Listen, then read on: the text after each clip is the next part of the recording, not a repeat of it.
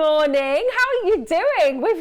I'm so excited to be here with you on Sewing Street. I'm Rosie Wells. If I've not had the pleasure of your company before, you'll usually find me on Hobby Maker, and I've been part of this company, and I'm getting it from all angles. These guys are so naughty. Did you hear that, Stu? So naughty? As if. I know, as if. Charlie as if. and Ben, naughty. Naughty? Never, never.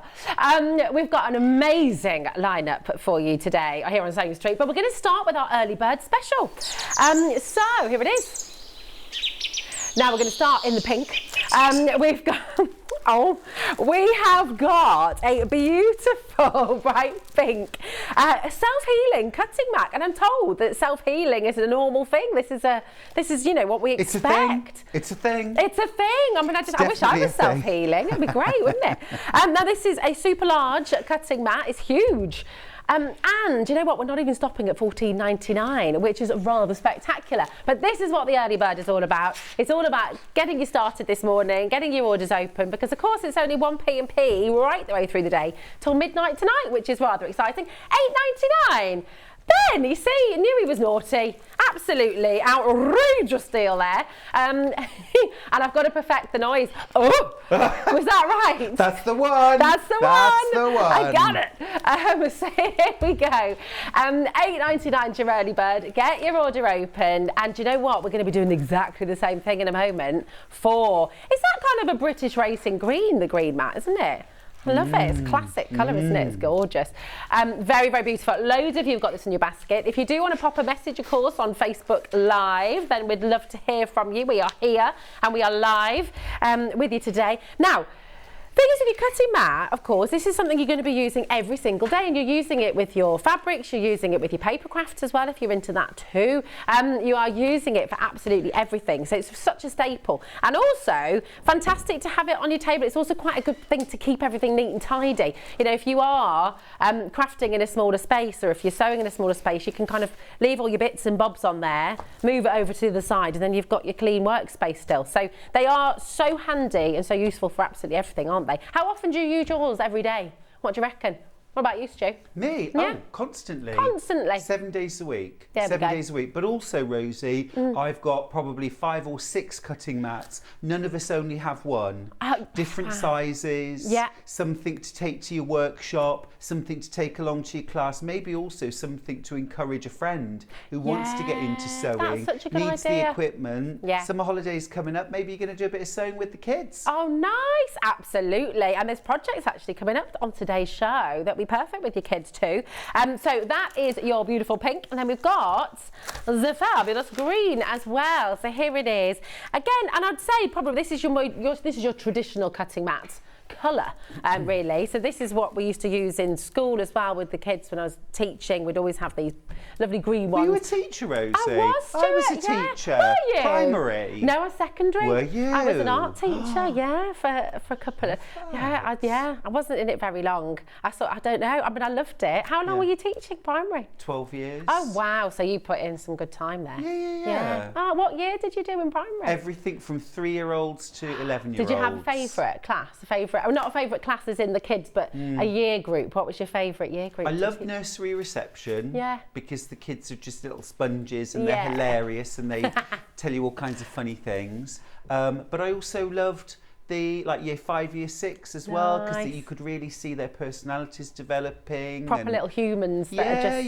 And I loved the kids that were really kind of sparky and feisty and the wanted to know ones. about the world. Well, you know, the ones that were just challenging and push buttons, I loved them the best. You respect them, don't you, a little bit, because they're not, you know, they're not little wallflowers. They're kind of... Yeah, you just think they're the people that are going to make a difference in the world. You just hope it's in the right way. In the right way. Yeah, so true. Could be said of any of us, couldn't it? Let's be honest. Absolutely. So we're just having a nice little chat there, aren't we? Here's your early birds. Listen, they're an amazing deal. They're meant to be $14.99. They're obviously that lovely large size as well. Super handy. $8.99. Come on in and grab it. But of course, we are all here this morning and very excited about Stuart's wonderful show. It's an absolutely jam-packed day today. Let me show you the schedule and we'll see what's coming up. So we've got the Jason Yenter, the sun, the moon and the stars with the lovely Stuart Hillard, who we've already chatted to this morning. We've got Sandi here at 9 a.m. with some absolutely beautiful beachcombing bags and sun hats. So this is a great project actually to do yourself, but also to get your kids involved as well, or gifts for kids, grandkids as well. You've got, and now this is a world launch with Stuart today. Thanks, Alex, my darling. And we're very, very excited about this. It's absolutely beautiful. They're already starting to sell on pre-order like hotcakes. The Cobblestone cabin quilt is on its way. No one has ever seen this before. It is absolutely beautiful. And we just know you're going to really, really love it. So that's coming up at 10 a.m. as well. Then we've got some gorgeous, just really classic, really wonderful cushions with Sandi as well. The beach hut cushion and wall hanging. So they're going to be coming up for you at 11.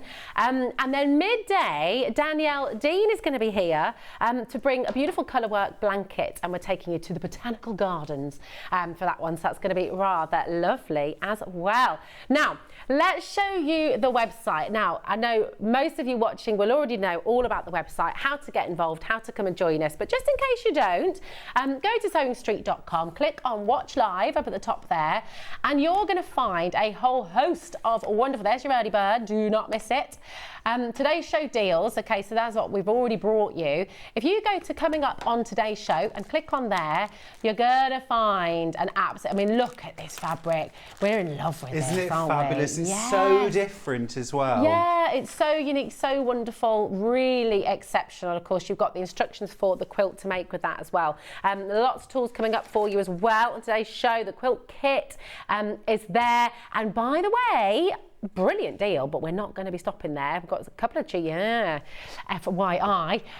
So here's Sandi's first hour as well. So if you want to get cracking on this too, the fabric kits are there for you. The haberdashery kits as well to make your beachcomber bag and your super sun hats as well. That's all coming up for you.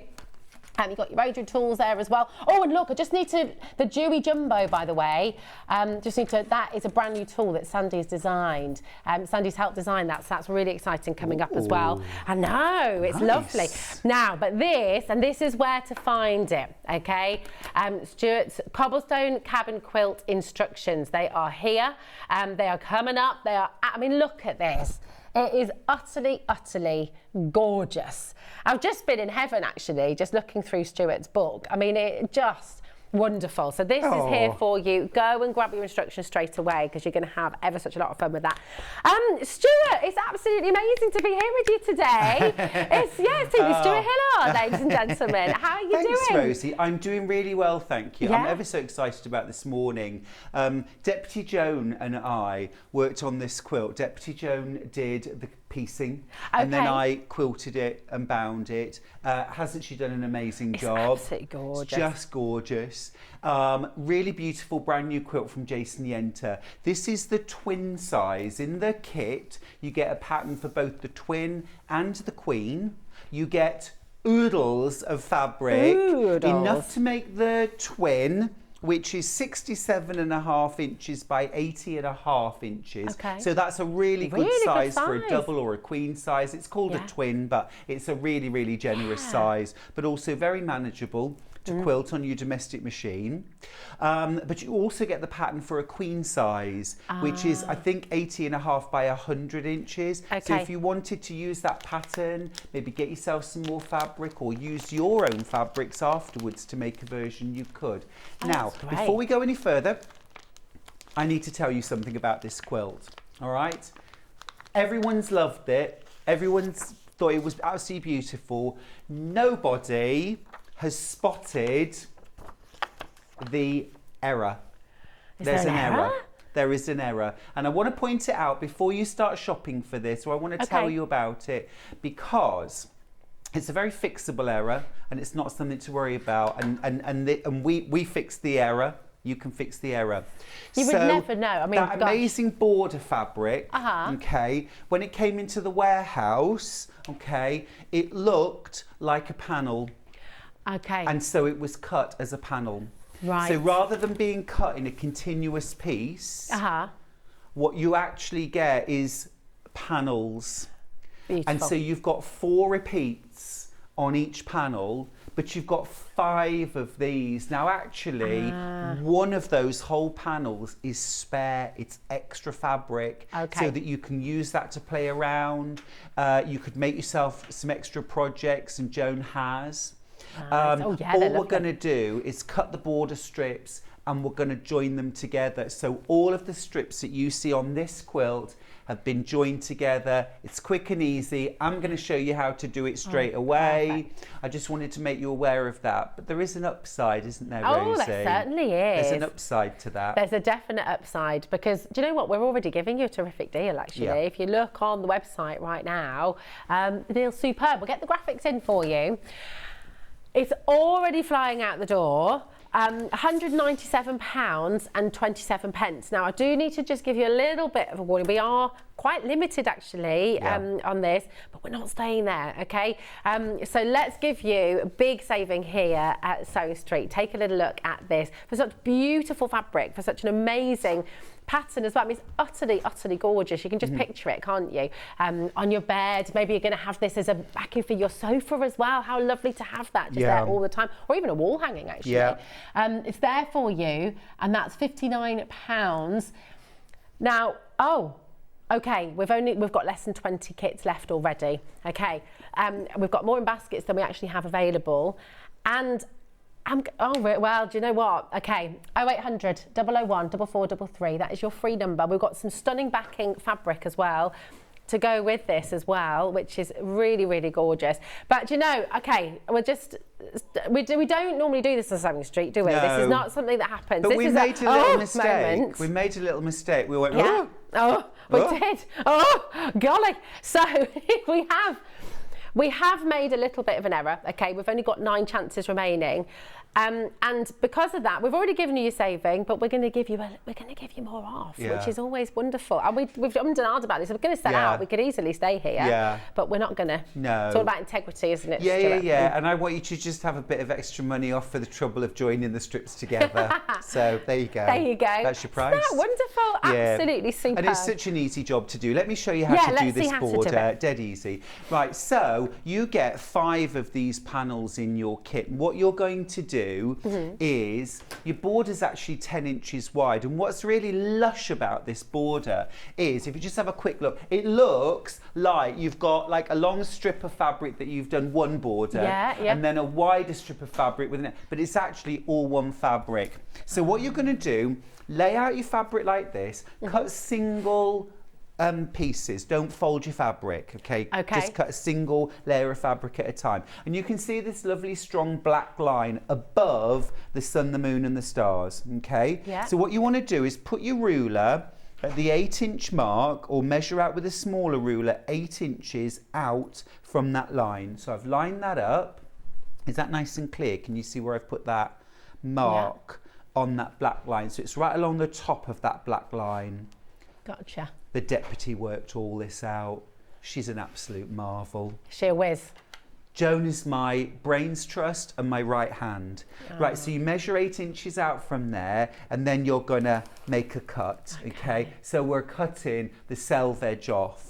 It's really important that you cut it in this way, and you will get the best results. So again, line up 8 inches. Now actually, I've got to say, if you were having to deal with like 2 3/4 meters of fabric to do this, it would be a bit of a job of work. It's actually a lot easier to cut these pieces out of a panel width. Yeah, that's so that is also a bit of an upside. So really, the error is kind of it sort of works for you as well. Yeah, it does work for you a little bit. So then turn that around. Okay, and now this time we're going to measure from the cut edge, and we're going to measure 10 inches from there. All right, and then we're going to make our cut, and this is our actual border strip. It's 10 inches wide, not 10.5. I know often in our quilting things are 1.5 inches, but this border's 10 inches cut. So you're going to cut that.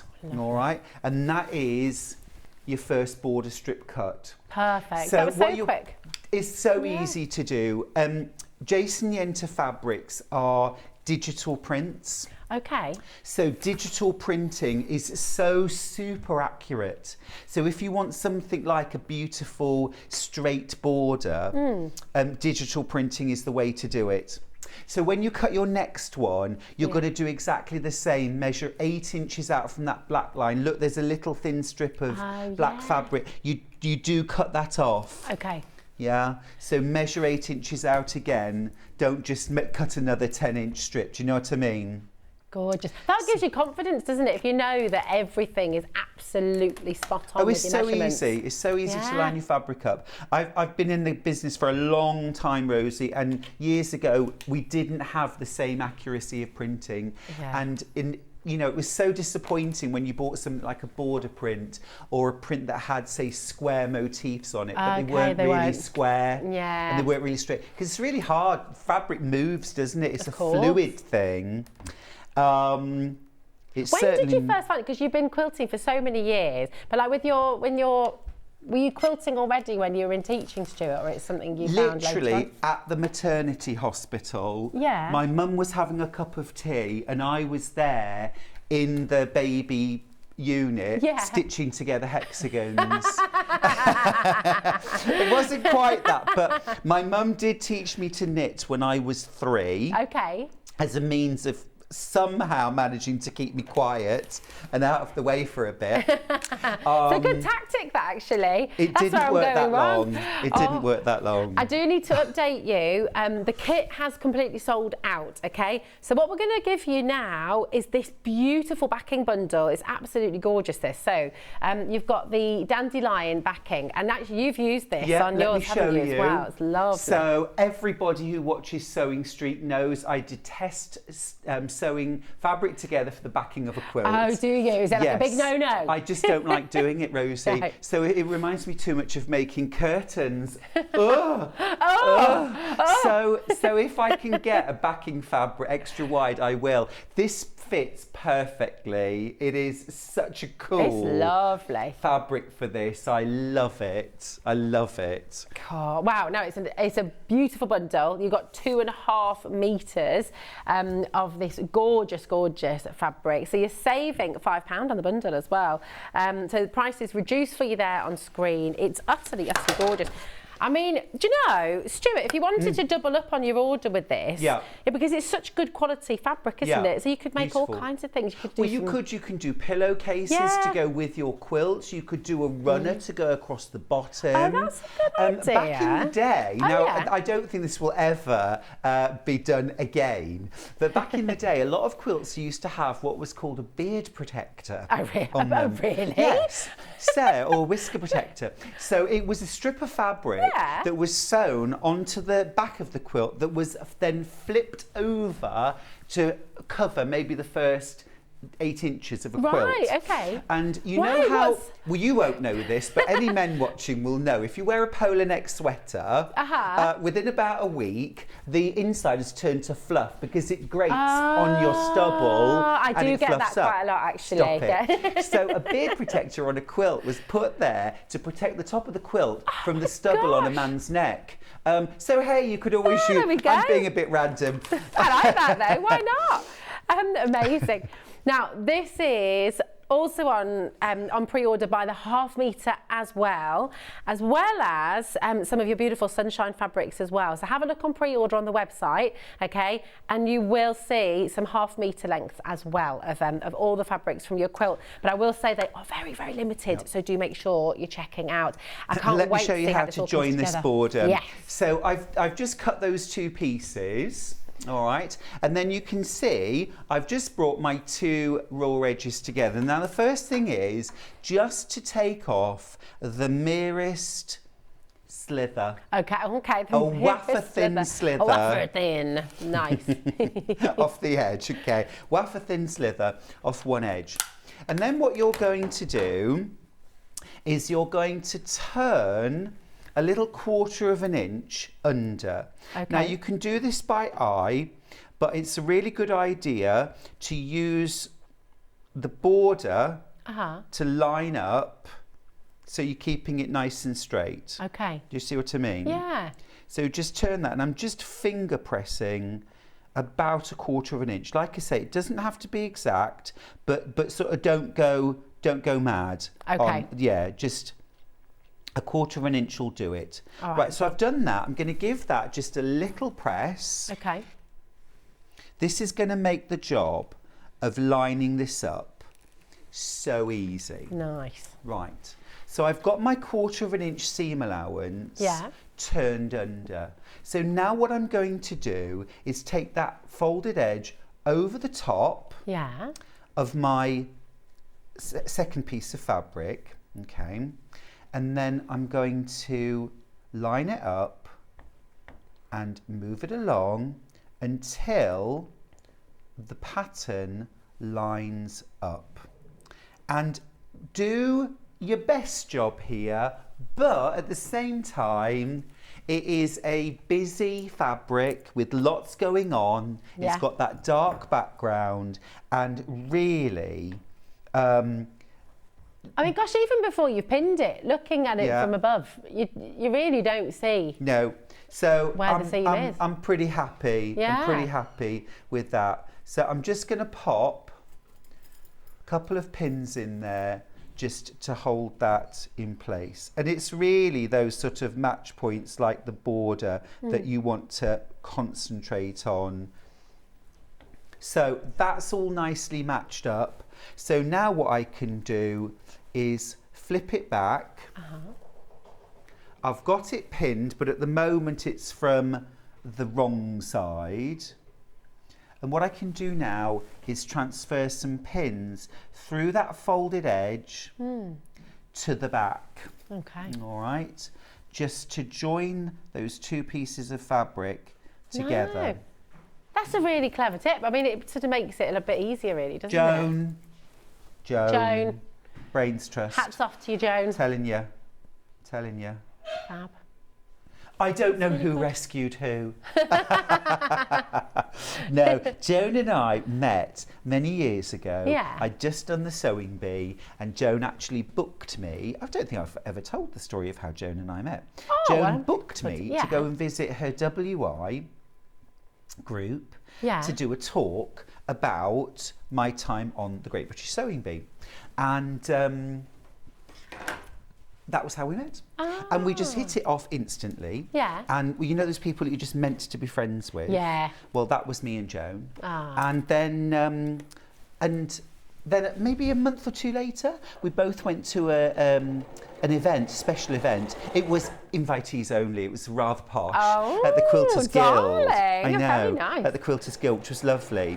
And we recognised each other, so we then started chatting. Yeah. And again, it just sort of sealed the deal, really. Yeah. And that's it. That was it. We became friends. Yeah. And we've worked together lots. Joan's made lots and lots of my quilts for fun, but also lots of my quilts for shows, for in my books as well. Oh, when you get a friendship like that, that's so just instant and natural and lovely. It's just it's beautiful, isn't it? It really is. It's like Ben and Charlie in the gallery. There we go. And there we go. Gosh. And you were doing that whilst chatting away, whilst telling us a story, whilst doing lots of things. And that's it joined together. Ah, perfect. Yeah, that's it joined together. So literally then all you would do is just open that seam allowance up. Yeah. And give it a press. Yeah. And you're good to go. Beautiful. That's it. I'm so impressed. All right. With what you've done. It's beautiful. So it's easy. It's an easy job. It's an easy job. And hey, it gave you an extra saving as well, so we always love that. I just need to say as well, the backing bundle, we've only got 2 left, okay? So well done to everybody who's already got it. We're going to put the graphics in for your half meters, okay? So you've got the half meter of that beautiful dandelion. Oh, we've only got 3 of these left as well, so everything is flying out the door. It's lush, isn't it? It is. I mean, it's so rich, really so beautiful. Well done to every single one of you. But don't you want to see how it all comes together? I can't wait to see this in action, Stu. Now, you're going to like this. When you look at the quilt, you see stars, right? You can see a lovely star here and one over here. And in quilting, Rosie, we're used to seeing a star block, and we make that star block. Okay, yeah, that makes sense. You don't do it with this quilt. So because what you do is you're actually making this in rows. So I'm going to point out the blocks and then you'll see it. So this right here is a block. Okay. It looks like a square in a square, like a diamond with triangles around the corner, but it's actually 2 flying geese units sewn back to back. Okay. So that's 1 unit. Brilliant. This here is another unit. We call this a snowball block. Big square, little corners. Nice. Wow, okay, so they just alternate in that row. Brilliant. And then in this row down here, we've got another of those units with 2 flying geese back to back. And then we've got a proper square in a square block. So a square on point with 4 triangular corners. And that's it. Okay. Around the outside edge, you've got some half blocks. Yeah. But I mean, if you can make the whole, you can make the half, make right? Half, absolutely. So let's make the snowball block first of all. And again, big thanks to Joan for getting everything ready for me. She's an absolute darling. So you start off by cutting yourself a nice big square out of this beautiful, it's sort of in the night garden. It is, isn't it? It's gorgeous. It's slightly grungy as well with the beautiful flowers, the raspberries. It is. Gorgeous. This really gave me a sort of sense of kind of magic and nature and kind of, I don't know, there's something quite spiritual. Yes, exactly that. Exactly that. I just thought it's got a lovely vibe to it. Oh, definitely. So you cut out a big square of that, and then you cut out 4 little squares of this gorgeous kind of almost stone textured gold fabric. And then on the back of each one, how do we feel about gold? We love gold. We love gold. You draw a diagonal on each corner, all right? And then what you're going to do is pin those to all 4 corners of your block. And the diagonal line that you've drawn, just ordinary pencil's fine. You could use a friction pen if you want. What is a friction pen? A friction pen. It just basically, it's a heat erasable pen. So you draw the line on and iron it off. Oh, okay, clever. Yeah. And so you put that, but you want to make sure that the diagonal line that you have drawn sort of cuts the corner off on each side. So just check that. Now we're going to go to the sewing machine and we're just going to sew on the pencil line that we've drawn. All right? Okay, nice. All right, let's get started. So use a centre needle position, and when you're doing this, don't try and sew right from the very edge because your machine will start chewing up your fabric. Okay. Just going to tighten this foot. It's come loose and it's wobbly. And no, it's all right. I've done it with my fingers. I've got screwdriver fingers. There you go. It's going to be useful. Okay. It's the only part of my body that's actually strong, Rose. Everything else is weak as a kitten. I don't know. Your guns are looking pretty good, Stu, from over here. It's fabric. It's just fabric. It's working on the farm. No, Charlie, my husband, now he has got really buff from working on the farm. Has he? It's amazing. So is this up in Yorkshire? Yeah. Oh, wow. So what, is it like a small holding or is it a big farm? There's 90 acres. It's a family farm, and my parents-in-law still live there. It's their farm, but we started looking after it about 3 years ago. How wonderful. And we've got a flock of sheep, which Charlie sheared over the last couple of days. Goodness me. That's what I'm going back to. My sheep shearer husband. Gorgeous. Absolutely wonderful. And we've got a herd of goats, who are my absolute favourites. They're my joy. Are they the kind of goats that freeze when they're frightened? Have you seen that? I don't know what they are. They're a particular breed. Are they? Yeah. They're so sweet. No, gosh, when they see me, they just come running because they know they're getting cuddles and carrots. So give that a quick press, and then what you're going to do is just don't trim these off. Okay. Use your finger and crease them back. What you're doing here is you're checking that this corner here will cover perfectly the triangle underneath it. I know a lot of people trim the under fabric away first, but then you've nothing to check your accuracy against. So if you do it this way, you will get a more accurate effect and a more accurate finish. So once you've done that, you can then go in with a pair of scissors and they're only little triangles. They're not worth keeping. I don't think, but you know, I know some people will keep them and use them. I put them in a little scrap bag, and there's a chap that comes round and collects them for charity. Oh, that's good. So they don't go to waste, you know, but I can't find a use for that. Yeah. That must be so hard, knowing what to let go. To let go. Yeah, and knowing what to keep and what, because you want to keep everything, really, don't you? And, yeah. Right, that's that block done. Oh, some very creative people make amazing things with little bits and bobs. It's amazing. So that's that block done. Beautiful. Easy peasy. Right, gorgeous. Now next up, the flying geese. I love all the names for I was starting flying to be geese. Well, the reason why this is called flying geese is because you know how when geese fly they form a big triangle. Yes, so that's this fabric right here. That's the geese. Nice. So even if you make one, it's always a flying geese. It's always a flying geese. Not a flying goose. Oh, okay. Never a goose, always a geese. And then these two bits, this is the sky that the geese are flying through. So this is the sky and these are the geese. Nice. So what you do for this is you're actually just going to cut a square, cut it in half to make these, and then this is a big square that you cut on both diagonals to make these big triangles, okay? Wonderful. Okay. And that ensures that the outside of your unit is all on what we call a straight of grain. So it's nice and stable, behaves itself, unlike us. Like you all do, yeah. Exactly. Absolutely, yeah. So layer on your sky onto your geese. We'll pop a pin in, or two. Is your husband a crafter too? Does he sew?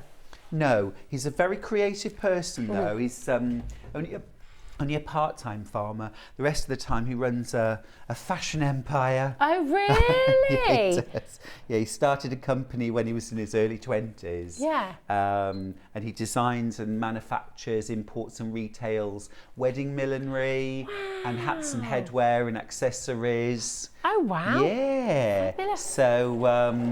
So that's fun and a very creative, colourful industry. Yeah, definitely. Yeah. Does he make the hats as well? No, but he just loves all the things that work with it. Yeah, no, he's not like a bespoke milliner. He manufactures like tens of thousands of hats and things like that every year. So sew your seam 1/4 of an inch. Yeah, when anybody gets married, just come and see me. Definitely. Again, back with your fingernail first, just very gently. You don't want to stretch the fabric. You're pushing the fabric back and out the way. Press that down. Okay. And then you can see these little triangles of fabric. We call them dog ears. Okay. Don't call them dog ends, that's different. Clip those off with a pair of scissors. All right. Yeah. And then we're going to add the second triangle to the other side. So same again. It's really therapeutic just even watching this actually. Yeah, I love watching other people calming. Work. Yeah. Yeah. Especially housework. Oh yeah. You can just say, this is my mindfulness watching you do the ironing. Yeah, no, it's soothing. It's soothing. So same again, 1/4 of an inch seam allowance. And we're just going to sew those triangles together. Just take that pin out before I get to it. Don't be alarmed by the idea of cutting and sewing triangles rather than squares. Some methods you make these units using squares. There's a fancy method, but this works absolutely beautifully. There we go. So I'm just going to press that back. What do you say to somebody who's watching now? Because I know obviously we've got all our regulars and people who've been quilting for a long time, but if there's anyone watching who has never tried quilting before, maybe they've had a tentative go, what would you say to them? What's kind of your advice on starting out? Keep watching Sewing Street. We have so many fantastic guests, so many fantastic demonstrations, and because we have a wide variety of sewers and quilters and dressers, you see all sorts of different methods to achieve the same results. And all the time you're watching and practicing, you're building up your toolbox. There's no one method that will do everything. Okay. There's different ways, and it's really about finding the right method for you or for that project. Yeah. You know. There's your flying geese unit all made. Lovely. And to make the block, to make the unit, you just make 2 of those. And these are in 2 different fabrics, so 2 different cream and golds, 2 different blacks. And once you've made them, you're just going to sit them what I call back to back. Because we're used to in quilting, we usually put our flying geese like this quite often. Okay. But we're going to put them back to back, which creates this square on point. You're going to flip them the right sides together and then pin and sew a 1/4 inch seam allowance. And that's that unit. So that's 2 out of 3 done. Cool, blimey. I mean, just really, really beautiful, isn't it? It's so lovely to see it all coming together. Now, before we carry on, I'm going to quickly show you all of the fabric that's available on the 1/2 metre. Now, it's very limited, okay? It's very, very limited. So, now I'm just going to make sure I've got the right ones here. This is my tops. Okay. So we've got for you in 1/2 metres, and this is the one that we've just seen with that beautiful, beautiful square there from Stuart. Here we are. Take it over here, so I've got everything out of the way. And this is just absolutely gorgeous, really beautiful, and actually, you know, just looking at all the detail in here. You've got the ditsy daisies, these lovely little mushrooms, butterflies. There's so much to see in here. You know, every time you look at it, you're seeing something else. It's just really stunning. The ferns in here as well. Now, it's cut off the bolt, okay? So if you order 2 of them, you're going to get 1 full metre piece, okay? That's £7.49. It's amazing value. So if you're dressmaking, if you're making a skirt, lovely waistcoat, if you're making a nice jacket, imagine this on the inside of a jacket as well, you know, for a bit of a snazzy, or is it a bit too good quality for lining? I don't know. I mean, just thinking of a nice inside of a jacket. I think that sounds like a wonderful idea. It's so beautiful, really, really lovely. So that's that one there for you, okay? Then we've got, here we are, the sun and the moon. And this is it. I mean, gosh, thinking about, so we were chatting before the show, weren't we? This is producer Ben's fave, okay? Really lovely. It's so, I don't know, evocative of so many things actually. The sun and the moon. It's sort of astrology. Yeah, and absolutely. Yeah. If you're into your gemstones and kind of all that kind of thing, it's just so wonderful. So this is here. And actually with this fabric too, we've got some, because you said, Stuart, you get a lot of fabric left over after You get this loads of project. extras. You get tons left over. And look at these lovely things that gorgeous. Joan made. So she used, these were offcuts. Actually, we still had a whole panel left over. You only used 4 out of the 5 panels. This was leftovers, so Jo made a gorgeous zippy bag. Love that. Absolutely fab, and all lined with fabric as well. This was all leftovers. That is beautiful. She made a couple of, look at these cool bookmarks. They're gorgeous, aren't Aren't they? they brilliant? Yeah, they're so lovely. So you can make lots of bits and bobs. Placemat. Beautiful. Gosh, oh, look at the backing of that as well, double-sided. A couple of spectacle cases. This one fits Joan's glasses, this one fits mine. My mum would put her phone in there as well. Phone case, absolutely, little popper to keep it secure. And then here, a gorgeous little drawstring bag. That's really, really cute, isn't it? For keeping your toiletries in or special things, jewellery. Bit of makeup maybe. Bit of makeup. Oh, so gorgeous. You're getting so many ideas. Now we've got lots of 1/2 metres for you. I'm just going to fly through them for you. So you've got all the details there. But here we go. Again, really lovely. You saw this fabric with one of the half triangles, there we go, and pop that in for you. The gold's so clever in this because it really does look like it's sort of shimmering. It's a metallic overprint. Yeah, it's really beautiful. Yeah. There we go. Next up, we've got, and this gorgeous sky. So you've got with the sun and the moon there, but it's almost like clouds in the background on this one, That would be isn't nice it? for a shirt. Oh, it would, wouldn't it? Yeah. Oh, lovely. Especially if you were a magician. Oh, yes. Do you know, I love tabletop magicians. Do you? Because I know it's a trick, but I'm like a 4-year-old. I'm like, it's like well, you it's try real. and catch them out. You're trying to watch and see if you can Bowls me spot, over. but it's amazing, isn't it? Bowls me over. Really clever. This is fabulous as well. Do you know what I'd love to do with it? I'd love a little pair of like short pyjamas or something. Gorgeous. You know, for the summer, because it's lovely Yes. cotton, isn't it? Beautiful. Beautiful cotton. Yeah, it's beautiful lovely. quality. Washes Absolutely really gorgeous. well, feels comfortable against your skin. Lets you breathe. Yep. Very important. I think this is one of my favourites. Yeah. I think that this is really gorgeous because you've got those dragonflies in here as well, or the butterflies, the little mushrooms. Actually, this has been the most popular on pre-order as well. That wonderful face, very gentle. Yes, it is. Very kind. Yes. Beautiful. Oh, there we go. Dan and Charlie saying like Ben's after face. them. Absolutely. Yeah. I can see actually. I can see the likeness, Ben. Benevolent Ben. That's benevolent, Ben. Okay, now this is also a favourite. You're allowed to have two favourites because Yeah, I love definitely. I love dragonflies. I mean, they're all Yeah. gorgeous, aren't they? Here we go. So you've got all these beautiful dragonflies. And again, you're almost looking for the constellations, aren't you? I know, you sort of it's look into it. true. You're seeing. Can you name them all, Charlie? Did you? Charlie studied astronomy. Did you know that? Who knew? That Who is- knew? Wowee. God blimey, multi-talented, isn't he? Oh, blimey, governor. God blimey. Apples and pears strike a light. Oh dear. Right, now this really does seem to shimmer, doesn't it? Yeah, it's it really does. lovely. That's what you use for the little snowball corners. Yeah. It's really cute fabric. It's beautiful, isn't it? Oh, Ben wants to make some tiny shorts out of this to go dancing. I think you need to go love to a it. roller disco, actually. I We could, love a roller disco, yeah, me Rosie. too.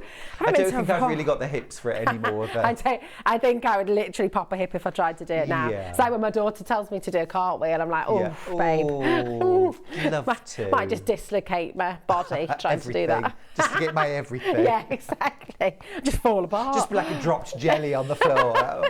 Yeah, it's just like, oh, well. Somebody call 911. This is it. And now this is very special as well, isn't it? The little sun peeking up. Gorgeous. The dawn of a day.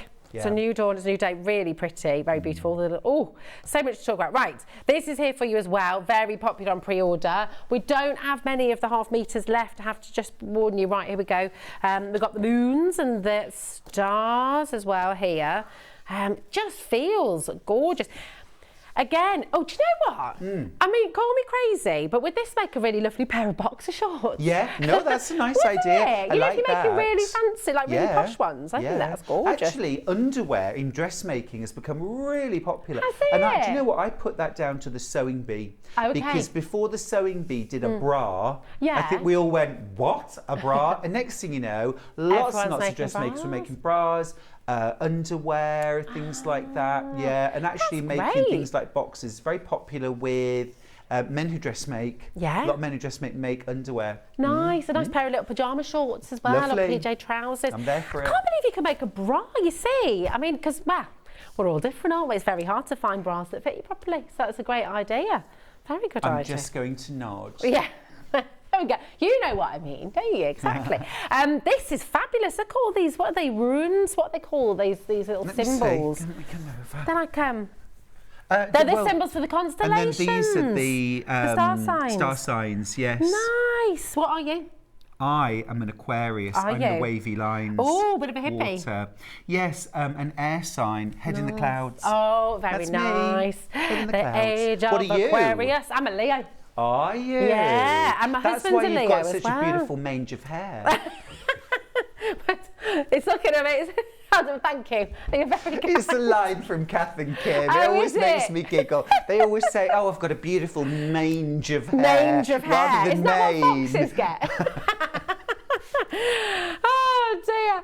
There we go. I've got a mange of hair. That's what it feels like today, actually. You can It's take probably that more away. You can take that. It's probably more appropriate, actually. This is fabulous as well, isn't it? It's kind of very flower, almost like I don't know, just into the garden. It's like a botanical So illustrations from a yeah, book. it Yeah. is. That's what I'm thinking of. We've Yeah. got a mushroom book at home with Yeah. all the different types of mushrooms. How Yeah. lovely. This is So that is gorgeous. there for you as well. And you've got all those half meters to play with there. They're all on the web for you, so you can just pick and choose, mix and match, Yeah. and just really enjoy. If you want them all, They'd go mix for them really all. well actually with batiks. Oh! Because batiks I have love a got bit that of batik. slightly kind of smoky, swirly effect in them as Yes. well, as have many of these fabrics. A lot of Jason Yenter fabrics look like batiks, Yes. but they're not. They I do, missed don't they? out one little project that this is gorgeous that Oh, yeah. Joan made. Look. Oh, this is it's the a little, roll. yeah, the roll. This and is cool. look. Look. Oh, nice. For her pens. That's brilliant, isn't it? So clever. It's And I really think clever. Joan made all of these projects over a day. That's so great. Yeah, I was amazed because she said to me, "Oh, I might make a few little extra things with the leftovers." Yeah. I so lovely. I think it was the very next day she sent me a picture of everything. And she'd just done it all. I can't believe she's done all of those little projects with leftovers from one kit. Yeah. That's incredible, isn't it? And there was plenty more left. Yeah. Right, let me show you the last unit. Oh, Such an easy quilt to make. Doesn't look it, does it? No, but it's such an easy quilt to make. So the last little unit we've got to make is the square on point. Now I mentioned we've got this unit that looks like a square on point, but it's actually made of 2 flying geese back to back. But this is a sort of proper square on point. So you cut out a square, and then you also cut out some big squares of this one, the one we said was like an illustration from a mushroom book, like a botanical book, and then you cut that on both diagonals to make 4 smaller triangles. It's all in the instructions.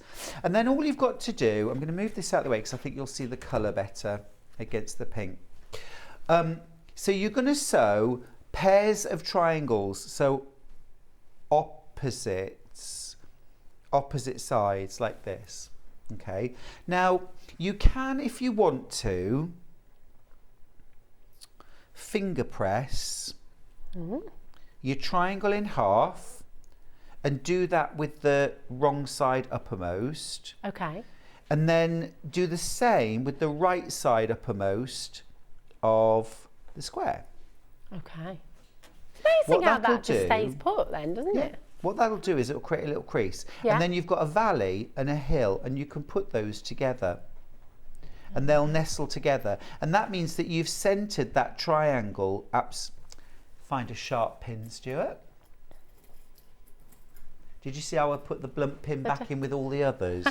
Just so someone else can find it. Enjoy that. Probably be me. And what that'll do is that ensures that it's central. And can you see there's like a little bit of triangle hanging off either end? That's right. Okay, that's right. Okay. They should be. So I'm going to sew that on with a 1/4 inch seam allowance. So you're making me want to resurrect my sewing machine now. Do it. I do need to, don't I? It's been retired for about 20 years. Charlie sews, our director. Do you sew, Charlie? What was your last project? Oh, he's made a bag for his girlfriend. Yeah. How gorgeous is that? Wonderful. I need to do it. You stick around here long enough, it's like osmosis. Yeah, I need to. Yeah. So I've just pressed those, and now I'm going to finger press the triangles back. Yeah. So I gave it a little, I set my seams, push those seam allowances back like that, and then we're going to press that. When you're pressing, press in the direction of the seam that you've just sewn, not against it. You'll distort your triangle. Oh, okay. Another top tip. Top tip. Right, so those are on, and we do opposite sides. Now we're going to do the same again.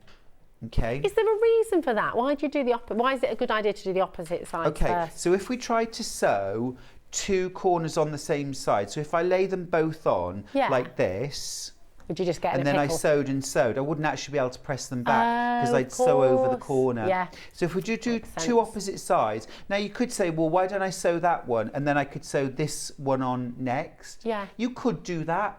You could do that, but the seam allowances will just lay flatter and easier if you do opposite sides. Good question to ask, actually.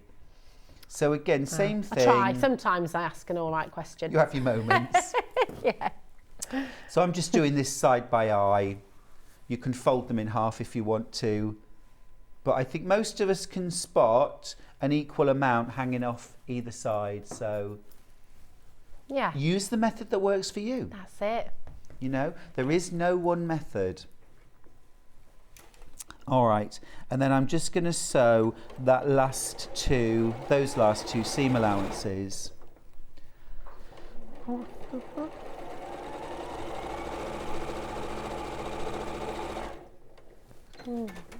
All right, that's that side done. Fab. And that's that side done. I'm saying that's that side done before I've even done it. That's that side done. Is that a sound that makes you happy, Stuart? The sound of a sewing machine. It is a beautiful sound, isn't it? It is, isn't it? It is. And, you know, days spent sewing are some of my favourites. Yeah, I bet. You know, I bet. but if I'm not sewing, I'm probably thinking about it.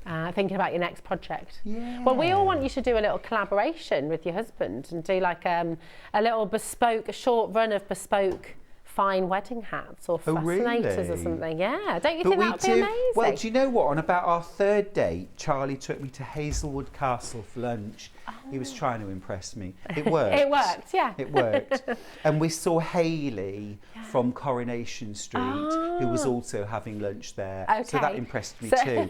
Anyway, halfway through lunch, he said to me, he said, do you think you could draw a fascinator? And I said, yeah. And he said, have you got any ideas for like how they might look? Yeah. So I thought it was a bit of fun, you know. So on the back of a napkin, I'm there drawing. I ended up drawing 4 fascinators. So he took this away. Anyway, about 8 weeks later, we went out for dinner and he presented me with a box. And I said, what's this? It's too big for an engagement ring and too soon. Anyway, I took the lid off the box and there was my napkin with the drawings on it and 4 fascinators that he had made from my design. Oh my gosh! Oh so my I gosh, thought, that's like proper. He's the one. Yeah. He's the one.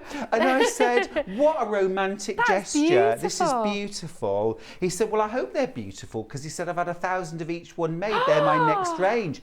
I was like, just a minute. my Have you just used goodness. me as an unpaid designer for your business? He said to me, there's no such thing as a free lunch. And that was when I really got to know him. Yeah. Isn't that The fab? real him. That was True brilliant. story. But then That's about amazing. a year later, we were watching a BBC drama that ended with a big family wedding. And one of the main characters was wearing one of my fascinators. Honestly, oh my gosh. we were squealing at the TV. I bet. Yeah. So there's your last unit. Oh. I've shown you everything you need to make this quilt. Absolutely There's your gorgeous. square on point. There's your snowball.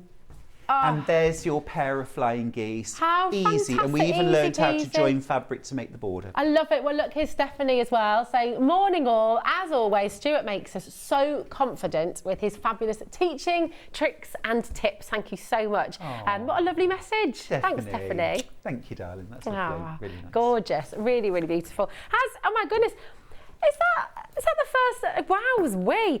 Right, let's talk about this coming up. What an amazing demonstration. Thank you, Stuart. Absolutely gorgeous. But do you know what? This is a world launch today of this utterly, utterly, utterly fabulous. We're going to meet in the middle. Just lovely. scoot over. Hello. Hiya. And to a little hip sort of bump matched, there. don't we? we? We're going Was to that colour just coordinated. It coincidence? was, wasn't Yeah, it? good. So that was just obviously, you know, on the wavelength. Yeah, There we go. yeah. Talk to us about this because this is just utterly fabulous. Thank you. Where did you dream this up? Where was the inspiration for this? Well, I love a log cabin block. Okay, really traditional block. But what I really like about the cobblestone is that you've got these squares that are pieced through the centre, as well as your dark half and your light half. Because when you make a log cabin and you've got a dark and a light half, what you end up with is this almost like 2 triangles. It looks like 2 triangles sewn together. And as soon as you've got that, you've got so many design possibilities. But adding in the cobblestones sort of really defines the diagonal edge. So when you use it, the whole thing becomes crisper, cleaner, and you get this sort of variation. It's just beautiful. It's so lovely. In the pattern, you get, there's about 9 or 10 different quilt patterns all in one. And also, you've got this large block, so this is jelly roll friendly. But also, if you just grab the cushion that's behind you, please, you also included in the pattern, you get the half-size block. So this is a 9-inch finished block. So you get all the instructions to make that too. And so 4 of these makes 1 of these. Wow. So now you can mix and match the 2. Yeah. You can create these quilts with these blocks and make a quilt that's half the width and depth. Or you could make all of these units, all of these blocks, and create this whole quilt and have 4 big country stars. There's just loads you can do with it, and it's very, very scrap friendly too. Yeah, it's a scrap beautiful quilt. It's just utterly gorgeous. We're very excited about it. It's flying out of the door on pre-order as well, and this is all going to be coming up for you at 10 o'clock. So we're very much looking forward to that. Good. Cannot wait. And we've got some more fabulous projects. Stay tuned, because we've got Sandi coming up with a brand new project coming up for you next as well. We're going to take you to the beach, and we're really excited about it. So don't go anywhere. Sandi's up next.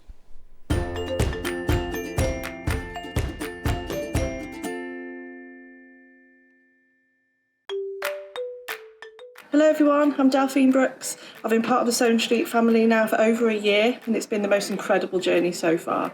Some of you may already know that I like all things sewing, anything from quilting to toy making, needle felting, and of course applique, which is my favourite. The best thing about being part of the show is being able to share with you my imagination and bringing you new ideas and new designs and patterns, and seeing how you interpret those designs and make your own work, and then sharing your images of those is the most rewarding part for me. I'm currently working on lots of new ideas and exciting projects that I cannot wait to bring to the show and share with you all. But in the meantime, take care everyone, and happy sewing.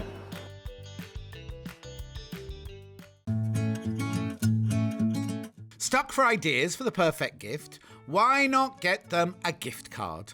You can buy Sewing Street gift cards loaded up with anything from £10 to £500. Shop our gift cards online at www.sewingstreet.com or purchase them via our UK call centre on 0800 001 44 33.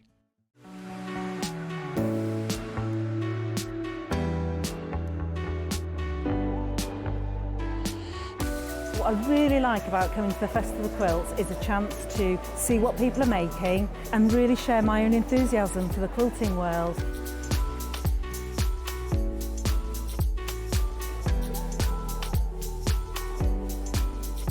People come from all over the world and all over the UK to visit. There's quite a wide variety of traders, I mean from sewing machines down to sewing needles. Loads of fun, lots of choice.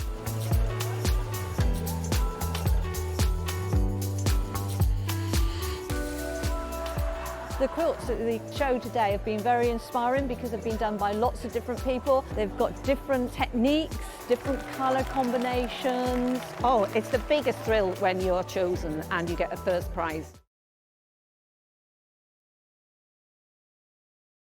Sewing Street have our very own app. You can now watch and shop from anywhere. Simply download the app from your app store onto your smartphone or tablet, then log in or create an account, and you're done. You can watch us live from anywhere, browse all our recently played items and pre-orders so you never miss out on any show deals, and message the studio to say hello at any time. And remember, you can check out as many times as you want and only pay 1 P&P all day.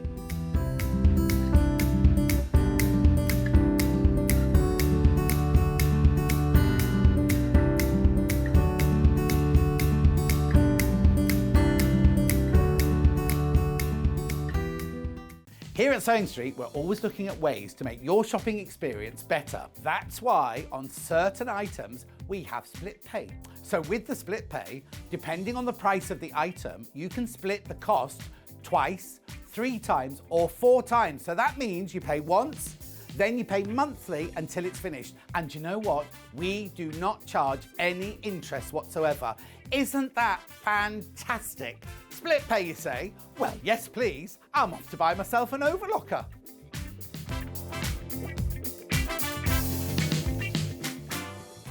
Are you a fan of Sewing Street? Why not join our growing Facebook fans pages?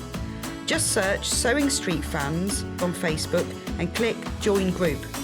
Never miss out on the latest news and updates from our presenters and guest designers, special offers and plenty of chat with your fellow fans. Share photos of your makes, ask for advice, interact with your favourite guests and presenters, and be a part of the ever-growing sewing community. See you there!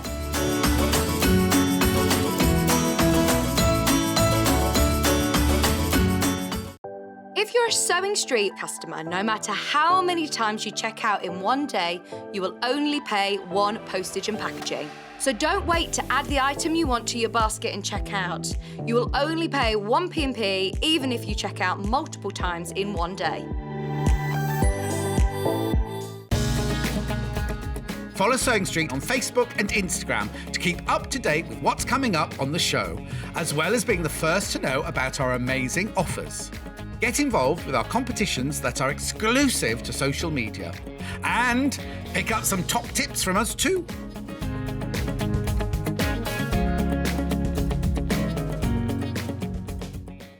Keep up to date with what's on Sewing Street, as well as all the latest news and special offers by signing up to our email newsletters. Head on over to www.sewingstreet.com, scroll down to the bottom of the homepage, type in your email address, click the envelope, and you're done. Never miss out on the latest news and special offers ever again. Missed the live show? Don't worry, we recorded it for you. Never miss out on your favourite presenters, guests and makes ever again.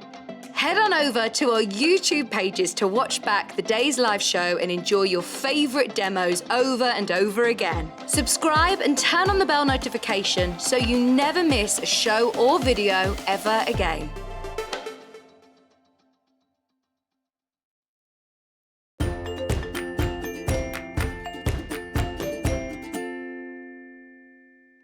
Welcome to Sewing Street. It's absolutely gorgeous to have you here this Monday morning. My name is Rosie Wells and I'm joined right now by Sandi Millichip Massocchi. Hi, Rosie. And we're super excited about this. You're taking us to the beach. We are. Because of beautiful weather, so we're off to the beach. Oh, what I better love place it. to be? Oh, absolutely. I miss it. I haven't been to the sea for so long, and I'm so excited. I love the sea. Where's your favourite beach? Have you got a favourite place to be? Yeah, I think in Devon, because we used to live in Devon. Okay. And I love like Slapton Sands and Blackpool Sands and all around there going up towards Dartmouth is beautiful. So gorgeous. You just feel free, don't you? Oh, absolutely. And all the sort of memories. And my kids love to collect shells and just literally entertained by the beach. They don't need the toys. No. It's just the beach Well, itself. I love to collect. I still love to collect shells, and people collect those little bits of glass. Is it sea glass that people do collect? That. We do that. Yeah. So that's why I made these, because it's so nice. And then I'm always saying, "Oh, Andrew, put these in your pocket," or because you've got nowhere to put them. So I thought I'd make some little bags to put them. Well, they're absolutely gorgeous, and you've got 3 different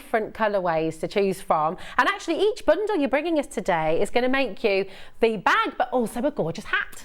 So this is wonderful. We're going to bring you first of all this classic navy blue and red. I mean, just such gorgeous colours. They here. are seaside colours, aren't they? Yes, it is. It's beautiful. So you're getting the navy blue, you're getting the red, and then I just love what you've done here. I've never seen this before. So you've got all the instructions on the fabric. Yeah, it's all on the panel. This is amazing. Really, really fantastic. Huge panel for you here to work with, and then so all of the pieces for the hat and everything else, they're all cut out. The only thing you need is the lining for 3 parts of the hat. Okay. It explains how to do that. Oh, and my I think you get that in the bundle anyway. It's fabulous. Do you know what? I'm going to fold it out fully so I can show you. Right, to hold it with you? Shall I come over and hold it with you? Come on then. There we go. Oh, that'd be lovely. There we go. I mean, it truly is incredible. So a whole project, 2 projects. 2 projects, yes. On a sheet. That's Yes. fantastic. Yeah. It's so lovely. And then of course you can keep all of this for another time, can't you? Now let me show you the bags and the hats that you're going to be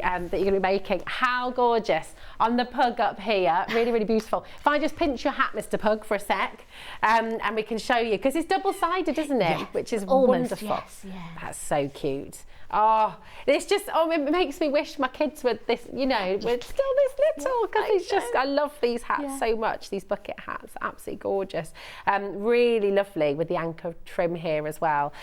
So what sort of size will this fit up to? Little ones, so again, it depends what size your child is really, isn't it? So one size, but up to probably about 6 or 7, I would say, definitely, perfect. yes, Nice.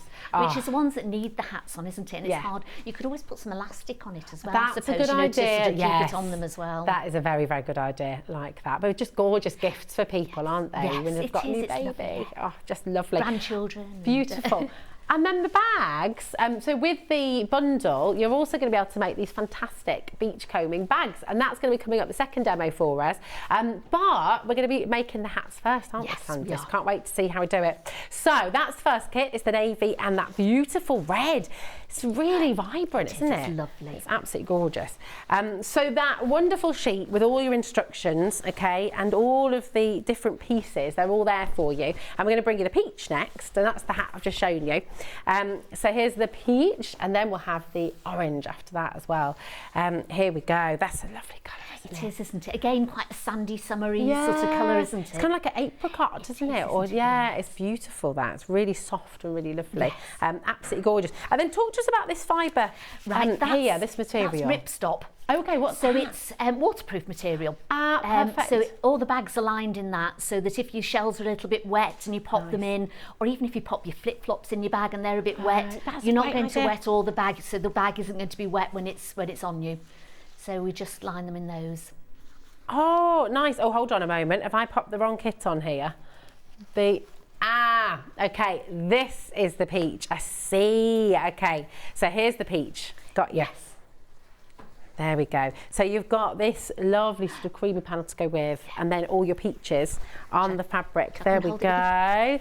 Here we are. We can show you again. Upside down. Upside down. Upside down. You're turning me. Here we go. There we are. So you can see everything here. So there we go. You've got the peach panel, and then the stripes as well. Oh, it's just, I bet everyone at home is just going, oh my gosh, you can just picture it, can't you? And that would do for like little girls or little boys, wouldn't it? I think that sort of colour. In fact, all of the colours are sort of... They're all unisex, actually, aren't they? Definitely. Which is lovely. Yeah. So if you want to make a present for somebody you don't know what... Because they'd probably fit they're slightly big maybe for a newborn baby, but sort of like from about 1 or 2 years old, they'd probably absolutely. fit. Yeah. And maybe, so I'm just thinking, my kids just had bigger heads as babies. Yes. So this is they would in 6 months. This is it. Yeah, and a little elastic underneath just to keep it on. Just to keep ripping it off. This is it. Oh, it's just to protect them as well. These are flying out of the door, by the way. So literally. Oh, thank you, my darling. Right, here we go. And then we've got the last kit, which is the one I just showed you a moment ago. And this is called the shells. So you've got these gorgeous images. Oh my, there's so much to see. There is, isn't there? Wow, okay, let me pop. Thank you, darling. Really, really lovely. There we go. So you've got all of these. I love the colourways here as well. I like this one, it's lovely. Look at that. They're almost like photographs, you know, with on the negative. Yes, it is, isn't really it? Beautiful. Yeah, wow-wee. My goodness. And again, you can sort of swap. We've done them so that they're in a pair, but you could swap them. There's nothing to stop you know having you want that as the front and that as the back or something like that. So, oh, it's wonderful. Yes. And the fabric is really it's beautiful, lovely, isn't it? It's so soft. Yeah. It's really nice. The bags up there and the sun hat are made out of that. Oh, absolutely. Yeah. Here you go. I'll just show you those actually. So there it is. Oh, thank you, my love. Here's one of the bags. In fact, you know what? I'll take them down and I can show you all of them here because they're really beautiful. The bags are coming up for you. Oh, look at that. All of the different colourways you can do with that one amazing sheet. It's incredible. So very, very exciting. You could choose any of these options to make for your bag. And of course, that's going to be coming up a little bit later on in the hour. But first of all, so all on one panel, all there for you. 2 beautiful projects to get stuck into. And before we get into the demo, Sandy, because we mentioned this at the start of the show today. How exciting is it? Oh, it's flying out the door on pre-order. Oh, I bet it is. It's just absolutely gorgeous. If I show you on the overhead, I mean, even the box it comes in. Oh, it's beautiful, isn't it? She does it looks like a box of chocolates, doesn't it? You know something lovely is going to be inside it, don't you? And then it's very tactile. It's smooth and very light smooth. As well. Yeah. You think it's going to be heavy, but it's actually really light. It's really lovely. Now, you've designed this with Dewey. Well, yeah, I helped. Dewey sort of did most of the design, and we sort of, she asked me what we could do and you know what I'd like to use it for and everything. So, what were your pointers then there for Dewey? You know, this is something that obviously you use all the time. I just wanted something that it's a so useful tool. So there's lots of things you can do with it. Okay. I make bears, as you know, and so I need something for stuffing, and I often use a chopstick, and sometimes that's just a little bit too thin because you've got like quite a big area. So it goes like quite chunky. You've got a lovely smooth end at one side. You can get corners out with your bags at the other end. You've got a really handy little gauge down the middle. So if you've not got a tape measure on you at the time, you can just sort of have a quick look, and so you can gauge what you need on that one. It's great. I use it when I'm ironing, because sometimes if you've got a steam iron and you're opening seams up, you always want to hold it with your finger, and if you get close, you burn your finger. I've done it so many times. So with this, you can just literally hold it. Oh, that's and then iron, great. and it's brilliant. It's just so lovely. It's absolutely gorgeous. Imagine this as a gift for somebody, you know, who's well, a gift for you actually, really. You need a gift for you first, and then a gift for somebody else. And then, and you can. I always put my little leather bit round it, so you can hang it up on the back of your chair. So I've always got it there. Where it is. You've got it to hand all the time. You might want to get yourself two, actually. I suppose if you're crafting away as well, you've got one for here, one for there. Amazing deal, $16.99 there. It's fantastic. It's fantastic, She isn't is it? so good. The stuff that she makes, it's really quality stuff that she makes. Beautiful things. So lovely. Now, so with the quality that you're getting here, I mean, so Dewey, just talk us through, if anyone's new to Dewey, as I am as well, I mean, I'm new to Dewey today. Duo Jumbo. Dewey Jumbo. She normally makes knitting needles. Oh, okay. So she makes the really big, chunky ones. knitting needles, and crochet hooks as well. So she's been on here quite a lot of times on Yarn Lane doing them. But she sort of wanted a bit of a crossover as well. So she said, I want to make a tool for, and she's seen me, I'm always got like a little pokey tool somewhere. And I use lots of little different ones. So she said, what would you use? So I said, a bit of a chunky one would be really nice. It's as you say, tactile to hold. Does it stop it going all the way through as well? I guess with a chopstick, if you're using something that's the same, it can damage, can't it? Or... the point on that is so soft, it's not going to go through anything. Whereas if you've got anything that's more sharper, as you're trying to get your bag edges out, it can really go through them. And this doesn't. It's great. Perfect. It's absolutely fantastic. Wonderful. And they often sell out as well, I'm being told, the jumbo. Oh, she does. She comes on, and as soon as she comes on, they're sold out, because they are such good. And she makes it all herself. Wow. So she's there in her little workshop, turning all these. them all. Yes. Wow. Yeah. I think her dad started it with her. And her dad sadly passed away a few years ago, but she sort of carried on, and he used to do a lot of the wood turning, and then he taught her how to do it, and she's been doing it now as well, so she's sort of trying to come up with little tools and things as well, which is fantastic. She's got a fabulous company. It's beautiful, isn't it? And I love the fact you've got the Dewey Jumbo sort of emblem on the side there as well. These are flying out the door as well, likely to sell out as well. I would have thought so, today, I think, absolutely. So there we go. So Sandi, my darling, how do we make a hat? A hat. How do we do it? It's very easy. I wanted to make something that was really easy, quite quick, so that if you were sort of like going on holiday and you thought, the kids haven't got a little hat, very easy to make. So cut out the pieces first from your panel, and then it says to cut out the lining pieces. So literally, once you've cut these out, pin them onto your lining, and then just use those as a template. And you only need to do the stripy bits. So you need the circle and the two middle bits. Those are the only bits you need lining. The brim of the hat, you've got all of it, because you've got 4 pieces for that one.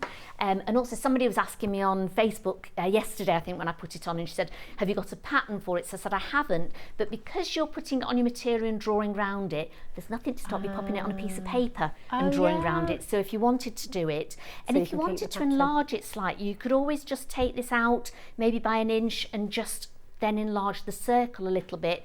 So you could, if you're good at sort of like altering patterns, so if you wanted a slightly larger one, you could probably do that yourself as well. Okay, perfect. So the first thing I've done is cut it all out and cut the 2 lining pieces, the 3 lining pieces for that.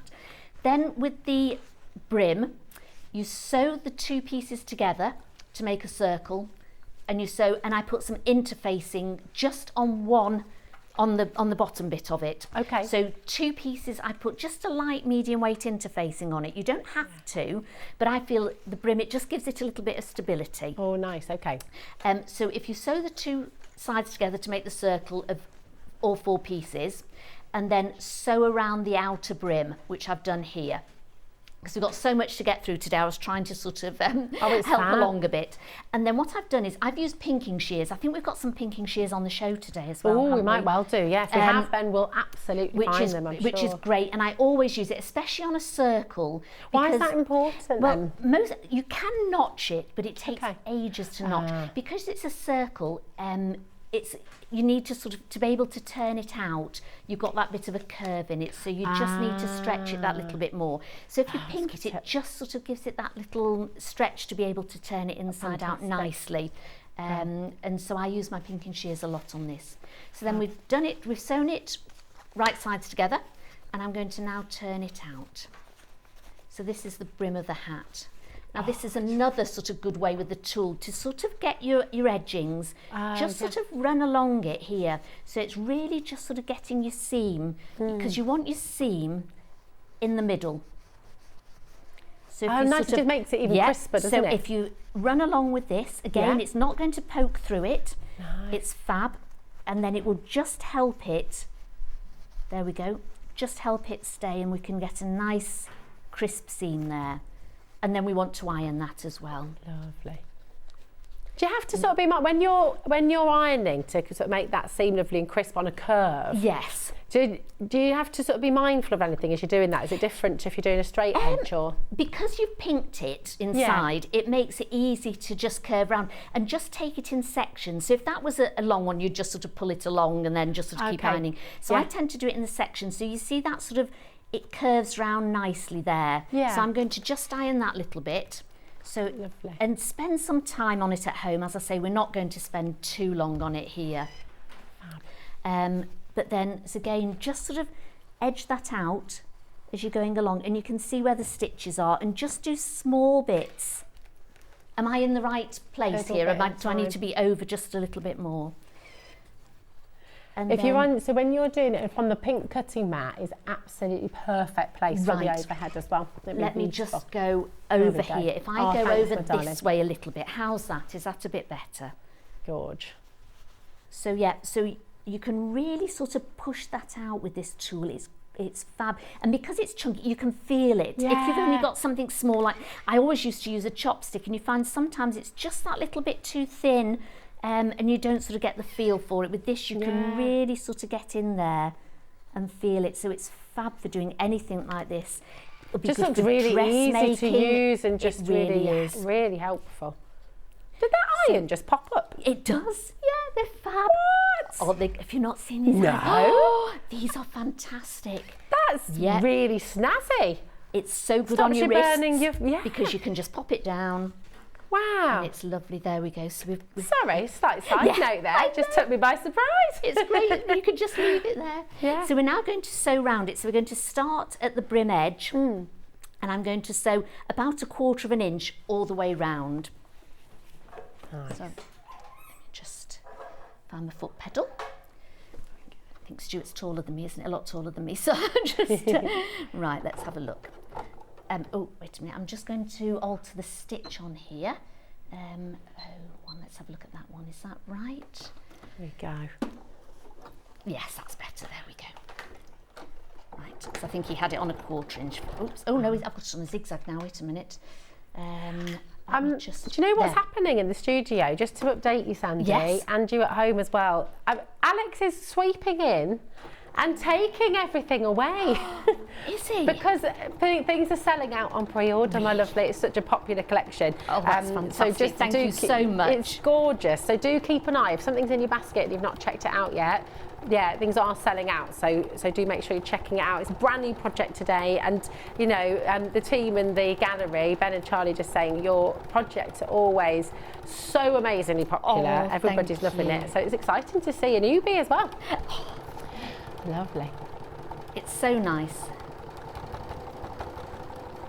That's wonderful. It's lovely for the view. I love the viewers because if it wasn't for them, we wouldn't be here. And it's so nice that they like what we bring along as well, and it's fabulous. Where do you get your inspiration from? I mean, obviously with this collection, the beach, but how do you sort of come up with the different patterns and the different ideas? Just life, I think, in general. I love to sort of go around. I love getting inspiration from places I go to, and just sort of seeing. We love travelling, me and my husband, and so everywhere we go, we sort of like we'll take photos. Oh, that make a nice quilt. Oh, look at that. That nice. Sort of turn into a bag or a cushion or whatever.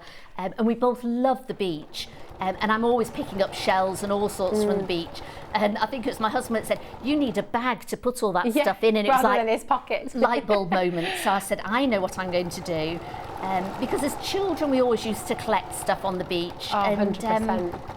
We've got so many shells at home, and you know, little glass jars that they've in their bedrooms from last year's holiday in Wales. They've sort of got these little glass bottles which they're filled with their sea glass and their seashells, and they just look really pretty. You know. And there's so much you can do with them. You know, I used to when I was little, which was a long time ago. Not that long ago, Sandy. Not that long ago. We used to put sort of like plaster of Paris over things and then stick the shells in and then varnish over the top of it. Yes. So there's lots of make mosaics out of the glass that you can pick up and things like that. Lovely idea. So what I've done here, I've sewn about 1/4 of an inch from the brim edge. Then I'm just going to go round it, and I use my foot on the seam line that I've done just to make an even circle going round. So if you follow that round, and then you need to do about 4 circles round it, and this sort of gives the brim a bit of stability. Okay, so you're keeping on going. Okay, That's right. You can see that here actually on the overhead. That's lovely. So you've got the 4 rims all the way around. There we go. Lovely. So I'm just going to do one more, and then I'll show you where we go from here. But it's a super quick make as well, this. So, you know, if you've got a quiet Sunday afternoon and you're going on holiday shortly, get the panel out and you can make them all up in a lovely Sunday afternoon. That's great, isn't it? Because that's, I think, what's so lovely. If you've got a project you can just get stuck into, but finish it as well, get that completion. I mean, I love making quilts, and these ones that Stuart have done are absolutely amazing, aren't they? Lovely, but they're a long project to do, and something you can sit down and really get your teeth into. But sometimes it's nice to just have a really quick project as well, isn't it? Especially if there's a sudden new arrival, or I don't know, or you're seeing somebody, you can say, oh, do you know what? I just need to make them a gift. I need to make them a present, or. You know, it's just Wouldn't it be lovely if you had friends coming around and they've got little ones and you're going off to the beach? Yes. Because we don't live too far from, we live near the Mumbles. Oh, so really? It takes us about half an hour to get there, and that's one of my favourite places to go to as well. Oh, gorgeous. And that's a beautiful beach. And if you've got friends coming around with little ones, it'd be lovely to sort of say... You could give them each a bag with a hat inside, couldn't you? It'd all match up lovely. Yes. Christine's messaged in. She says, good morning. I love the hat. Did you say it's a child size? It Enjoy is. the show and the design. Thank you. And that's Christine in Hi, Worcestershire. Christine. Yes, it is a child size. And again, it depends on what size your child's head is, really. Sure. So you can't, I mean, because it's a panel, I could only make one size. So it's sort of like a medium sort of size, I suppose. But there's nothing to stop you to make even trimming it down a bit. So if you wanted to just maybe take half an inch off all the way around, and then if for a smaller child, or just add half an inch round all of the bits to make it slightly bigger. If so you've got you can your own adapt material. it, can't you? It's brilliant. Wonderful. Now then, I'm just going to, now what I would do here is, I'm just going to, if you've got an overlocker, you can overlock those 2 seams together. Okay. But I'm just going to sort of like do a quick zigzag round here. So turn it round that way. And put the zigzag one on here. I'm just checking to see what number it is. There's so many lovely ones on here. Let's have a look. Put 11 on there. Let's have a look. Yes, that should do it. Yes, there we go. So I'm just going to put a little bit of the zigzag around the top, and this just sort of holds it together. But if you do have an overlocking machine, or if you've got some machines, you can have an overlocking foot. Okay. And then a special, I should think this one has as well. I don't know if Ben can check that one for me, but some of the machines have definitely got overlocking feet that you can change for it. And then it will have a certain number as well. I think it's sort of like number, I think it's like a 49 or something like that on this. Oh no, 54 would be your overlocking stitch. So you don't even need an overlocker, you can just sort of overlock this. Oh, you're away. And that's really handy. It's really brilliant, isn't it? And I love the fact that with your panel, with the kits that you're bringing us today, you're making 2 projects. You know, you're making your hat and you're making your bag as well. It's so lovely. And don't think the bags are just for the children. They're not, because you could easily pop your sunglasses in, some wet wipes in it. Oh, you know, definitely. So when they've been collecting all the shells, you can pop wet wipes there, so you can just sort of wipe them off. So that's your brim finished. I would put another couple of lines on, but I've not done it now. Now Ben just said it does have this. It does have it. Yeah. I thought it would have on this machine because it's a fabulous machine. And so just pop your overlocking foot on, put it to, I think it's 54, and then it makes a lovely overlock, so you don't need to even change machines when you're doing it. Oh, that's handy. Which is fantastic. Very good. There we go. Right, so with this one, I've taken the 2 together, the 2 middle parts of the hat, and I'm just going to sew them to make a circle. So just like we did with the brim. Gorgeous. It's just lovely watching it all coming together. Yes.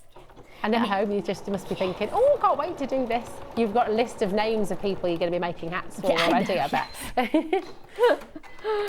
And the bags, I am thinking, I think I need to get myself a kit so that I can do this. Maybe this is going to be the project that brings the sewing machine back out again. I don't know if we've got a ham on set anywhere. I use a ham quite a lot for my projects. So you're not asking for ham from... well, I'm a bit hungry, so if you've got a spare ham sandwich, I think is there one there? Oh, brilliant. So that'd be fantastic. So because if you're trying to open your seams here, it's much easier to just pop that inside it. Oh, look at that. There. Look at that. Oh, that's very handy, isn't it? It's much handier, isn't it? Does that reflect heat as well? So yes, does it because heat it's from got both sides? it's like a sawdust, I think, inside it. Oh. So it will sort of keep warm and so almost iron it from both sides.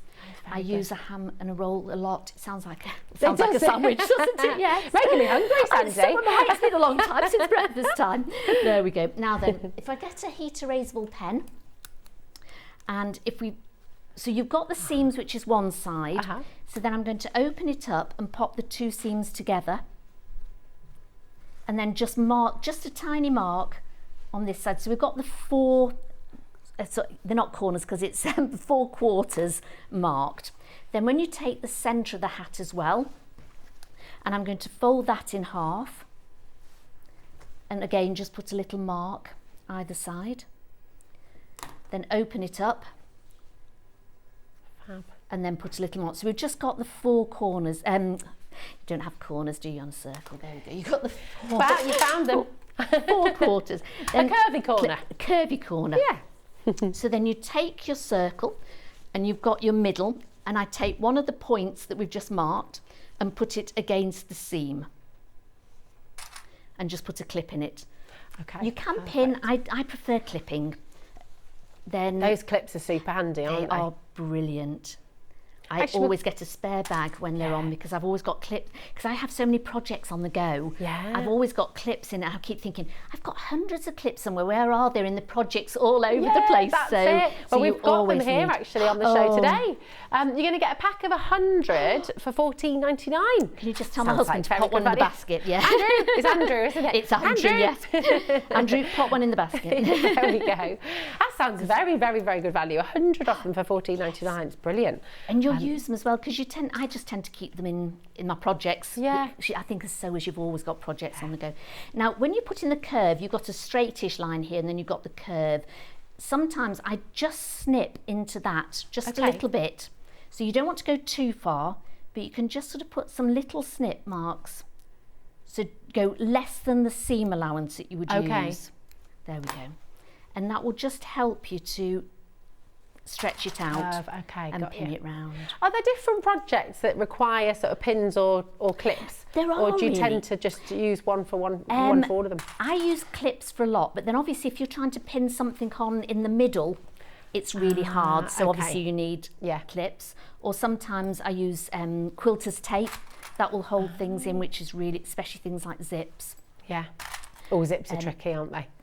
No? No, they're not. People think they are, but they're not really. Oh, have you got a secret Sandy way to make it easy peasy? Quilting tape.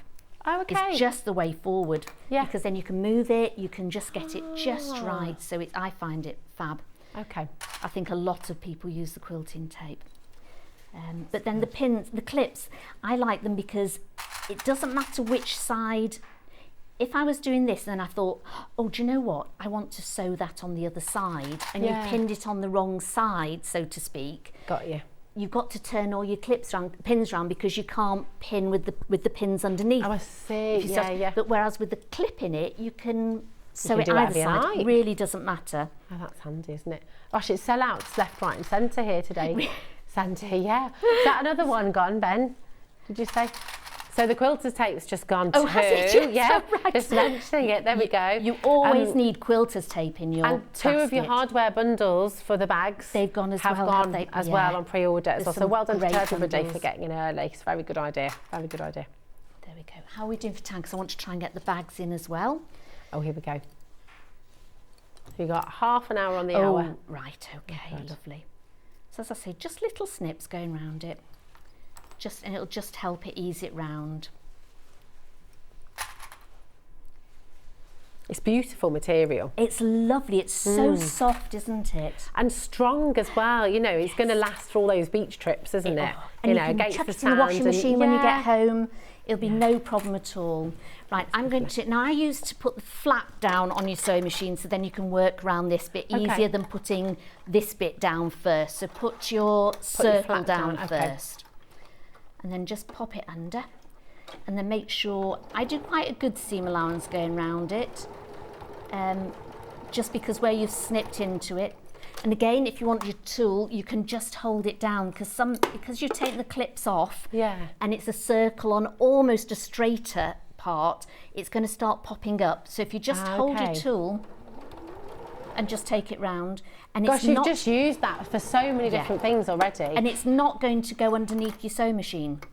Whereas if you've got some, they'll go under. I had a plastic one that was forever going underneath the needle and snapping the end off, and all of a sudden, needles would go, the end would go off as well. Whereas with this, it's not going to go underneath that sewing machine, but it will hold it down as well.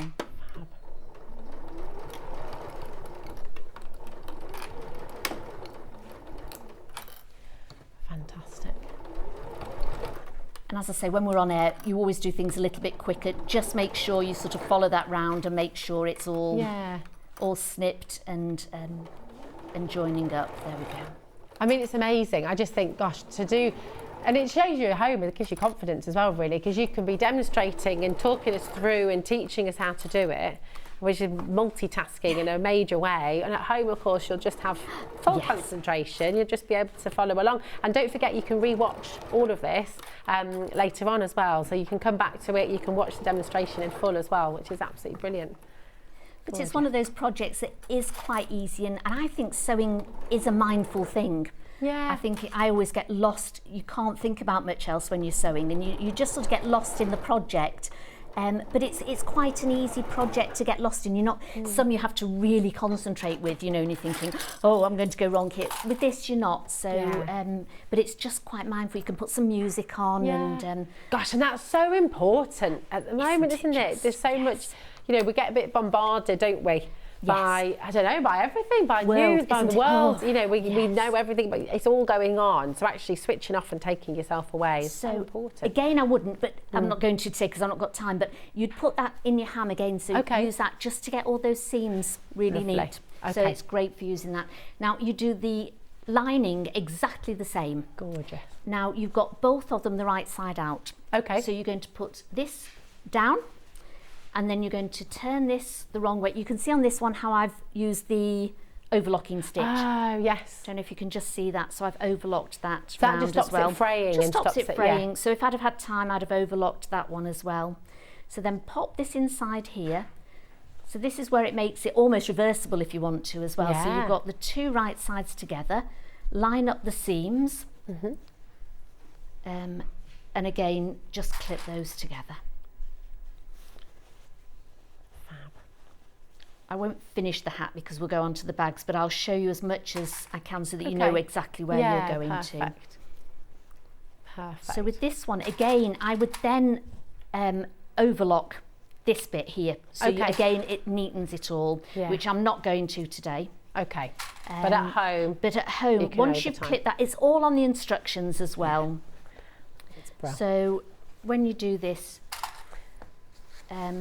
in fact, I don't think I've even said to overlock it on the instructions, but I've found that as I've made a few of them, it just makes it a bit neater as well. Because sometimes the more you make, the more you sort of think, do you know what, I think I'll just add this onto it. So if you start making them at home, as you make them, as with all my patterns, I love people to customise everything that I make. Oh, so that you could pop a couple of buttons on. Or... This is it. You could embroider it. So you could embroider something on the top. You could embroider a name across the front of it. So if you wanted to really personalise it, you could put Captain embroidery. Ben once.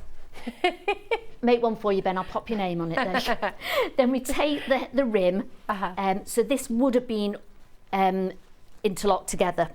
So we take the rim and take the... You want it sort of right sides together and line up the seams here.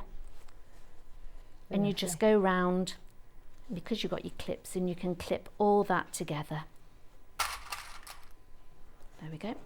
So you can sew all of this in a one of them, you're not having to do it. Yeah, that's good. Yes. Yeah. Bro. So you don't have to. So yeah, if you want a really quick make, don't bother sort of interface, overlocking it or anything, just put it all together like this. Which would be quite a nice little present for someone as well, if you make it, but then you could pop a little bag of embellishments in there to... Yes. Yeah. You could put little badges on it, you could sew little badges on it. Yeah. All sorts of things you could do. Lovely. Now, Sandy, we're just going to recap. Right, the kits, okay, that's fine. So we're just going to bring those on while you're just popping those clips on. I'll probably just say, all you do then is sew around there, and then with the band that you've got, I sort of hand sew that just over it, just to neaten, if you can see inside, and that just neatens it so that if you want to turn it the other way, you can, and that's your hat done. Perfect. So you've got, you can see the band there. So it makes it fully reversible, which is wonderful. So the most popular of the panel kits is the classic blue and red, which you've just shown us there as well. Half the stock has gone, and we've got a lot of you with this in your basket as well. Now, I do say this lots of times through the day. If it's in your basket, it doesn't belong to you yet, and there are so many people with it in their basket. If you check it, if you all check it out right now, some of you will be missing out. So do make sure you're checking out as you go along. Okay, so I'm going to show you the panel for the blue and the red. I mean, this is 2 projects on 1 panel, which is absolutely extraordinary. Everything is labelled up for you. You've got the full instructions here as well on the panel, so you're not worrying about losing them or putting the paper down somewhere and they're not having it. You know, Sandy has thought of absolutely everything for you. So, I mean, it's just so comprehensive, so beautiful as well, and the quality of the fabric is absolutely outstanding. So really wonderful, and of course completely gender neutral. You know, this is for girls, this is for boys, this is for everybody, which is wonderful. And as Sandy said as well, if you've got your own fabric at home, once you've cut them out, you can then use that as a template, make it bigger, make it smaller, depending on what you like as well. So you're going to get the panel. You've got half a metre of your red, that beautiful bright red, and you're going to get half a metre of the ripstop. Ripstop. Yeah, stop. Stop. Stop right now. You're stopping the rip. There we go. Sounds like a rap. So that is that one. Keep on coming through for this, okay? Now, we've also got the shells, and this is the shells background. I love that one, yes. Oh, it's so pretty made up, that one. Beautiful. You can make all these beautiful bags. This is producer Ben's absolute favourite as well here. They're such lovely images, you know, so illustrative. She says, there we go, there we are, completely gorgeous, and all the shells everyone's going to recognise, you know, from their own sort of beachcombing days. And you can cut those shells off. I have done on one of the bags. I've cut one of the shells off and appliqued it over one of the bags. Idea. Oh, lovely. So you can do things like that, or pop it over the hat. You could sort of applique it on the hat. When you find your shells on the beach as well, sometimes they have a little hole in. Yes. So you could even put them on a bit of cord onto your bag. Could, like a little Australian hat instead of corks. You could have your shells. Oh, that's a good idea. I love that. Absolutely. There we go. So this is your beautiful seashells, okay? And again, you're going to get the ripstop, and you're going to get your beautiful fabric in there as well. And then we've got the peach. So here it is. Just a peach. Here it is. Gorgeous. That's like lovely, soft, gentle colours with this, aren't they? They really are. Yes, they're lovely. Beautiful. So there we go. Imagine if you had a little boy and a little girl, and you've got yes. Or you could have 2 different kits. You could pop them in the same. Yes, yeah. Oh, just lovely. They're so beautiful. I think these are lovely. Really, really, really super. So you've got all of this here for $19.99. It's amazing value. It's a big panel for that. It's yeah, good, yeah, it really is. Gosh, I'm just thinking about hats that I've bought for the kids over the years. And I mean, actually, how much lovelier to make them and to get a bag and the hat, put it all together. Itself would cost you about £15 if you went somewhere to buy it. At these shops, aren't they? They're about that sort of price. 100%. And the lining that you get in and the ripstop is enough to make a few.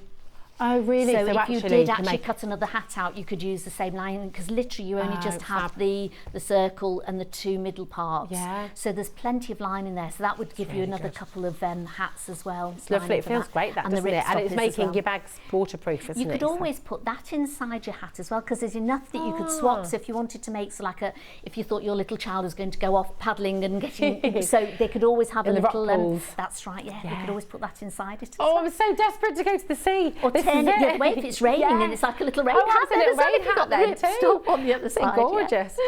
Now, the brand new tool that has been launched today, and this is a wonderful collaboration. So half the stock has already gone with the Dewy Jumbo. Half of this has already gone, lots and lots in baskets. I mean, we've just watched Sandi using this for so many different things. Just in one demonstration, you know, 4 or 5 different uses straight away. You'll find yourself reaching for it all the time. Yeah. When I got it, I thought, right, what am I going to use it for? And you wanted it for bags and for stuffing. And then I suddenly thought, I could use it for that. And I could use it for that. And you suddenly find that you're going for it all the time. Sort of becomes second nature. It's like your third hand almost, isn't it? It is, yes. It's wonderful. So this is here for you as well. Do make sure you're checking out. Now, this is where, okay, and well done to every single one of you who's already involved. The bag accessory bundles, which are absolutely gorgeous. 2 of them sold out already. So we've got the gold, the navy and the blue available, okay, and we'll just show you every sort of part of it. So you're getting all this cord, and this is to go with the bag. Go into your bags, that's right, yes. Help if I could hold on to it. Just keep letting it go. Here we go. So how long's that? Is that about a metre? It's about a metre. Yeah. Yes. And with the bags, the way I've made them, you can do either where on the beigey one behind you, that's got 2 on it, so you can pull it.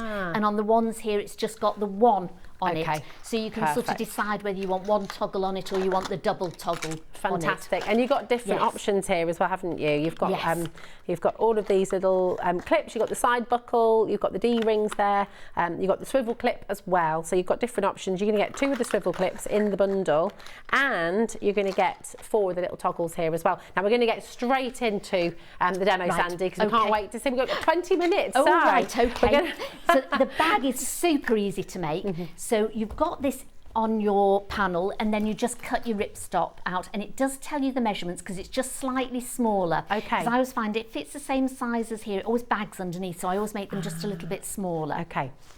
And then the other part you've got is this, which is to put your D-ring on. So I think I've got some D-rings here, so I can do that. They're lovely, strong straps, aren't they? They're lovely. Really nice wonderful. ones. So we folded this like we do any bag handles. So if you ever watch me do bag handles, now this feels a bit sticky because I've put the Odie coat on this. Okay. So I think we've got Odie coat on the show today, and that's brilliant. So it'll turn all your fabric into sort of like waterproof fabric. Perfect. And I thought if you're going on the beach, sometimes the kids put them down, they end up in the rock pools, you know, and all this sort of stuff.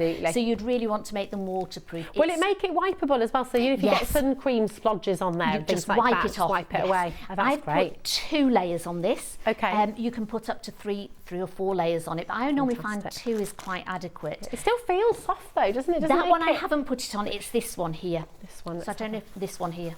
The one you've got is there. The one I've got here. So you can just. Do you want to feel that? Oh yeah, let me have a feel. Oh nice, but you know it's almost like a wax jacket, isn't it? It is, yes. Lovely. Very much so. So you've got that. And I always say, if I put it again on the instructions, make sure you Odie coat the panel and then cut it out, because it's quite it's harder to then sort of get into the corners, whereas if you do the panel, you've got the extra around the outside, and then and I use a big brush. I brought mine. Oh, that really is a big brush. It's a big one, Sandi. I like a big one. It does come like a credit card, which again you can put it on. But I just like my big brush. That's fantastic. So you could literally swipe it on with your credit card. Swipe it with your credit card. So if anybody follows me on social, they'll see me last weekend when it was lovely and hot. Panel out in the garden, and there, sort of brushing my Odie coat on for it. So that was super. So that's what I use. So you can pick those. So I folded this over. So you fold it in half first, open it up, fold them both into the middle, fold it over, and you've got all the seams inside. And then I'm just going to sew down it. Now I'm going to lengthen the stitch because I've got Odie coat on it. You're probably best using a walking foot or just lengthening your stitch length. Okay, so I put mine up to 3. There we go, so just going over there. Does it make the fabric easier to control in some ways when it's got the Odie coat on there, if it's a stiffer fabric? No, not really. No, it doesn't make much difference. Now, normally I would go all the way around that, but for quickness today, I want to try and get these done. I'm just gone round the one and then pop it on, put your D-ring on, and I just put a little clip on that and leave it to the side. Fab. Then you take your bag, and I put a little mark at just over an inch down from the top, and that's where we got the channel to put the cord through. So there we go. Yep, pin that at the bottom. Some of them got this at the bottom, some got the top, so there we go. So I'm going to put those there, and then we're going to just sew all the way around it, but leave that gap at the top. Okay, beautiful. Have you got any holidays booked, Rosie? Oops. There's so much love for you, Sandy. Oh, thank you. Thank you so much. It's gorgeous. You do send your messages in if you'd like to ask anything as well, if you've got any questions. Anything you want to find out. And I always say, if anybody gets a panel or a pattern of mine and they want to get in contact with me because they're not sure what I've said or they don't understand it properly, please just send me a message, DM me on social, or send me an email through, and I'm more than happy to help anybody out. Brilliant. Because I think as crafters, we always love helping each other out, don't we? That's it. It's such an incredible community, isn't it? Yes. Everybody's so sort of there to help, to chat, to sort of walk you through and guide you through. Nobody ever sort of goes, oh, it's my secret, I'm not telling you. You just want to tell people, don't you? Yeah, you're sharing the love. I was talking earlier on this morning to Charlie, and we were saying that you never ever stop learning with sewing. I've been sewing since I was about 4, and there's still so many things almost daily that you learn. Yeah. You know, you think, oh, I didn't know that, or oh, that's new, and there's new tools out, there's all sorts of, and there's different ways to do things. There's never one way, I don't think, in sewing to do something. That's it, and you'll find what works for you best, I guess, won't you? Because, you know, if people are watching today and they might think, oh, well, I wouldn't have done it that way. It doesn't matter, you do it your way. If it turns out the same and you get the same result from it, that's fine. That's it. I think you've just got to enjoy it, haven't you? Definitely. Is this quite a good project to do with your kids as well? It is, because it's very simple. It's just straight stitching. Yeah. So, yeah, it'd be lovely. You know, if you're going away, sort of say, should we make a little bag for going away? I mean, you don't have, they could, I said, we go camping quite a lot. Yeah. And I'm going to make some so that I can take them into the shower room with me, because they're just the right size to just pop shower gel, toothpaste in it, you know, waterproof it as well. And really good idea. You could personalise, everyone could have their name on, couldn't they? So you're sort of making it. And then especially if you're in a caravan or a camper, you can just sort of pop it, hang it on the door at the side. Then when you're ready to go to the shower room, you've all got your own little bags to take in. And if it gets wet in there, it doesn't matter, because you've sort of waterproofed it. So again with this is lovely for just getting those corners out. Look at that. Yeah. That's great. How long does the overcoat last? Do you know, I assume that once it's on, then it's on. Yeah. Yes.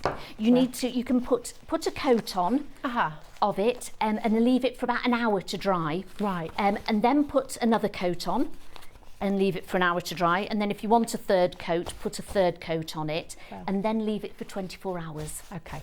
And then I normally iron it, and I have got sort of little hairs in there. So make sure that if you're doing it with a brush, that you take those out, because I've now got little hair stuck in mine. So when you're painting the walls at home and you always think, you got a hair in it. When I was doing it, I thought, oh no, and I thought I'd done so well, and I found a hair stuck in it. So then you've got your ripstop. I'm going to sew, now with this one, you sew right to the top, so you don't leave a channel on this one. All right. How are we doing, Rosie? Are we all right? Will we get it finished? I think so. We've got 10 minutes, If I do it really quickly. 10 minutes, yeah. It just shows how quickly you can do it. I can make a hat and a bag. Hat and a bag, whilst talking, whilst demonstrating, and everything else in an hour. It's amazing. Don't forget to check out your baskets. That is really, really important. Very limited on everything. And we're really grateful, because this hour's flown by. We've got you back for another hour. We're staying with the beach. Yes. Aren't we? I thought, what a lovely day as well to be at the beach, isn't it? I'm just going to show you this, actually, because this is coming up. Life's a beach at Sewing Street, absolutely. Check this out, it's gorgeous. Here we are. Look at this. Isn't that lovely? Oh, love little beach huts, all those ice creams. That's lovely, isn't it? It's one of Helen stunning. Newton's. I love her patterns. It's gorgeous. So that is on pre-order for you, just so you know. There we go. I've done a lot of Helen Newton's demos, and I think that's one of my favourites. Oh. just so nostalgic. It's what I love about your collection here. It just takes us all back. It brings out your sort of... It reminds you of the your childhood inner, yes, as well, it does. It brings does. out your inner child. It's lovely. Yeah. It's gorgeous. What I like to try and do is make sure that there's plenty of uses for something as well. So with this one, as I say, you can turn it into a little toiletry bag if you want, you know, or you could just take it on the beach and put some wet wipes in it and your sunglasses, or it could be your flip-flops or something like that. So absolutely. Now, when I've sewn this, make sure you leave a little gap at the bottom for the turning out. Ah, okay. Because otherwise you'll be stuck. So you want your main bag the right side out, and you want your ripstop bag the wrong side out, and you're going to slot this bag inside here. And as I say, because it's a little bit shorter, it won't go all the way down, but that's fine. So you need to, now because we've left, what I would also have done, iron your seams out. Okay. And when you iron your seams out, if you can just have a look here, you see where you've got the channel opening here, make sure they line up. So you would have ironed that all out and ironed it straight to the top. Yeah. So then, and then I would put a little clip to clip those together there.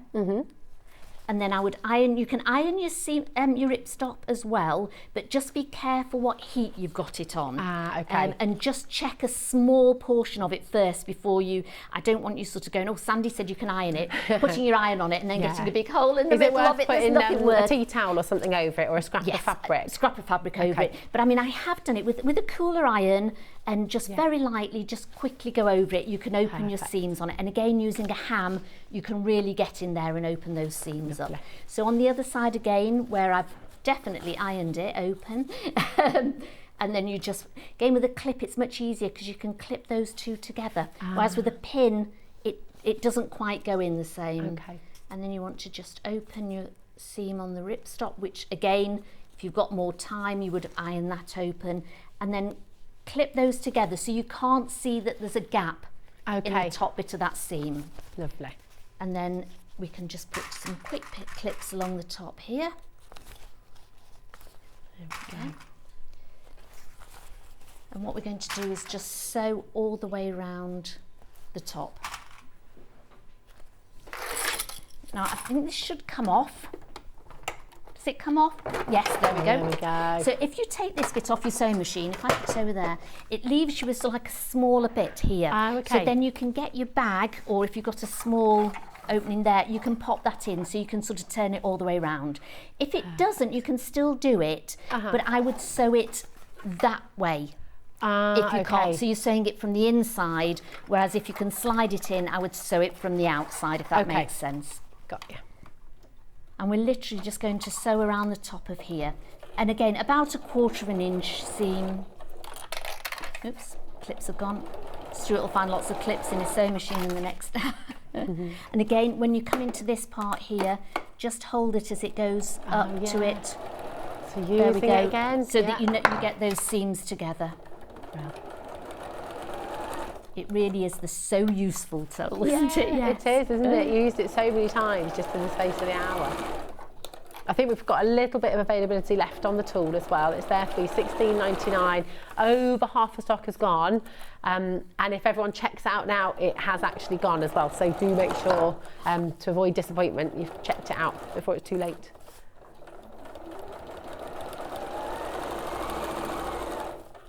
There we go. Always an exciting bit as well now. Yes, oh, I love bagging out the back. Yes. So then literally you just pull it out through the hole in the bottom. Lovely. Now I would trim the corners off here, and sometimes I just pink the sides of it just to keep it neat as well. Yeah. But we're not being very neat today, we're just being very quick so that I can show you exactly how to do it. And again, get that pokey tool, get it in the corners.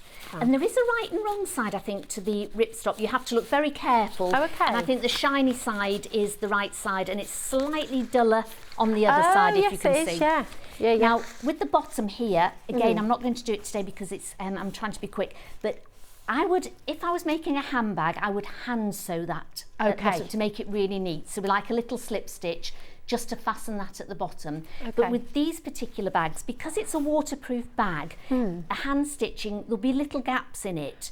So I wouldn't do that. I would just sew a sewing machine stitch across there, just to sort of close it down, because then if you've got wet shells or wet flip-flops or anything like that inside it, it's not going to get into the bag. Beautiful. And then we're going to just push that bag back down, and again, get that tooling there, push it into the corner as well. Great. And then spend some time and just go along, and I won't sort of show all this, but if you neaten it all, and again, pop your ham inside it, and spend some time to just make that seam really neat there. And you can iron along here, and then where your little gap is as well, you want to iron that flat, and then iron all the way round. Then once you've ironed it and it's all lovely and flat, you're going to top stitch here, but quite close to the top of the edge. So probably even just a little bit less than a quarter along the top. And then I use my foot width, but then I move my needle to the left as far as it will go to the left. And then that will give you the channel that you need to sew along. So then you'll follow the top stitch that you've done, the line that you've done, and then if you move your needle across and put your, so if I show you, so if you've done your top stitch here, then you line that up with the side of your foot. Don't know if you can just see, so you line the top stitch you've done up with the side of your foot, and then you've moved this needle right the way to the left edge here, and then you do another line that gives you a nice channel in the middle. Perfect. Then you've got the little hole here, then you need a safety pin, attach This is for it the cord. to the cord. Brilliant. And put it through. Now you can do it so that you go one way and pull it out and you don't use the other gap. And then you've got the lovely toddles, and I tend to put sellotape on the edge of the cord to push it through the toddles, and then it will go through. Then I cut those off, put a knot on it, and then put some fray check on the end of it, because it just stops it from, because you know sometimes they really split, and then you've got to sort of cut that off and move the knot further up. Put a little bit of fray check on, that will really help at the end of those. But if you want to do double, which I've done on the beige one, you can then thread it through from the other channel side, and you've got a string on each side, and then it will go in together. Fantastic. So whichever, and then you've got the strap with all the hardware. They're such hard wearing straps as well, aren't they? I mean, they're really beautiful. Yes, I love this navy and gold. And so I've just added the slider onto it. So that means that if you've got a little one, you can pull it, make it very small for them, so you can make it quite nice and small. And then I've put 2 lobster clips. There'll be one on the other end as well. And then with those, I forgot to add this on. We were so quick. You would add that in before you sew it together. And then you can just clip it on, and then you hang it on. So you've got your strap round you, and then you can also put your bucket and spade on there. You can clip all sorts onto it as well. This is what's fantastic, and you were showing us before the show, you know, as you know, mum, dad, grandma, grandpa, you can have the strap, and then you've got, you know, the kids can bring you their findings or their treasure, and they don't want to have it anymore, do they? You're stuck holding all these shells and stuff, whereas you can just pop it round you, and then you don't have to think about it. Really they're so beautiful, Sandy. Thank you so much for showing us how to make them. It was all very quick, but I hope you got the hang of what we were doing. And as I say, if you don't and you just need to get in touch with me, please feel free. Anytime, just send me a quick email, quick DM, and I can get back to you straight away. It's just fantastic. And don't forget, you've got all of your instructions on the panel. So on the panel, you've got your instructions, you've got all of those different pieces for your hat, and you've got the different pieces for your bag as well. Absolutely beautiful. So don't forget to check out, if you've got anything in your basket at all, it's someone else's until you've checked it out fully. And you don't want to miss out on these, because they are just truly beautiful. You're back with us in an hour. I am, yes. We're excited. You're going to make these gorgeous cushions. That lovely cushion. Yes, really, really lovely. So we look forward to that, Sunday. And right now, of course, we've got, and this has been flying out the door as well, the beautiful Cobblestone quilt. This is on its way for you, the full instructions. They've been on pre-order. They are flying out of the door. And Stuart will be here in a moment's time to show you how to make it as well. So don't go anywhere, because coming up after this.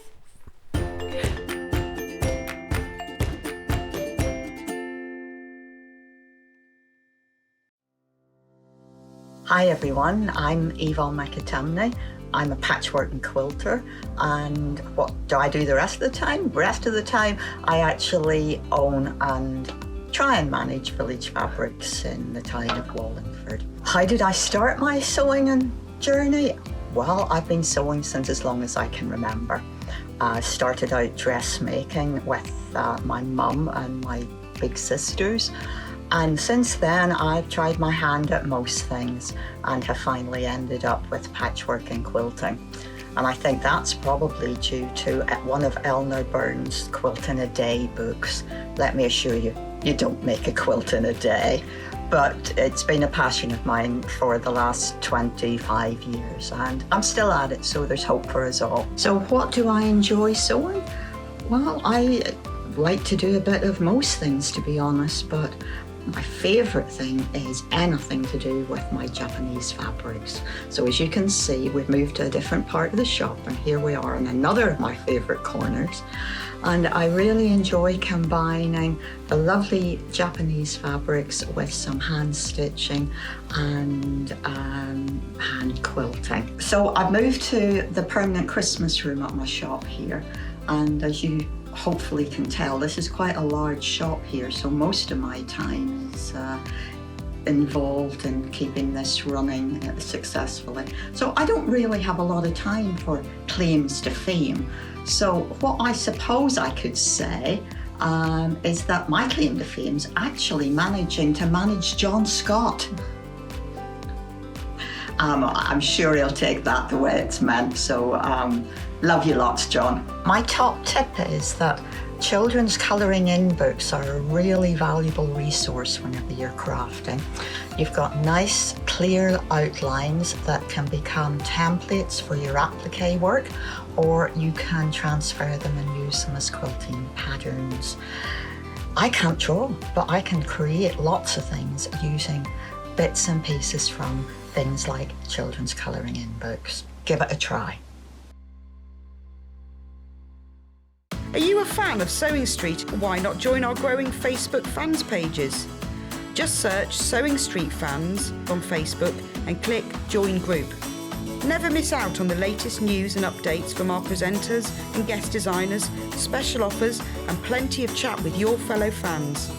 Share photos of your makes, ask for advice, interact with your favourite guests and presenters, and be a part of the ever-growing sewing community. See you there!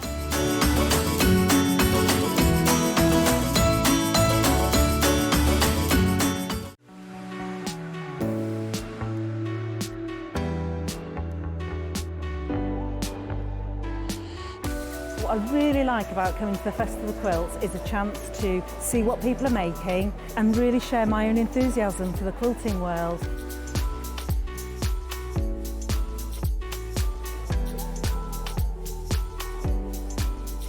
People come from all over the world and all over the UK to visit. There's quite a wide variety of traders, I mean from sewing machines down to sewing needles. Loads of fun, lots of choice.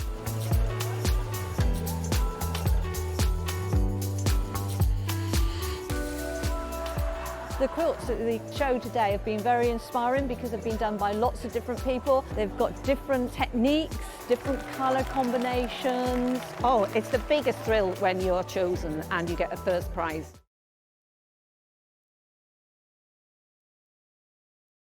If you're a Sewing Street customer, no matter how many times you check out in one day, you will only pay one postage and packaging. So don't wait to add the item you want to your basket and check out. You will only pay one P&P even if you check out multiple times in one day. Keep up to date with what's on Sewing Street, as well as all the latest news and special offers by signing up to our email newsletters. Head on over to www.sewingstreet.com, scroll down to the bottom of the homepage, type in your email address, click the envelope, and you're done. Never miss out on the latest news and special offers ever again.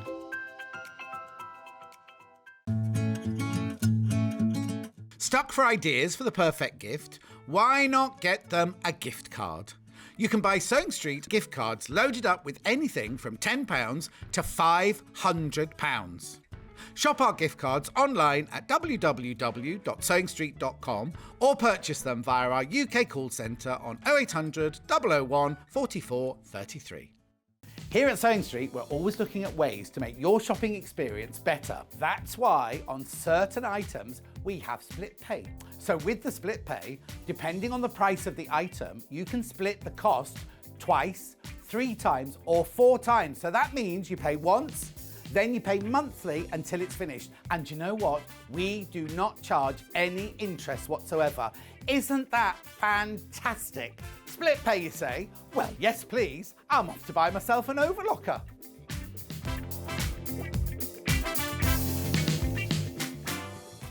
Are you a fan of Sewing Street? Why not join our growing Facebook fans pages? Just search Sewing Street Fans on Facebook and click Join Group. Never miss out on the latest news and updates from our presenters and guest designers, special offers and plenty of chat with your fellow fans. Share photos of your makes, ask for advice, interact with your favourite guests and presenters and be a part of the ever-growing sewing community. See you there!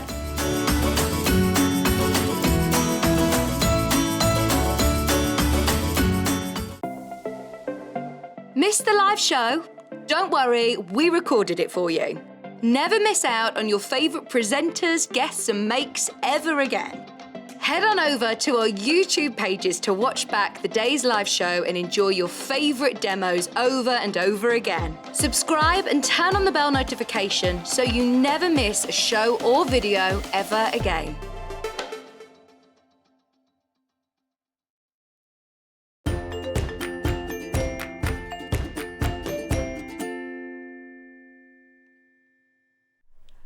Oh my goodness, well here we are, he's back again. Hi Stuart, oh my They've goodness. let me back in the building. They have, and just, you know what, this has been flying out of the door. It's absolutely gorgeous. We're not mucking about here, Stuart. We're going to put the graphics straight in, and just so you know, well you know, don't you, but if you want to get involved, there's a free number there, 0800 001 4433. You can also check out on the web, and please do not leave it in your basket because these are going to sell out, I think, today, judging by the response we've had. Thank you. Stuart, it's utterly beautiful. Now talk us through, because you have written obviously your gorgeous books about quilting. This is a real passion that has been part of you for a long, long time. Absolutely. How do you keep coming up with new ideas and new patterns, and you know, where does it all come from?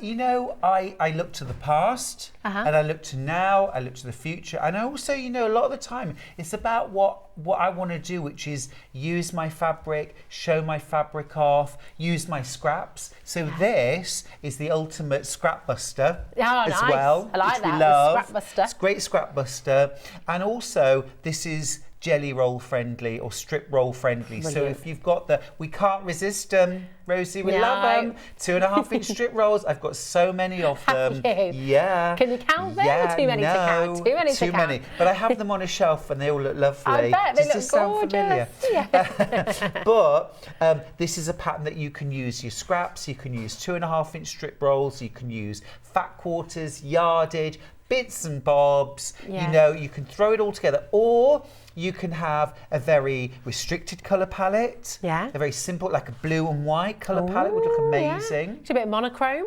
You could go monochrome, you could absolutely do that. You could also, you know, really throw anything at it. So use, like I have, all of your kind of warm, rich, dark colours for the dark parts of the block, and then use all of your light scraps for the light parts. You know, you really can.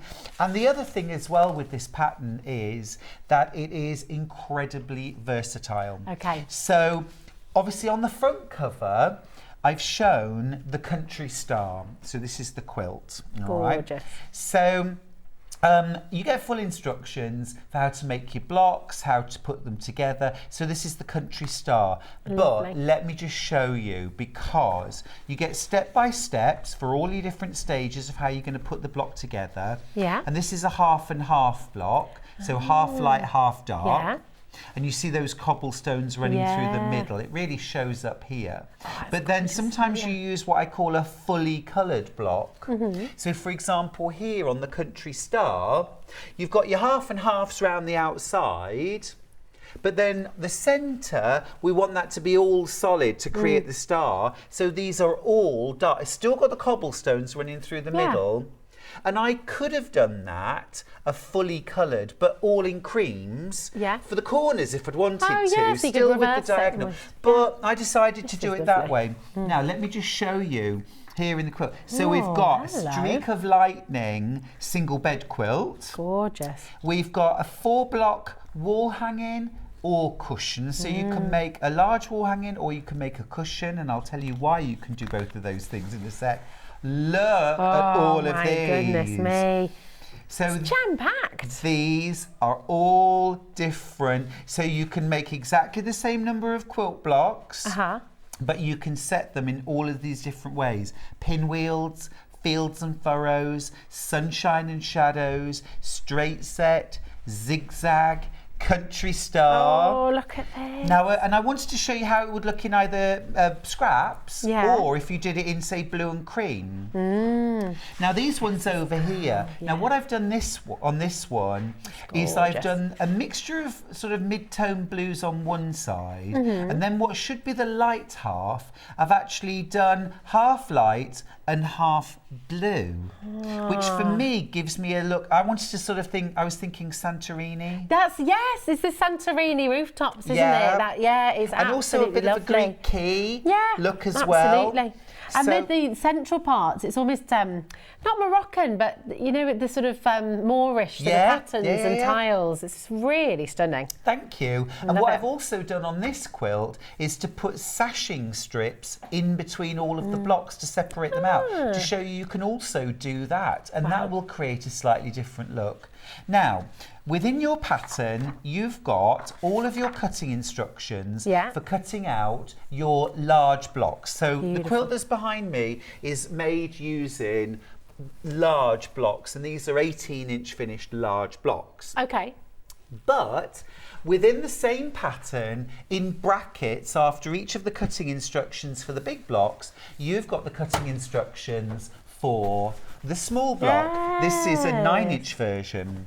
So if you want to, you can do 4 small blocks and make a cushion. But if you use these size and did 4 blocks, you'd have a nice big wall hanging. You know, twice the size. There's just so many options. There's so much choice. And let me just show you this one quick quilt here. So this is the country star, but done in blues. But instead of 1 star, we've got 1, 2, 3, 4, and then where they meet in the middle, you get a 5th star.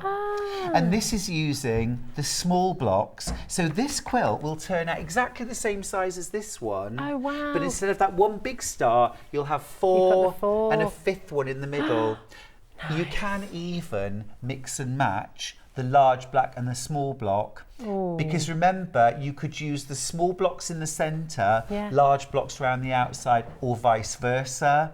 You could have a star in the centre with zigzags around the outside. Just play with this. Oh, it's gorgeous. So wonderful. And I mean, $9.99, and that's it for all of these instructions, for all of these ideas, all of these options. Now, we had a huge stock of this, Stuart. You brought a lot for us today. And Ben's being very honest in there. He said, thought you may be a little bit too generous. He brought maybe more than we actually needed. That's over half of the stock has sold out already. And I know that's a lot. Yeah, a huge amount. Well done, everyone. So well done to every single one of you, because you're going to have so much fun. You can share your makes on here as well, can't you? So once you've got making, once you've got sewing, do come and share what you've done as well, because everyone's will look different, won't they? They will totally, depending on what fabric, what size block, what setting you use.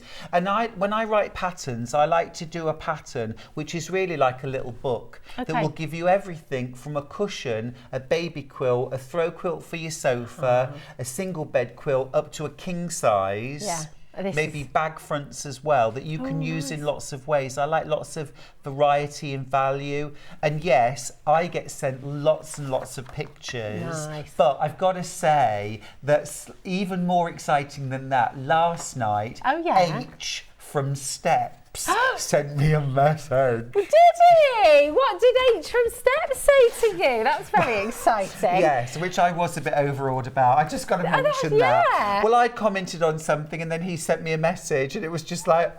Oh my gosh. Time to begin. I haven't even told Charlie yet. He'll go absolutely wild. Right. Amazing. Let's talk about how to make it. In the 90s. So great. Fabulous. Very fun. Fabulous. Right, so show us, what's the first step? Where do we begin? I'll show you how to make it. Okay, right. So with a traditional log cabin, you have a light half and a dark half, but because of the way the block's constructed, one of those halves is not a half. Okay. In fact, neither of them are halves, actually. Okay. One side of a log cabin is bigger, it's one row bigger than the other side. Oh, right, okay. So, which creates lovely design possibilities, but sometimes I find frustrating because I want it to be half. You want it to be and symmetrical. Half. Cobblestone cabin is genuinely half and half. Right, okay, so it's exactly the same size on both sides. The cobblestones run through the centre. Now the good news is when you're cutting a log cabin, the light side and the dark sides are different lengths of strips. Cobblestone cabin, you can literally put your dark and light strip together and cut them in pairs. So your cutting time is halved. Just halved, that's right brilliant. From the get-go. So it's quick to cut out. So that's what I've done. And for this one, I'm using Janet Clare To The Sea jelly roll, all right? Beautiful. So half my cutting's done for me because I'm using jelly roll strips. And then what I've also done is I'm going to have the logs go on in pairs, and I've picked the same fabric for each pair. Okay. Well, whereas in my scrap quilt, each pair are different fabrics, each one. Yeah. But on this one, I'm going to use the same, so it'll have slightly more of a stripy look almost. Awesome. Okay, so what I've done is I've cut out everything, and what I say in the pattern and what I recommend you do is to start by laying out your whole block. Okay.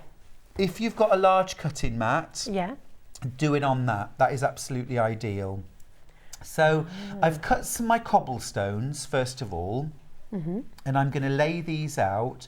Now this block is probably bigger than this mat, which it is. So I probably will struggle just to get everything on, but I'll do my very, very best. I might have to overlap things very slightly. So you want to lay everything out, and I like to start by laying it out like this.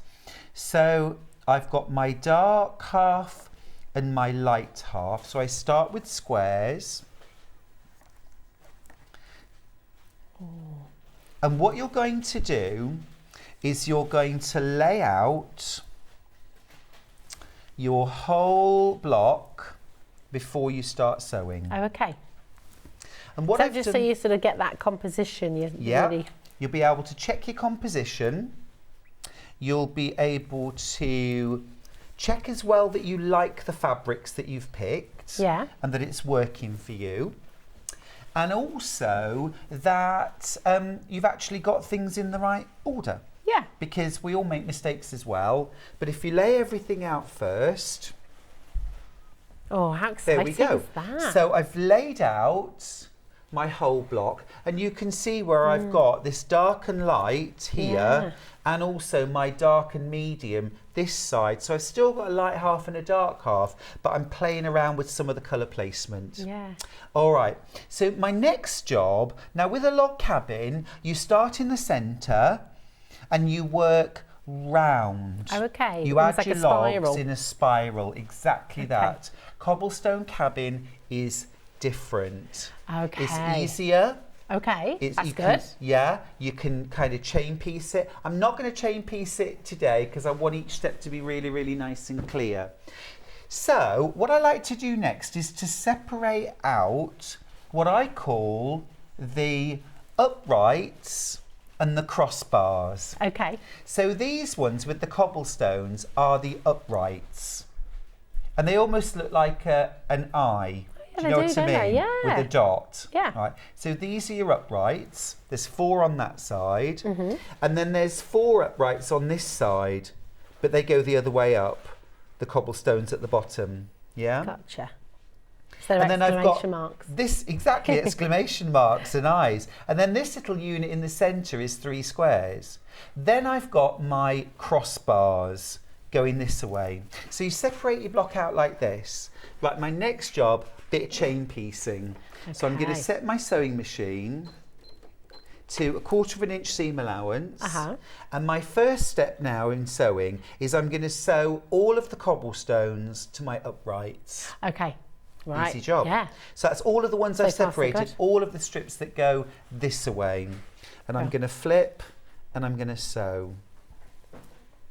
Now, at home, when you're not trying to talk and address the nation, you could definitely chain piece, just pick up the next one and put it through your machine. Okay. But just so it's a little bit easier for me to keep my head around what I'm doing while I'm on air, I'm going to do them one at a time. Well. So I'm just going to sew my squares to my strips and then I'm going to lay them back down. Lovely. And that keeps it clear for us as well, you know. Yeah. It's good. I like that. And I'm finger pressing as I go. Okay. And I'm finger pressing my seam allowances towards the strip. Okay. So away from the squares. All right. Nice. So for people watching who have tried quilting, who have had a go, you know, how easy or difficult is this going to be for them and for beginners as well? Yeah, completely beginner friendly. Okay, great. Completely beginner friendly. You're sewing strips and squares. Now, I would say make this your second quilt. Okay. Only because you're probably going to be making a reasonable sized quilt out of this. Yeah. Or you're going to be using smaller pieces and making smaller blocks. But and you want to build your confidence with the first one as well, I guess, don't you? You want to have a go. And only because I'd say probably your first quilt it could be something like just squares or rectangles. Keep it simple. I was showing you a pattern today, wasn't I, that just uses rectangles. It's called Stacked Bricks. Nice. From Simple Shapes, one of my books. And that's a brilliant first ever quilt because you literally cut out rectangles and sew them together. You can't go wrong. That's it. So I've done the dark half and now I'm sewing the light half. And you see as well, Rosie, where I've got the whole block set out, I'm taking one set of patches away, I'm sewing them and then I'm putting them exactly where they came from. Yeah, so you're keeping everything laid out all the time.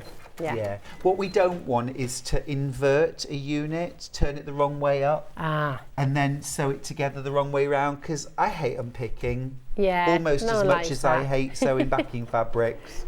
So, you know. We have got backing fabrics coming up for you actually in the sale, haven't we? We have. And it is in big piece, isn't it? Yeah, that's right. I just like to be organised. I'm, you know, I haven't got that great an attention span. So I like to make things as organised as I can, as clear as I can. Yeah, it's more efficient that way, isn't it? Yeah, I know sometimes chain piecing can be a real speedy method, but not if you have to unpick 99 units because you sewed them all the wrong way round. That doesn't help. Right. So I'm just going to sew those last 3 squares, the 3 squares in the middle. Do you see? This is neither a letter I nor an exclamation mark. It's a dot, dot, dot. It's a dot, dot, dot. It's a dip, technical dip, name. dip. It's a dip, dip, dip. It is. Let me think of the dip dab now. Do you remember them? Or the dib dabs? Dib dabs or dip dabs? I can't remember now. Yeah, you could get the lollipops. You could also get those. They look like a sort of yellow finger. The what? Oh, yes. It's actually a finger. Yeah. Yes, I do know what you mean. That's it. Grim. It was a bit, really. I do love sour things, though. Sour sweets. And me. Sour sherbet. I worry what it's doing to the enamel on my teeth. Don't worry about that. It's fine. No. Well, I've got an appointment with my hygienist on Wednesday, so she'll probably tell me. Oh. Right. So there we go. So step 1, I've done it. That they're all in rows. That was ever quick. Very quick. Yeah. So this is not looking like a log cabin, is it? It's not the construction of a log cabin at the moment, but it ends up looking that way. It's a much quicker method. That's great. And of course, if you were doing multiple blocks that you wanted to be all the same, you could actually sew a big chunk of fabric with another chunk of fabric on the top in 2 rows and then chop it up strip piece style. I haven't put that in the instructions because I like more scrappy, more variety. Yeah. But you could do it that way. You could do that way. Right, so next thing... we just got a question coming through from Donna. Hi, Donna. She said, hi, everyone. I just bought this pattern. When half is dark and half light, what shade of thread should I use, please? That's a great question. It's a great question, Donna. So, let me be honest. What did I do? I use a murky, dingy, dirgy kind of tan. Okay. Or a bit of a greyish, greenish for piecing just about everything. Yeah, okay, well, that makes sense, doesn't it? If I was doing this with like crisp blues on one side and really crisp whites on the other, you probably use white or cream thread for the whole thing. For the whole thing, okay. Yeah, but you see, my stitch length that I use for patchwork is 1.8, which is really quite short. Okay. And you don't get the seams or the stitching showing. So it doesn't really matter that much. The only thing you want to avoid is your thread tails squiggling behind like fabrics when they put the whole quilt together. So keep your threads trimmed short. I use my thread trimmer on my Elna 680 and I never have problems with threads. That's good. Right, so now it's going to start to look a little bit more like a log cabin because now I'm going to go to the centre and I've got these 3 little units that I'm going to sew together. Now I've got match points here because can you see this square and this square need to join. Okay. Really, and this square need to join really nicely. Now, because of the way I pressed my seam allowances are going in opposite directions, so that is going to nest together beautifully. Oh, it's almost as if you planned it. It is like I planned it, isn't it? Actually, let me just put that down for a second. So right sides together. Yeah. Nest those seams. That's that is a sewing saying, isn't it? Right sides together. Right sides together, very much. Okay.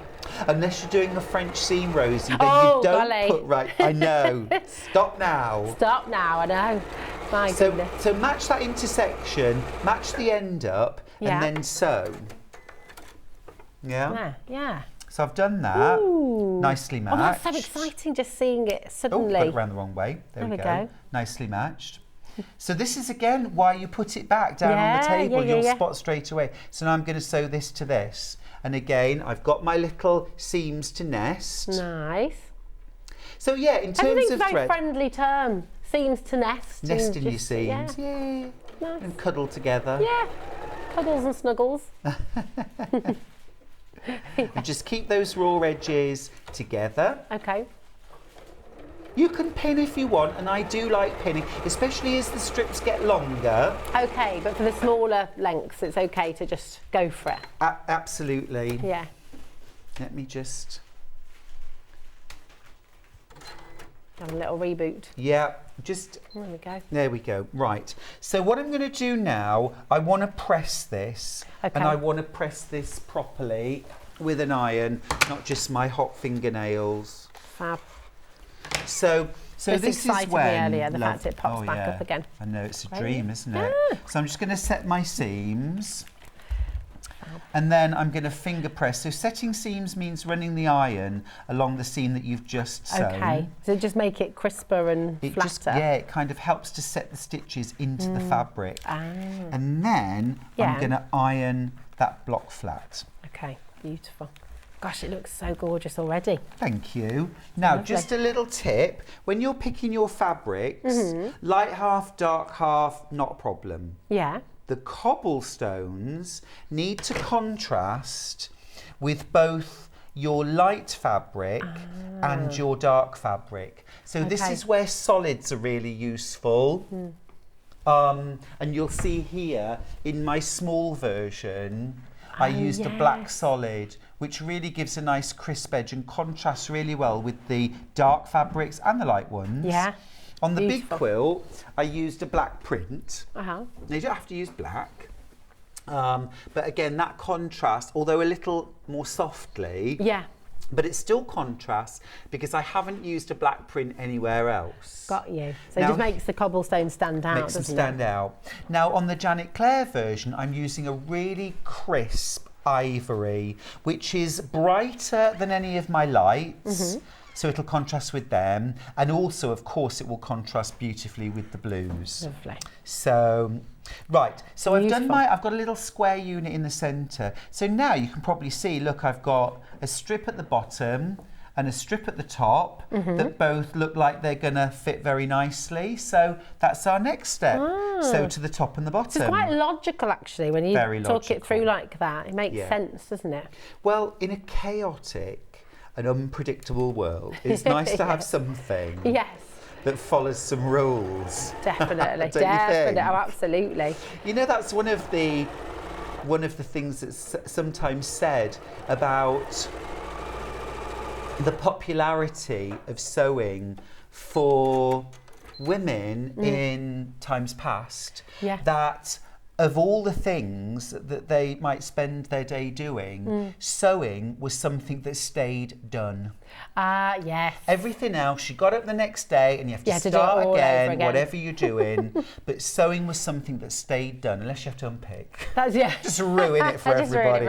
But that's such a good point, though, because everything else is lovely. that. It is. It's really lovely. You actually get that gratification from doing it, and you can look at it and sense that achievement, can't you? Yeah, because we all of us, I think it's fair to say, we all of us sometimes stop and think, this is monotonous. Every day I'm doing this. Like in the garden. With the washing, oh my goodness me. Well, like in the garden, you're always weeding and they always come back, no matter how much you do.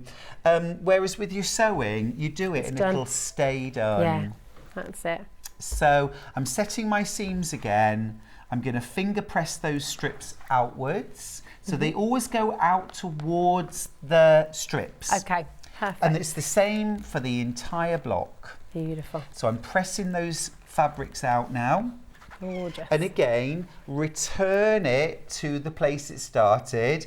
And now look, these bits fit on at the sides. So I've got a point to match here. That square needs to match up and this one needs to match up. And of course, just as before, because of the way I've pressed my seam allowances, they nest. Nice. So that means I'm going to get a really good fit. So lock those two seams together and then sew up to that point. Okay. Then stop. Oh. Have a little rearrange. Okay. Make sure you're keeping your fabrics nicely together. Lovely. Carry on sewing till you get about halfway. And then again, just make sure now that your ends are matched up. Mine are matching up nicely. That's a really good tip again. So you just take your time, stop and assess the situation and just, I remind myself every day to stop and have a little rearrange. Oh yeah, it's very important. Very important. Absolutely. And so I'm doing the same on the other side.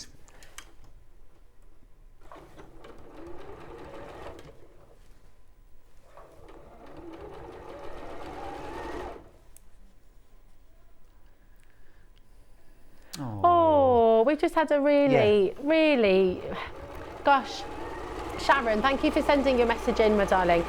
That's a really lovely idea, actually, a really lovely and thoughtful thing to do. About making a memory quilt. Yeah. Beautiful. So have you got any tips? So if somebody's got fabrics and clothes that you absolutely love and you don't want to part with them, you want to keep them safe and sound, where would you start with that then? It's a really beautiful thing to do. Something quite soothing and healing, I think, as well, to make it. Bring back a lot of memories.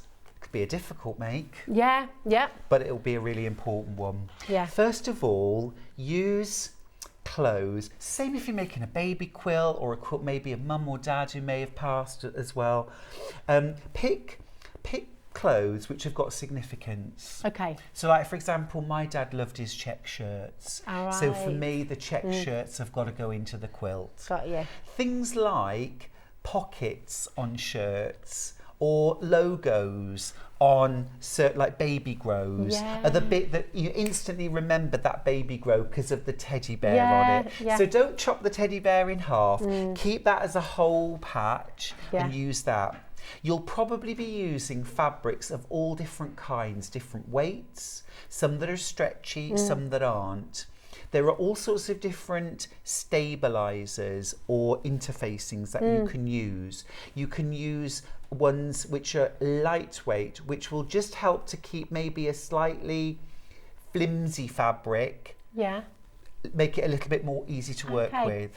So if it was a very fine, like a blouse, for example, you might iron a big piece to a bit of interfacing, and then cut your patchwork block out of it once you've interfaced it. Nice, that's a good idea. If you're using something like t-shirt fabric that's very stretchy, again, iron a bigger piece to a light or a medium weight, non-stretch interfacing, and then it will behave itself. It won't pull out of shape when you're sewing. Okay, that's a brilliant tip. So pick significant clothes, pick significant parts of the clothes, and then also interface where you need to. And then keep your patches Just remind us what you simple. mean with the interface. So interfacing is something we use in dressmaking. It's the kind of thing you put in a cuff or a collar that make it slightly stiffer than the other fabric. So if a fabric was really flimsy and then you want to put it with something like quilt weight cotton, which is quite firm, for the fabrics to play nicely together, they've got to have the same sort of weight and feel.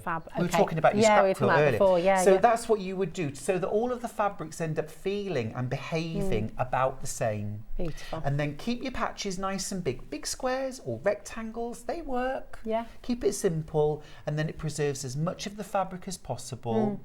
Maybe sew them together with a walking foot. Again, just to help with the sewing aspect and controlling everything. And then quilt it and use it. Don't put it somewhere rarefied.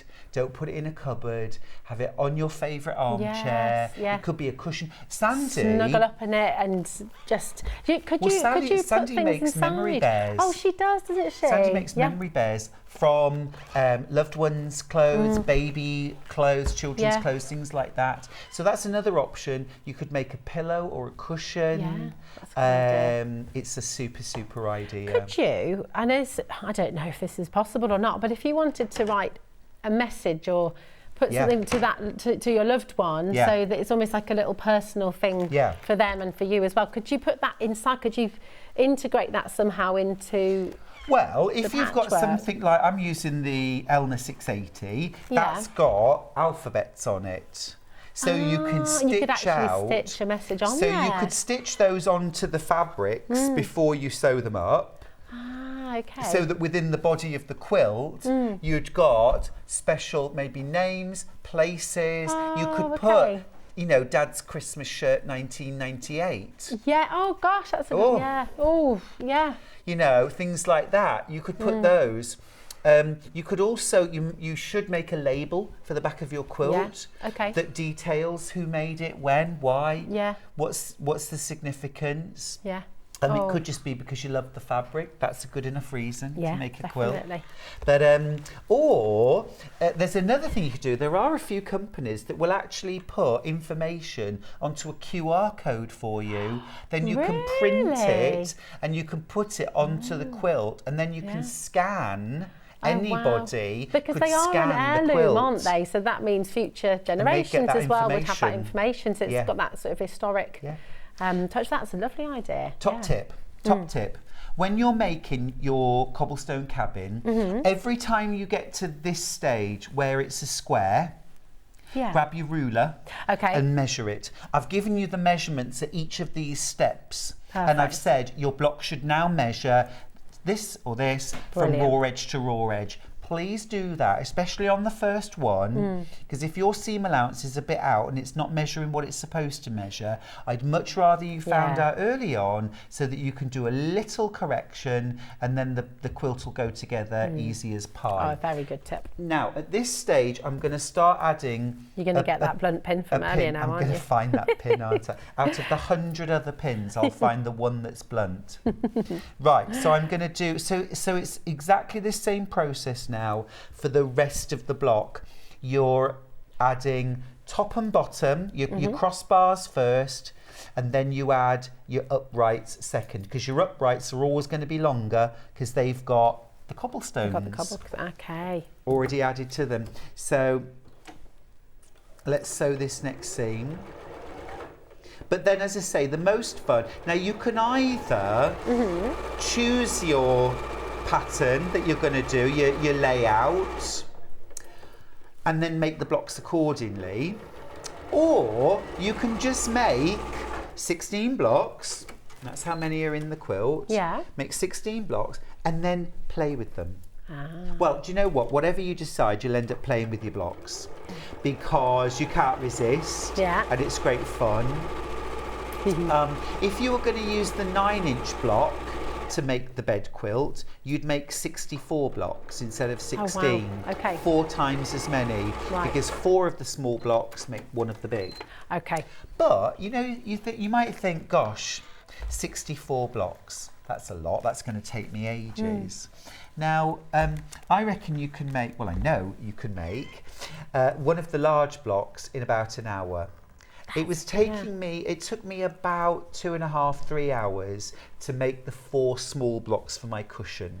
Okay. So proportion, because they're shorter seams, quicker to press, everything is shorter and quicker, even though there's more of them. But even if you say, I'm going to make 1 block each day, so it might take you 45 minutes each day, it would still only take you 2 months doing 45 minutes a day to make all the blocks for the quilt. I mean, that's incredible, actually, isn't it? It doesn't take that long.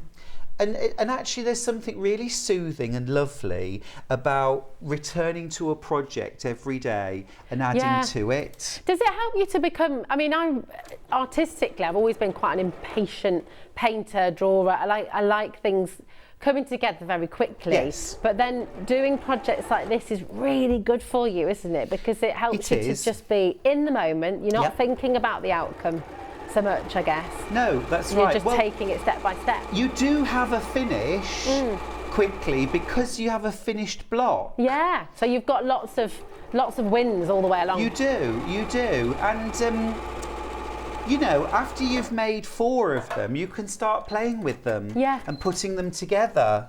It's gorgeous. You know? It's amazing. I mean, it's so lovely, isn't it, at home to watch you do this, because I have to, I mean, when I look at this, I think, gosh, I would never be able to do this. It's so beautiful and intricate, but actually we're seeing now how achievable this is, and I bet you can't wait to have a go.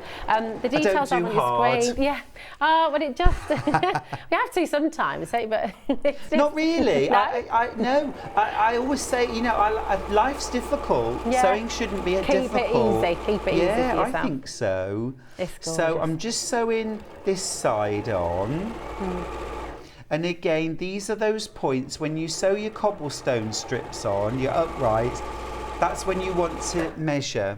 Okay, perfect. Just to make sure that everything's still the right size. Lovely. Do you want me to do? Do you want me to do any pressing for you? Would it be helpful, or would I just get in the way? Okay. Are you sure? Yeah. Okay. Oh. Just doesn't trust me with an iron. I'm often the pressing assistant. My lack of ironing at home, you see. I'm quietly judging under my breath. I'm not, I promise. Do you like ironing or hate ironing? I don't know where my iron is. No, good. See, I do like a bit of ironing. I find it very relaxing. Yeah. I think it's one of those things, do you know, maybe I'll get. My mum has always said she loves ironing. She used to get. She used to do the sheets, the duvets, all of that. But I don't do any of that. Does that make me a terrible? No, because I don't either. Because I put the bedding on and it's not ironed, and then I put a big beautiful quilt over the top of it. Well, that's it, exactly. And if I'd ironed it, that would have been a waste of time. Well, yeah, no one can see it, so you know. No, that's you right. just see your big beautiful quilt instead. Yeah. So I'm literally onto my last row now. Yeah. Gorgeous. So I'm going to sew the last row on. Oh, it's so lovely. It's beautiful. Now, while you're just doing that, I'm going to show the Moda Design Roll Lucky Dip bag. Yes. This has been flying on pre-order already. We never have anything like this, apparently. This is, you know, this is very exciting. When it comes in, it's usually scheduled as a really big, almost like a star buy moment of the day, and it sells out every single time. Now, we've barely mentioned, well, we haven't mentioned it at all yet. You've spotted it, and you've been coming in for it already. I'm not sure why we got it, obviously.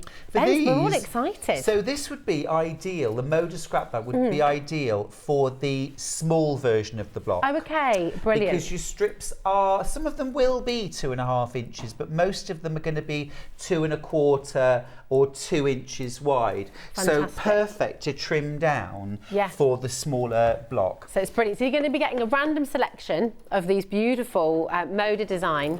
Okay, so it'll be different. Every single bag you buy will be different. You're going to get 227 grams, and they're all cut in strips for you as well. In fact, do you know what? Oh, here it is. Yeah, I've got one right here. Look at that. They're usually, Rosie, either from one range, or from one range, or maybe from a maximum of 2. So you've usually got all the fabric will go together. Okay, gorgeous. So they're going to work. They're going to sort of work alongside each other beautifully. Oh, it's so exciting. Oh, they've got a bit of Christmas in this one. Yeah. Oh, you could make a Christmas quilt You and could have. make a do you Christmas change up all your version. soft furnishings at Christmas time, Stuart? Do you do like a bit of a swap around? A and little everything? bit, yeah. Oh, I do it seasonally. Yeah. I've got different quilts, different cushions, different table runners, and it just adds a little bit. I like a sort of homemade home. Yes. You know? Oh, absolutely. I'm just going to do these. a swap sorry. and grab Do a the little ironing swapsy. board, and then I can. It's ever so exciting pulling it all out, isn't I know, it? it's And just lovely. yeah. Well, you're feeling like a quilter feels when the fabric. Am I right? Oh, damn! Look at this. We get very Isn't that excited. gorgeous? Yeah. That's really lovely, really gorgeous. My goodness. So, do you know what? You probably want to get yourself at least 2 of these bags if you can, don't you? That would be brilliant. How many would you go for? Oh, we have them in so rarely. Yeah. Just go for what your budget will allow. Yeah, that's a good idea. But they're great value. Zesty green, love this. Great idea to get a taste of Moda as well. I mean, talk to us about Moda, because it's beautiful quality, sort of, the designs. Taste of the Moda. So Moda is a big American company, family run. They are family run. They're a fabulous company, actually. Really nice chap who started the company, and now his son is doing a lot of the running of it. They're a real family company. Janet Clare, who comes on Sewing Street, and I'm using her jelly roll for this, is a Moda fabric designer. So this is also Moda. This is also Moda. It is. And they're just great. They do so many different styles of fabric. They have so many different designers working for them, who each bring their own sort of unique vision to fabric. Oh, gorgeous. We've all got our favourites. It's lovely. Well, listen, over half the stock has gone already, and we've literally only just brought this live. It's absolutely fabulous. And as Stuart said, very, very, very rarely do we have these on, these wonderful Lucky Dip bags, really. It's absolutely fantastic. So go for what your budget will allow. If you can go for 2, go for 2. If you can go for 3, go for 3. If you just want to have the one, go for the one. Now, I've been oohing and ahhing over this Tilda fabric all morning. Yes. It's just beautiful. All the colours here. I mean, you've got like almost bunting greens in here. You've got sort of they're really lovely. Amazing. Vintage kind of styles, aren't they? They are. Tilda. So very, very, very luxurious. If you're wanting to make a really, truly luxurious quilt, then this is your opportunity to come and get involved. They really are gorgeous. Can I just ask, actually, Ben or Charlie, can you grab a picture up of my Galleria quilt that I made with the Tilda? Oh, awesome. nice. Look at this. I know, this they're colour. fab. Wow. No, I only had a one of me quilting it. I don't know why, but I haven't put a picture of the full quilt up. I mean, it's just heaven. This fabric but the pattern's is got it on the heaven. front. Beautiful. Let me turn that way, and you can see just on the camera there. Look at this. Anyway. Absolutely beautiful. It's gorgeous. It's gorgeous. And you're getting so much in here as well. Just absolutely jam-packed. All the different colourways of the same patterns. Truly, how many actual...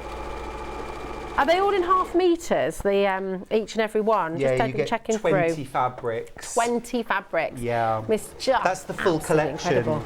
Look at so this. It's only just launched. It's the Bloomsville collection. You get all 20 fabrics. So you get 4 different colourways. Yeah. 5 fabrics in each. Wow.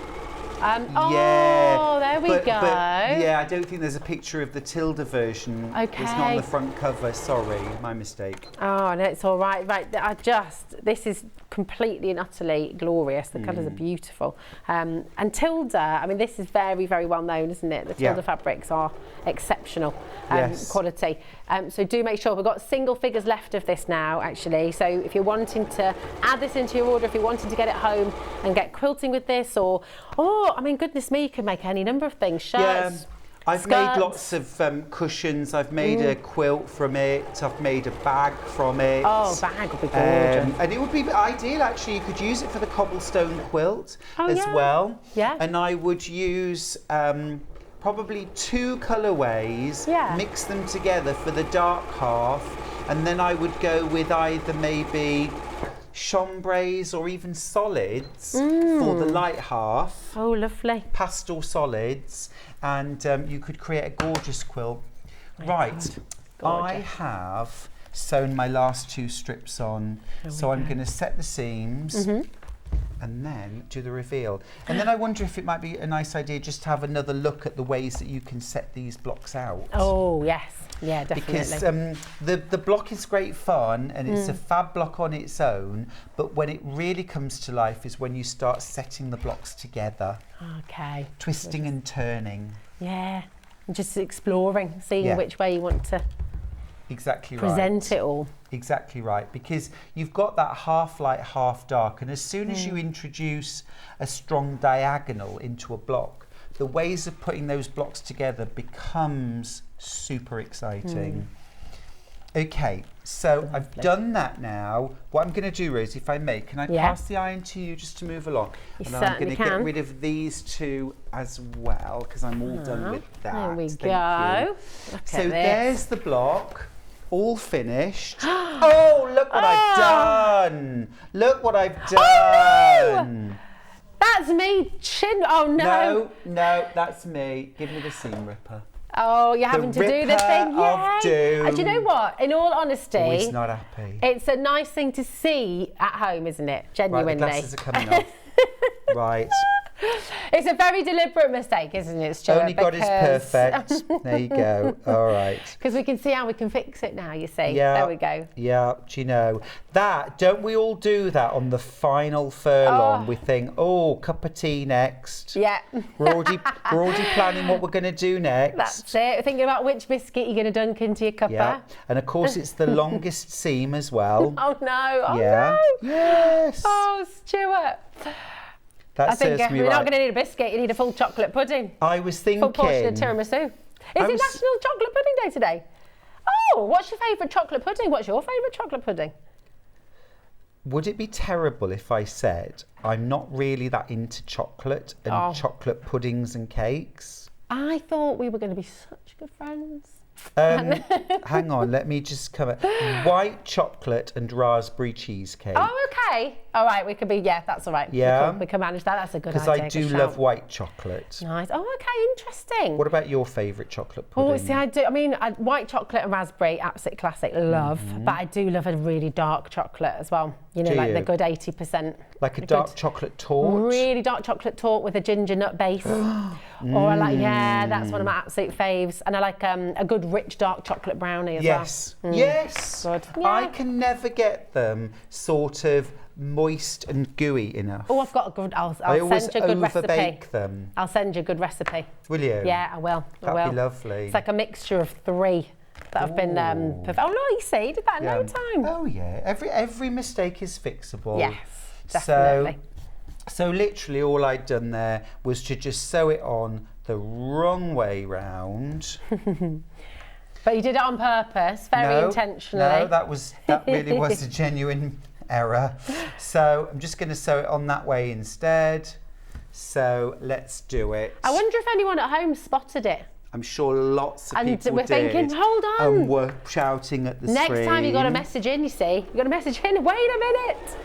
Stop. Yeah. There've been a few actually. I can't remember. There was something that was going on that we hadn't spotted on air. That was It was the burning iron. Oh it was. Is this when you then got this snazzy thing? It was. Somebody, because we'd got that iron And then it was I presenting and Rebecca Reed was guesting, and she put a regular iron flat on the... Oh, well I guess that's the danger. You sort of, if you get used to the... that's it. The one that sort of pops itself up again. That's it. And next thing you knew, we had all these messages coming in that would just said, burning iron, burning iron. And it was like, oh yeah. Oh, there it yeah. is. Oh, yeah. There it is. That happened on my second ever live show, actually. Did it? The that's presenter, exciting, isn't it? There we go. Well, the presenter, this was years ago, the presenter that I was working with put the bag sample on top of an iron. Oh, and no. it just sat there smouldering for about half an hour. What was the fabric? Was it like... Well, it was cotton, but the bag was stuffed with a faux fur cushion. So that had caught, and it was just this black... I was the only person that spotted it. Oh, God. I thought, what's that smell? smell? Yeah, that's it. There we go. Wow. I've redeemed myself. There we go. There's the block all made. Very quick fix as well, Stuart. Now that would make a lovely cushion, but I think even nicer is if you do the small size, make 4 of them, and then you can either have a dark centre with light around the outside or switch it around and have a light centre. You could even put some applique over that just to really finish it off. Now, absolutely gorgeous. We are in double figures. Listen, left. I mean, double figures left, that is it. Gotcha. So again, if it's in your basket, please make sure you're checking it out because somebody else will grab it, okay? And we're going to show you just once again all the different ways of playing, of laying out, of just all the different ways you can do it. Gorgeous. So here I've got 6 different variations. These all use 16 blocks. Okay. So if you're doing the 18-inch version, these will end up with a border giving you, I think it's an 84-inch square quilt. Okay, so a big bed quilt. Beautiful. Each of those. However, if you use the 9-inch block, you can do all 6 designs exactly the same. They'll look exactly the same. Yeah. But your quilt would be 43 inches square instead. Okay. So it would be a lovely wall hanging or sofa throne. Lovely. So pick your size of block, pick your size of quilt, pick your setting, mix and match.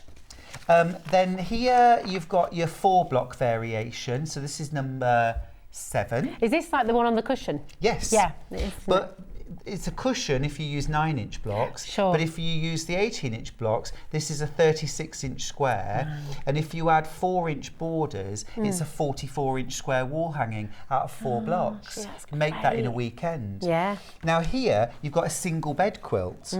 Now this single bed quilt is 64 inches by 82. So fabulous size for a single or a double bed actually. And this is made using the 9-inch blocks, and you've got this fabulous streak of lightning. And do you see how the cobblestones really define and pick out the edge? It's great, and that's what you're saying before about having that contrast. Yeah. You've got to contrast with the light and you've got to contrast with the dark. It really Beautiful. defines the diagonal, and it makes any log cabin block look 50% better. Yeah. More defined. And then you've got these 2 over here. So that's Lovely. 7, 8, 9. So you've got 9 different quilt patterns. So this one up here, just showing you what you can do by changing the colour placement and putting some darks into your light half and some sashings. And then this one shows, for me now, this is the next quilt. Sorry, 82 inches square, the large quilt. Wow. This shows the real beauty of using smaller blocks because you've got so many more design possibilities. Yeah, it's so intricate and it just, it's so lovely. They're so instantly. You know when it's like with anything, whether you've got sort of old bed linen, you've got an old sofa, you've got, you know, and it's very expensive to replace the sofa. It's very expensive to replace like all of the linen, your bed and all the rest of it. But you can completely transform a room, can't you? Yeah, you can. With something like this. Whether you're putting it on the wall or whether you're placing it on the back of the sofa or... Yeah, it's true. And it instantly gives it a little revamp. It does. In my home, you know, like bedrooms, we only have plain white cotton bedding on all the beds, plain white cotton bedding. But you go in and there's quilts, there's cushions, there's runners over the ends of beds, and that's the colour. And you can change that out month by month, season by season. Same downstairs, really. You know, simple, neutral leather armchairs and sofas, linen sofas, but throw on a quilt, cushions, and you can just completely vary the look. That's it. It never gets tired. It never gets boring. So exciting. Thank you so much, Stuart. Absolutely wonderful. Do keep checking your baskets out. It's so important.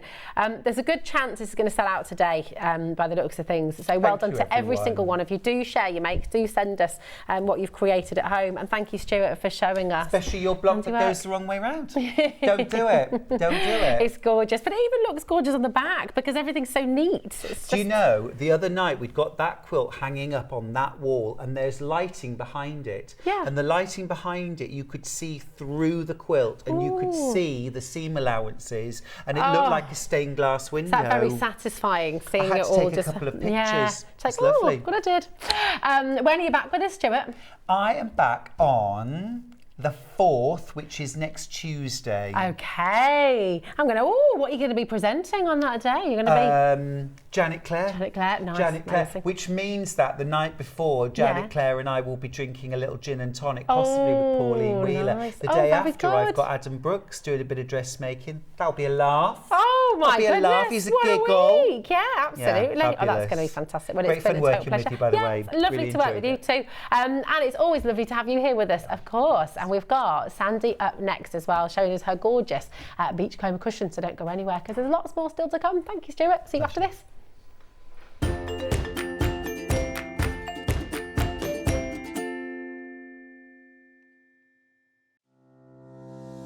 Hello, I'm Catherine Wright from Leicestershire Craft Centre based in Market Harborough. I'm delighted to be part of the Sewing Street family.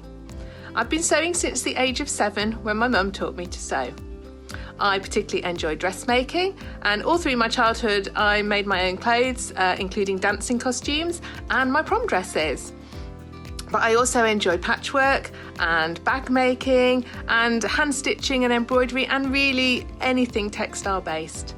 The thing I particularly love about fabric and textiles and stitching is that there is always something new to try, there's always a new technique or a new skill to learn, and I really enjoy doing that. My top tip for new sewers is to be friends with your iron. Your sewing always looks better when it's been pressed, and it's not like ironing your own clothes. It's much better than that. And also to build your skills up step by step. Don't launch in with the wedding dress first off. You know, start with a simple dress and build your skills up, and then you'll see good results right from the start and feel enthusiastic and carry on sewing. So really, just have a go, have fun. It's all about having fun and enjoying it. So happy sewing. Here at Sewing Street, we're always looking at ways to make your shopping experience better. That's why on certain items, we have split pay. So with the split pay, depending on the price of the item, you can split the cost twice, 3 times, or 4 times. So that means you pay once, then you pay monthly until it's finished. And you know what? We do not charge any interest whatsoever. Isn't that fantastic? Split pay, you say? Well, yes, please. I'm off to buy myself an overlocker.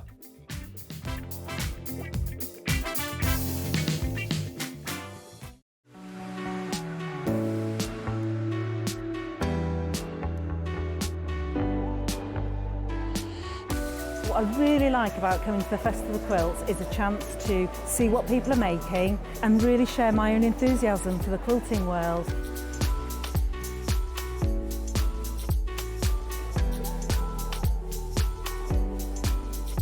People come from all over the world and all over the UK to visit. There's quite a wide variety of traders. I mean, from sewing machines down to sewing needles. Loads of fun, lots of choice.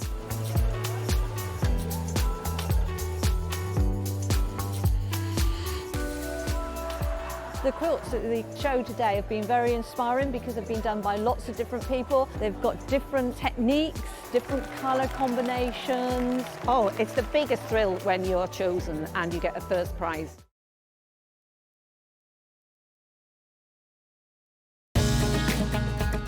Follow Sewing Street on Facebook and Instagram to keep up to date with what's coming up on the show, as well as being the first to know about our amazing offers. Get involved with our competitions that are exclusive to social media. And pick up some top tips from us too.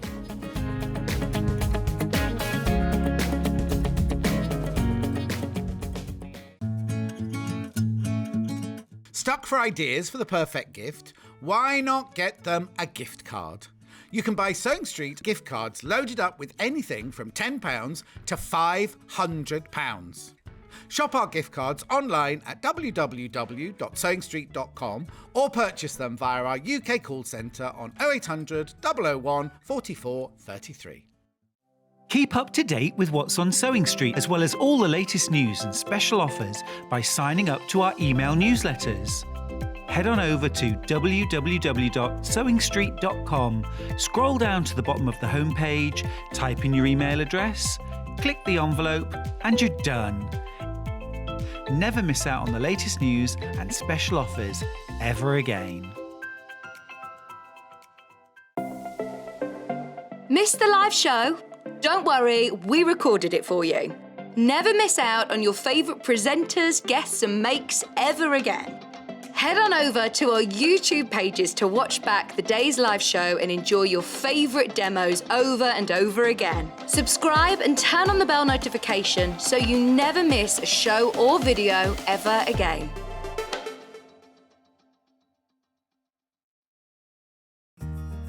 Have you heard about all the different ways you can shop on Sewing Street? You can shop on our website, sewingstreet.com, and you can also order by phone by calling our friendly UK customer service team. Just call 0800 001 4433. And don't forget about the Sewing Street app. Here you can shop all of the Sewing Street products as well as watch the live shows from anywhere. You can download the app onto your smartphone or your tablet by simply searching Sewing Street in your app store. And one final thing, no matter how many times you check out on Sewing Street in one day, you will only pay one postage and packaging. Happy shopping! Stuck for ideas for the perfect gift? Why not get them a gift card? You can buy Sewing Street gift cards loaded up with anything from £10 to £500. Shop our gift cards online at www.sewingstreet.com or purchase them via our UK call centre on 0800 001 44 33. If you're a Sewing Street customer, no matter how many times you check out in one day, you will only pay one postage and packaging. So don't wait to add the item you want to your basket and check out. You will only pay one P&P even if you check out multiple times in one day.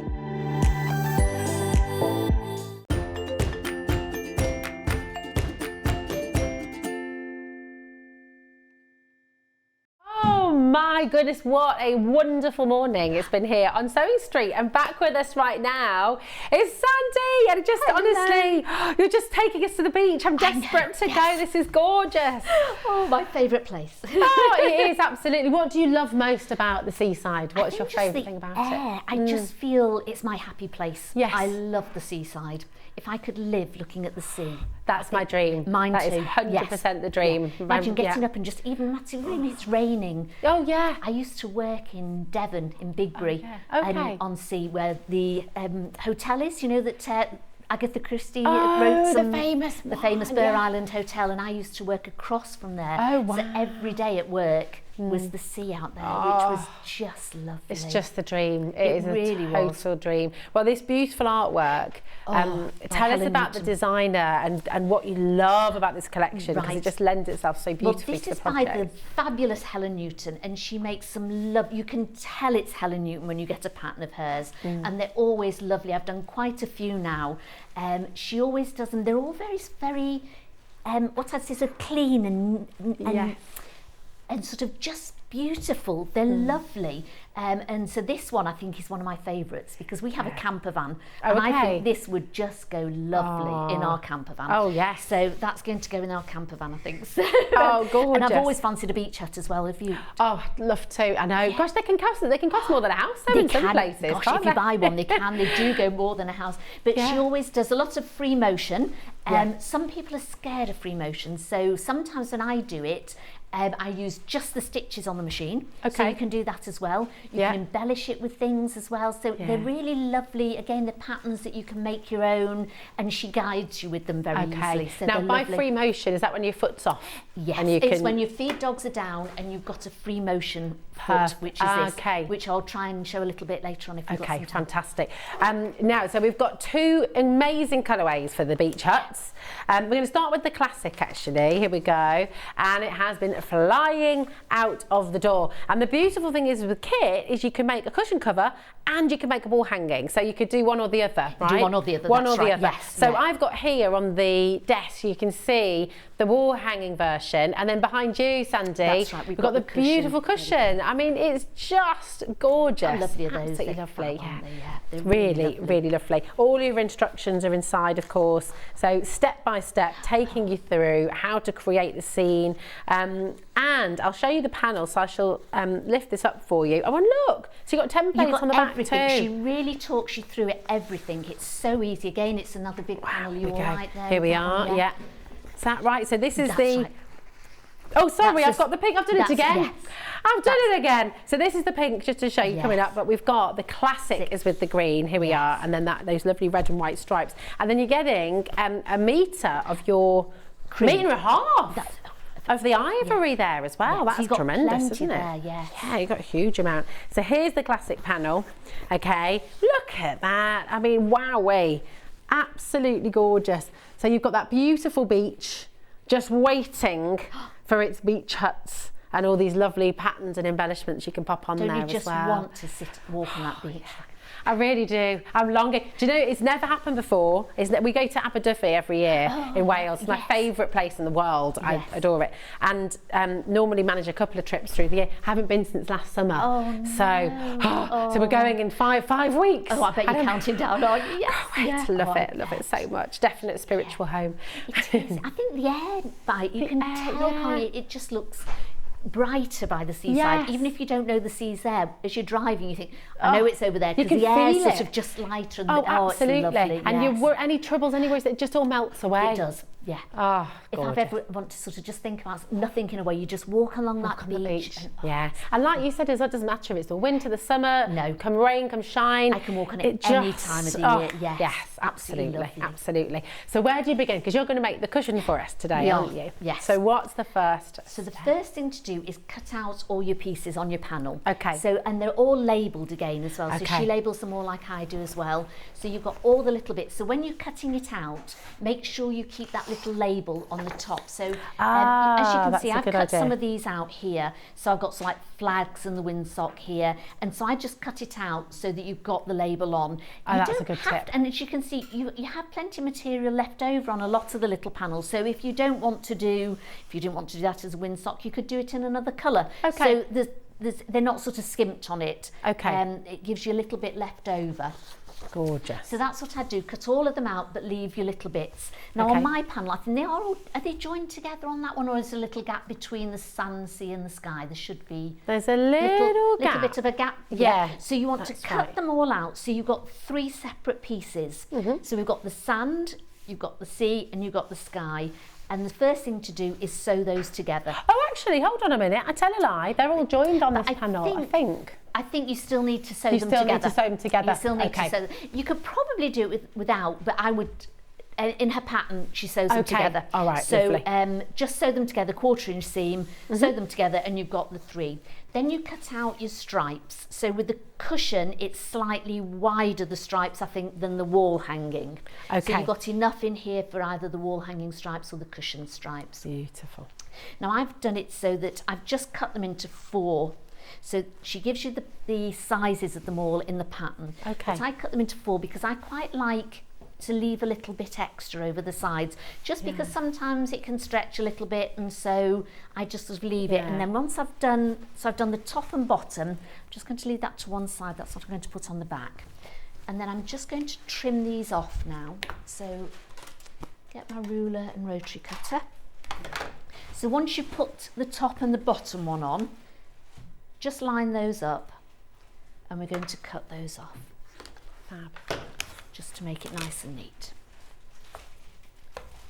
Again, these colours really remind you of sort of like childhood seaside Yeah, places, don't definitely, they? Yes. definitely. Remember a holiday up, where did we go? Is it up in Scarborough, I think? Oh, really?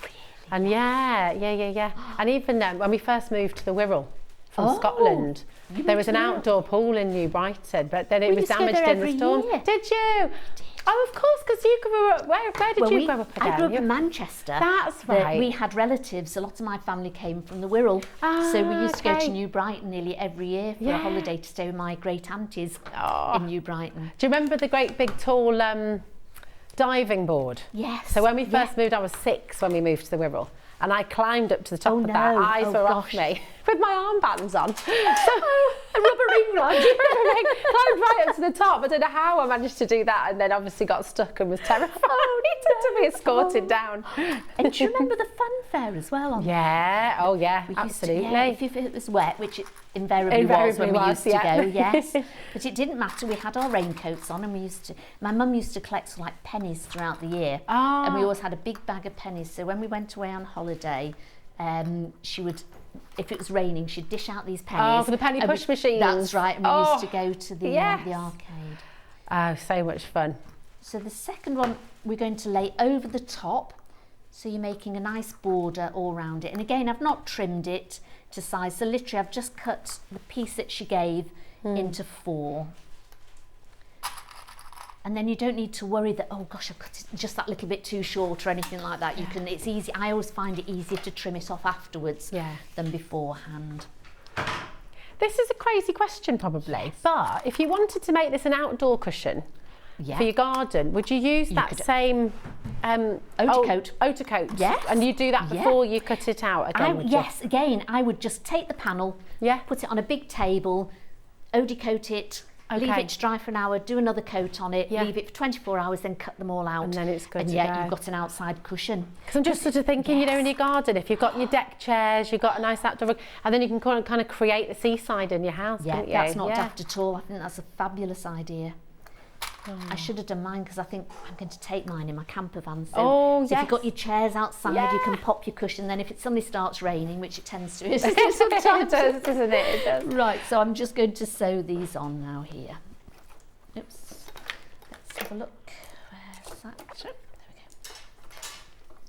It's just such a classic image, isn't it? Yes. Classic British seaside. It sort of reminds you of Punch and Judy, doesn't it? The stripes. With the stripes, absolutely. Yeah. Do you still get Punch and Judy in places? I don't know. I don't know if it's politically correct anymore. Is Oh, it probably on the not. Punch and Judy show? I used to love it as a child, though. Did you? Yeah, absolutely. Oh, but yeah, I guess it's probably a bit violent these days, isn't it? Because they were a bit violent, weren't they? Absolutely, smacking each other around the head. Right. Go on, hit him. Yeah, it's probably not allowed anymore. No. It was good fun, though. It was. Yes, because we lived. So, did you go up to Blackpool at all from the Wirral? Because you're not that too far away. We didn't as a family. We went to Rill Beach occasionally. Yes. Yeah, Rill was great, and again they had that great wave pool and stuff. But I remember going to Blackpool on a school trip. Oh, really? Land usage. We spent the morning walking along the front, just plotting down what everything was used as, and then we spent the rest of the day at the fun fair. It's a great school trip. It's really good. Oh, Blackpool's great. We used it's good fun, isn't it? I spent so much of my youth in Blackpool. It's such good fun. It's a brilliant place. Oh, I know, it was fabulous, wasn't it? In the tower. Oh, yeah. So it's become very fashionable again now, hasn't it? With Strictly, Absolutely, with the Tower Ballroom. Yes. Have you been in the Tower? Oh, yes. Have you? Yeah, we used to go on the ballroom as well, where they used to have the Wurlitzer playing. I'm showing my age now. We have the Wurlitzer there. The Wurlitz? Yes. Where are the Wurlitz? Which is like an organ type thing they used to have. So it wasn't a piano, it was like a Wurlitzer, they used to call it. Yeah. Oh, wow, okay. And so somebody would be playing that whilst you could have a tea dance and Oh, people would be nice. dancing. Is it that very... I can hear it, actually. Yes, I can hear the sound. Yeah.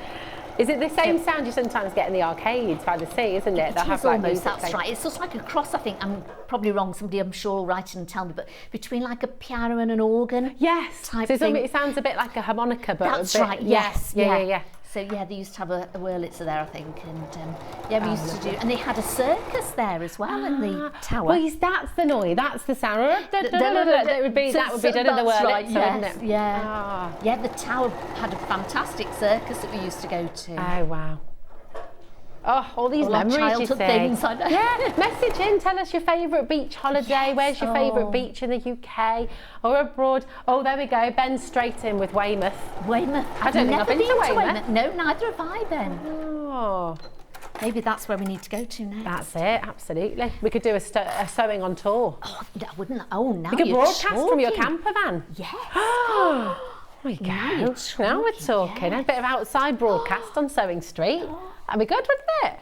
No, I'm going away for quite a while. Are you? We're going to the Rugby World Cup in France. Oh, wow. In our camper van. In your camper van, brilliant. So Where is it? Whereabouts in France? Well, we're going to Roscoff, and then we're going to travel all the way down to Marseille and stay in Marseille. Nice. And then we're going to go from Marseille to Lyon and stay there, and then travel all the way back up again. Oh, so proper So a real sort of tour. Oh, how exciting. I'll be, I won't be around for a little while, so I thought maybe I could do the trip from there. Do you fancy coming over, Ben and Charlie, and producing it? Yeah, in the camper van. Sandy live from the camper van. Oh, definitely. Do you need a presenter I do. to ask? Yeah. There we go. You're there, Liz. You're there, my love. Yes. Booked. We're booked. We're it. We're done. Okay. Yep. Any time in September or October. Lovely. Is fine. Yes. Now we're just getting a lot of messages about the pink as well. Oh, it's lovely. So we are just going to launch that up for you as well. Love the ice cream cones on this as well. Just such lovely patterns again. And all these, do you know, it's all the details as we look at it. You've got that kind of light reflection through water on those peaches and lemons there as well, haven't you? But the ice cream cones are fabulous. Really beautiful. It's absolutely gorgeous. Just show you, I don't know if you can see them on the overhead. Look, this is almost like, you know, when you get the water reflecting, the light reflecting through the water, that kind of pattern. Really lovely. Now, once again, you're going to get the 1.5 meters of the ivory fabric to go with this as well for your lining for the back of the cushion.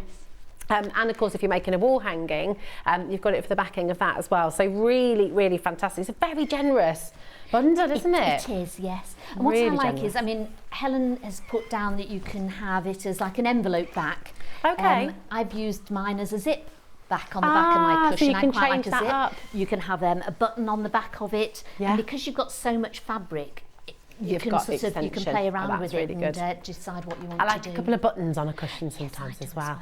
Although I do tend to play with them. Kind of like, you know, when we were talking, who was I talking about this for the other day? When you have a cushion, it's a real comfort thing for me when I'm watching TV. Yes, do you as well? I do sometimes. Oh, I'm so glad you said that because, I was the only one in the room the other day. No, I know exactly where you're coming from. No, it's nice. They are like a comfort, aren't they? Sort of, definitely. I've normally got one at the side and I've got like a bolster. I tend to sort of like hug that in. It's quite definitely. Nice. It's gorgeous. Oh, good. Well, that's made me feel better. Right. So I've sewn the border on it, and then we put some H640 on the back of it. Lovely. So, and then I'm going to iron that on, but I'm going to leave that to the side for a minute. Okay. What did you say? Sorry, you've put on the back of it. I put some H640 on the back of it. H640. Now, I think Helen says you can put, because you're going to be free motion embroidering on it, you can just put a stabiliser on the back. Okay. And then you can iron on the H640. But I find that you can still free motion even with the H640 on the back. So is that something you need to do? So if you're doing free motion stitching, you've got to have something stiffer. Something on the back, yes, because it you'd need like a hoop or something on it if it's just to a pull single it tight. because it's tight. But if you've got some stabiliser or the H640 on the back, you Then can you're free good to motion go. with it fine because it just gives that a little bit stabiliser. It stabilises it obviously a bit more. So Brilliant. But you could put both. You could put like a fine iron-on stabiliser on there first and just use that. But I tend to just use the H640 and it's always come out. So with this one that I've done, I've just put the H640 on the back and it's been lovely. fine. Oh, it's beautiful. So once we've done that, I get this fabulous applique mat out. So I think we've got them on the show today as well. Yes, we do. These are a game changer if you're doing applique. Absolute game changer. Cool. So has it got all your measurements on there then, has it? Yeah, it has, but that's not the good part about it. Oh, tell us. So with these, this is like a non-stick. Okay. So when you're doing applique, sometimes, you know, you get it all over your ironing board, you can get it stuck on your iron and stuff, but if you put the bond web down on here, so if you put a piece down and ironed on it, it wouldn't stick to it. You could just peel it off, and then you could put that bonder even web. with the heat, so it's and then you great. could put that onto your fabric and iron it, and it will then stick on. So it's great. So it means that you can make things up together. So as we're going to do the beach hut, the little roof is just above almost the beach hut. So that's fine, because I'll iron it on and I'll make all the beach hut up on here. And then you can put it on here and it'll still stick on, but you've not got it all over your ironing board. Oh, that's a game changer. It really is. It's brilliant. Oh, wow. Especially when you're working with big pieces. And also what you find, sometimes when you've cut out the bonder web, I tend to sort of roughly cut round it. And if you've only got to, say you've got a tiny piece of material like that, but you think, I could just fit a starfish or a shell on there, but my bonder web's going to come over the outside of it. Got you. If you put that on your ironing board, with your bonder web around the outside, you'd then have to try and peel it off the ironing board. But as here, you'd put it on, you put that over, iron it, then you peel it off, cut it out, and it's fine. And it's all, that's really so good, they isn't are it? absolutely, again, it's something like, you think, do I really need one of those? And then I thought, I do a lot of applique, maybe I should. And I bought myself, because they do the full length ones as well to go all over your ironing board. Yeah, brilliant. And if you saw my ironing board, it's a bit of a mess. And so I bought... At least you have one. I don't know where mine is.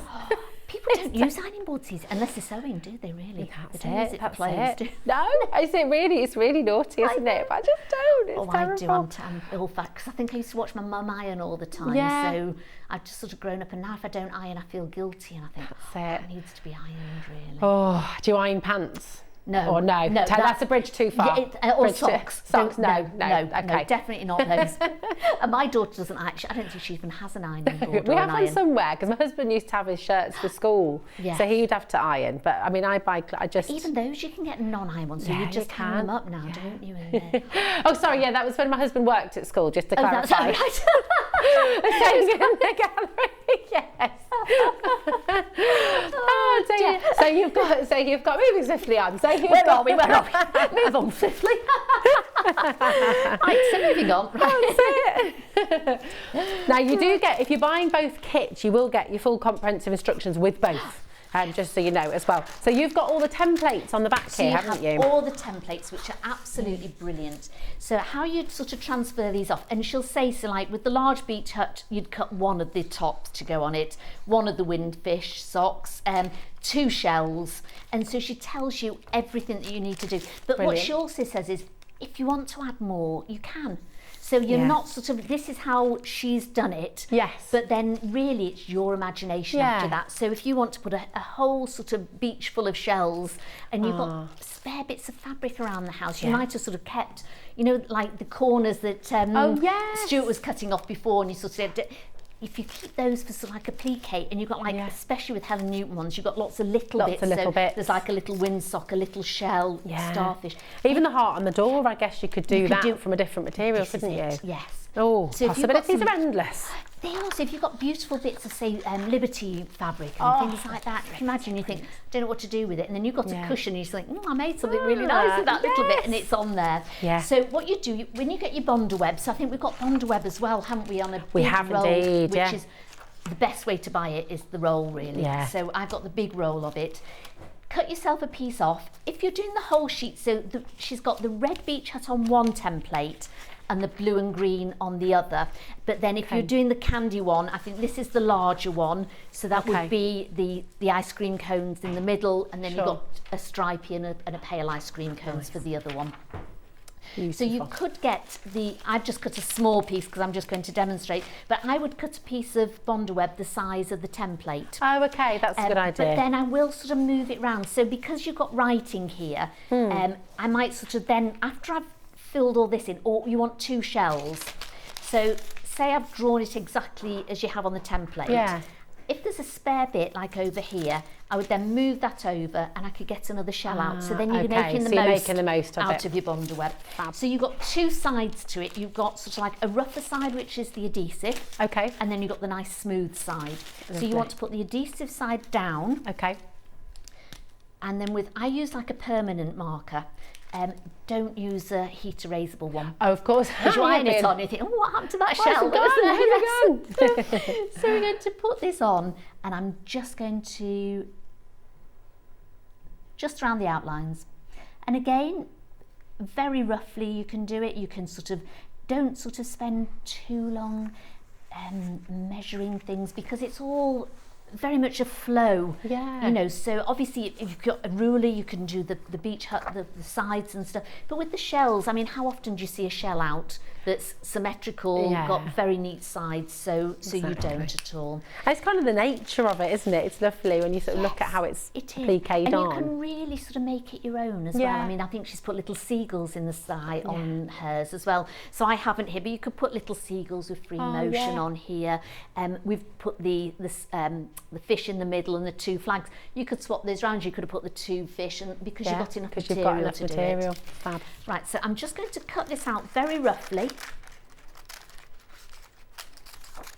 and then get a little piece of material. So I've cut the windsock out, so I'm going to use this stripy one for the shell. I think a shell would look really nice being stripy. Oh yeah. So you get your material face down and you put the gluey side over the top of it, and it's on the mat, and then we just press it.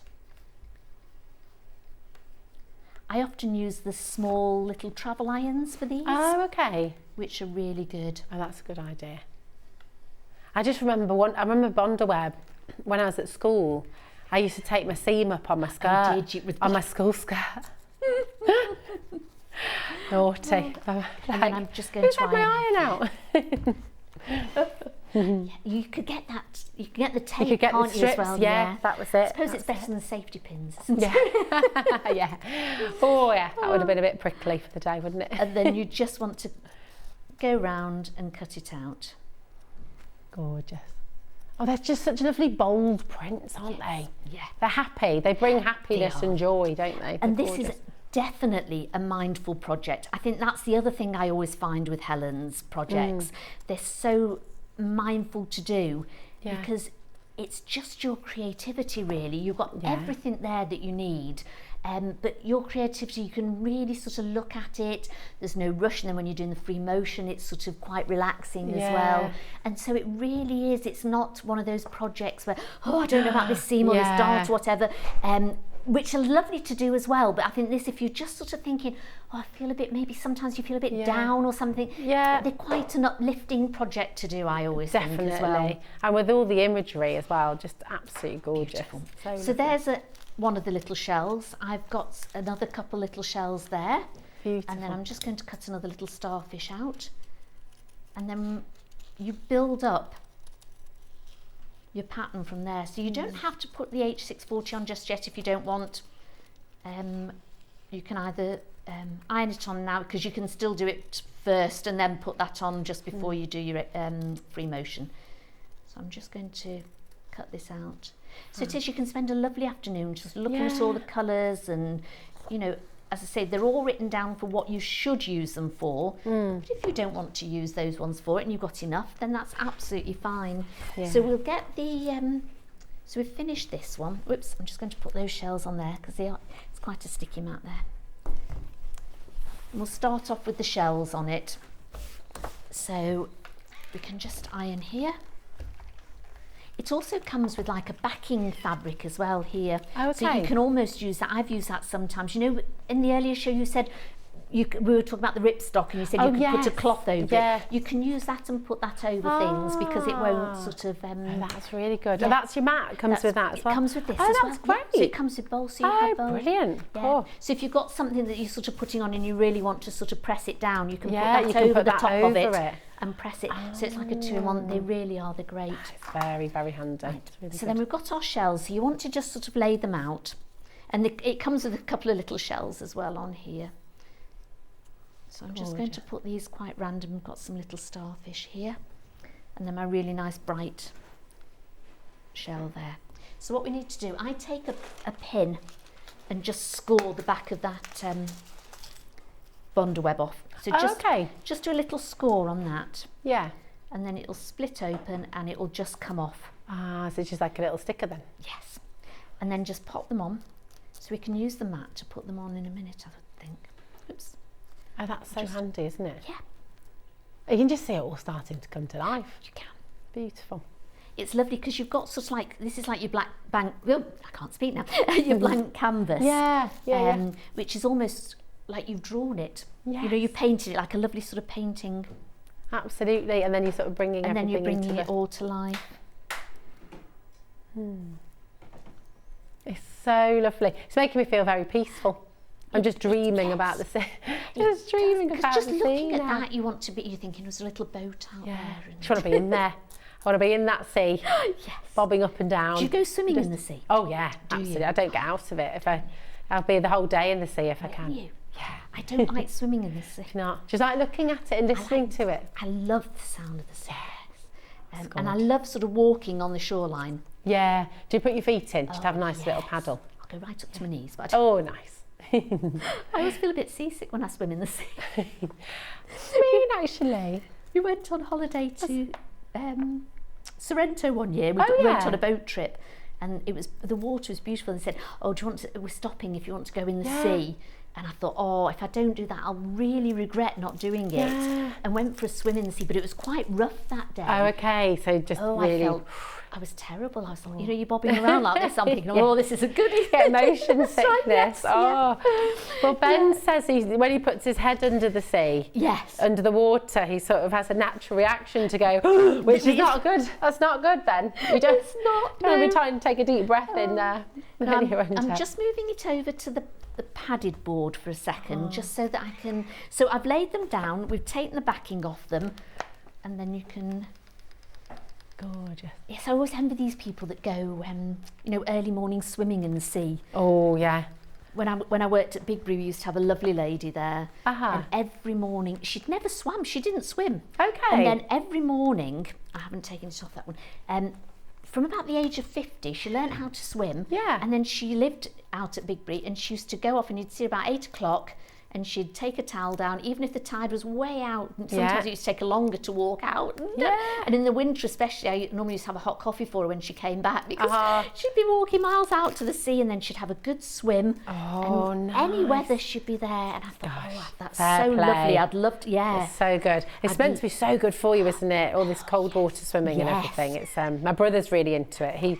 He lives up, and Wim Hof, I've just read his book actually about, Wim Hof, he's very interesting. Oh, I know. Andrew wants to get one of those plunge pools, that you fill up with cold. Yes. Yeah. I have a cold shower every day. Yes, we switch it cool, yes. I don't know if it's cold, but I do switch it to very cool. Wakes you up a bit, doesn't it? Yeah. Makes you feel. So we've got the shells on. Gorgeous. Now we're going to build up the hut. Not the hutch. It sounds like a rabbit, doesn't it? Build up the hut. So we've got, now this one again, I'm going to just move this to the side, because normally I would do the 3. So I think you're best doing the 3 and then making them sort of up and then putting them on and laying them out. Okay. But because we've not got time, I'm just going to show you the main one. Okay. So it comes with a roof. We've got the little heart. We've got the little decoration on it, little window. So this is where this is brilliant for. Oh, we've got steps and we've got the door. Now the steps I won't put on just yet, so I'll put those there. We've got the little feet as well. So you've got the basic beach hut. Gorge. There we go. And then I'm just going to take this off. Now it won't go all the way over it, but you'll see it doesn't matter. Okay. With this mat. So we're going to just lay it over the top here. And some of it will be outside the beach hut underneath, but don't worry. But don't worry, okay. Yeah, of course, because you've got your mat, so it's not going to be... So you can just iron on that. It's just brilliant, isn't it? It's fantastic. It's a real game changer for people that do applique and stuff. Yeah. Because I don't... Must have, irons really. and stuff get really jammed up with them, and your ironing board especially. I'm going to put that up there. Now with the window, I've got a little pin here. You've got the pane of the window in grey, which I'm just going to take that off. And then I'm going to take your little window panes off. She's thought of everything with all, the way it's done. With the little life buoy on it here. So you do the red in the middle and then the white. And then I've just coloured those in with fabric pens to get those bits. I think she might have done them on the machine. So we're just going to pop I see what you mean, yes. So we're just going to pop that over the top. Oh, Maureen's just saying, my favourite seaside place is West Bay in Dorset. Oh, 2 beaches, the cliffs, the piers, the harbour. Biased as I was born there, Maureen, but it sounds beautiful. Sounds beautiful. Oh, Dorset's lovely, isn't it? I mean, where did we go? My friend got married down there, so it was at Christchurch in Dorset. Right, yeah, so pretty. So you see, I've just ironed that on, and there's nothing on the back of that, but it's still come off, so we can put it on look at that. And hopefully it'll stick on. Oh, lovely. So the Bondweb just makes it so easy, doesn't it? Yeah. Again. So is that kind of the general rule, Sandy, where you make up the bigger pieces, then you pop it on in a wanna? And so I'll just do this last little bit and then pop it on, and then, oops. And then just so you put the main bits on, as you say. I put the little door handle on there. And I'm just going to move this across. Oops. There we go. And just iron that on there because it's in the middle. Lovely. And then we're going to put this on. So then you want to line them up. Oops. And you've got lots of little bits to go on, but I'll just pop this one on so you can see. There we go.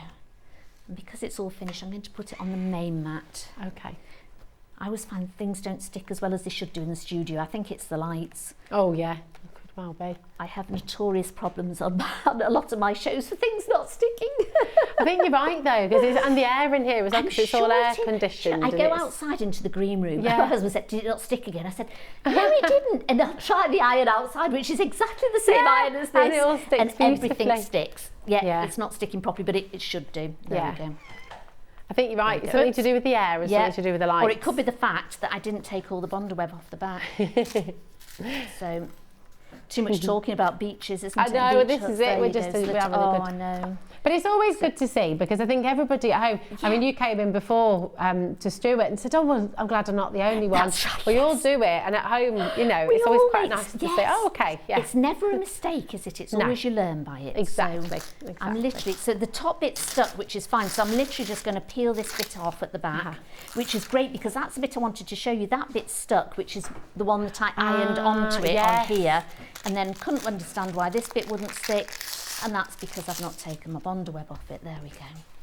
Too busy talking about cold water swimming, aren't we? We're just thinking about the seaside and thinking about the beach. Did you watch the programme with Win Hot? Yes, It was just fascinating, wasn't it? I thought it was so interesting. Fascinating. It really brought, and it, you know, it's really worth the read actually as well as book, because it does. If you haven't read it already, it's kind of just what it can do and the benefits of it. The breathing. Oh, because his daughter does it now as well, doesn't she? I think. Yes. And I think one of his sons as well. It's like a proper family. Yes. Yeah, family. But it is. It's fantastic. I mean, he looks so healthy on it, doesn't he? Yeah, that's it. You do get a bit messy, as you can see, though. Right, what I'm going to do now is I'm just going to stitch round here, but just with the plain stitch. Okay. So I love all the stitches on the sewing machine, because you find that, I mean, on this machine, we've got hundreds of stitches on it. And I mean, how often do most people use front, back, zigzag maybe, and that's about it. And when you're buying these fabulous machines that have got all these stitches on it, so use them. Yeah. You know, and Helen Newton's ones, they're absolutely fabulous for that as well. Amazing. They really are good. Which that one's the 680, is that right? It is, the 680 plus this one. 680 plus. And it's just a fabulous machine. I love, every time I come in, I always use this one, and I just love it. Gorgeous. It's great, and it's got so many things on it. So what we can do is, I'm just going to zigzag just down the side. So I'm going to have a look and see. And you've got all the stitches along the top inside, so it's brilliant. So I know it's a number 11. So I'm going to put a number 11 in, and then you can alter your stitch length as well, and width. And then I'm just going to sew this beach hut on here. Now, as I said before, I would have put all 3 of the beach huts on first. Okay. So I'd make them up like I have done here. And then there's certain things that you can't add onto it, like the steps you would add onto it separately, and the little feet that go on it as well. So after you've sort of sewn things like this, you can add those onto it as well. So you see, it's just lovely to just... So that's lovely. So you can do the straight stitch if you want to, or you can go do a little freestyle. zigzag stitch, or you can do a free motion. Yeah. Free motion, that's the one, not freestyle. Yeah. That's a dance, isn't it? Freestyle. 2 hops you this could time. freestyle as much as you like with it, really. There you go. I think it's great to do a bit of freestyling. What's your favourite kitchen disco track? Kitchen disco track? Do you know, I'm not a big disco fan. I did watch Guns N' Roses this weekend at Glastonbury. Oh, nice. Bit of a rock chick. Oh, lovely. See, Foo Fighters with the... I love them. David Grohl was on with Guns N' Roses. Oh, did he go on with them? Oh, my goodness. Yeah, he came on and sang Paradise City. Oh, my goodness. Brilliant. See, brilliant. So yeah, Dave Grohl with Foo Fighters, definitely best live gigs, I think. Really? Them too, yeah. Love, love, love, love. Bowie and U2 are mine. Oh, very good. Love it. See, in our car, whenever we go anywhere, we'll have like the jukebox on you know, whatever music platform we listen to. Yes. And we sort of take it in turns to have a listen. So it'll be my husband, myself, and then the kids. So it's such an eclectic mix of tunes that we'll be listening What to. do they in the like? car. What's their sort of favourite things? Do they like what you like now? Yeah, or? do you know what? We've got quite a lot of similar. So Hazel and I both love Taylor Swift. Oh, right, We love, yes. but Idris is into Star Wars at the moment. He's just got really into it. So he asks for, every time it's his first choice for the jukebox, car jukebox, he asks for the Imperial March. Oh, really? So we just have dun, dun, dun, dun, dun, dun. It's just really funny. And then we'll get the Minions version straight afterwards.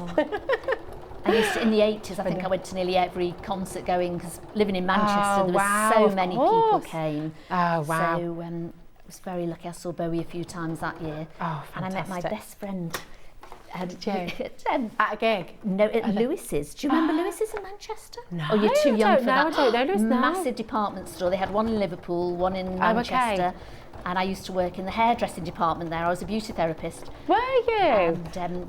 And my friend Tracy turned up one day. She'd started working there, and she was talking about the gig that she'd just been to. And I came out of my little door and said, "Was that Bowie you just went to see?" She said, "Yeah, did you go?" And that's it. We've been best friends ever since. So we've been best friends for about bond over music. Don't we just? Yeah, amazing.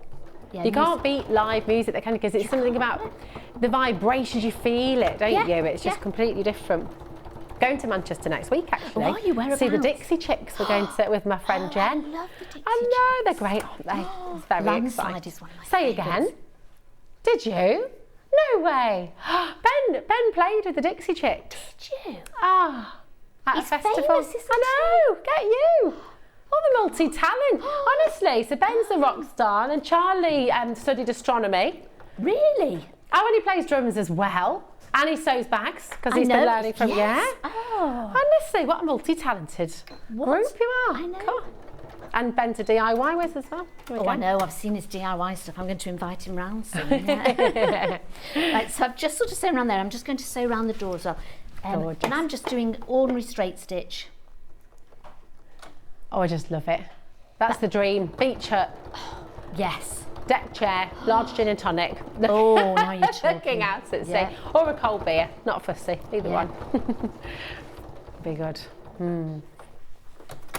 And you get those lovely non-alcoholic gins as well. Have you the seed lip, is it? Seed lip, I've got those. They That's are very lovely. tasty. Yes. Beautiful. When you get a little bit older, alcohol doesn't always agree with you. No, I'm there. I'm there. We were talking about it. Yeah, really. And I sort of like, when you go out, you feel like you're left out a bit, don't you, sometimes? Yeah. And so I thought, what can I have? And I went somewhere and they said, oh, we've got a non-alcoholic gin. And I thought, Yeah.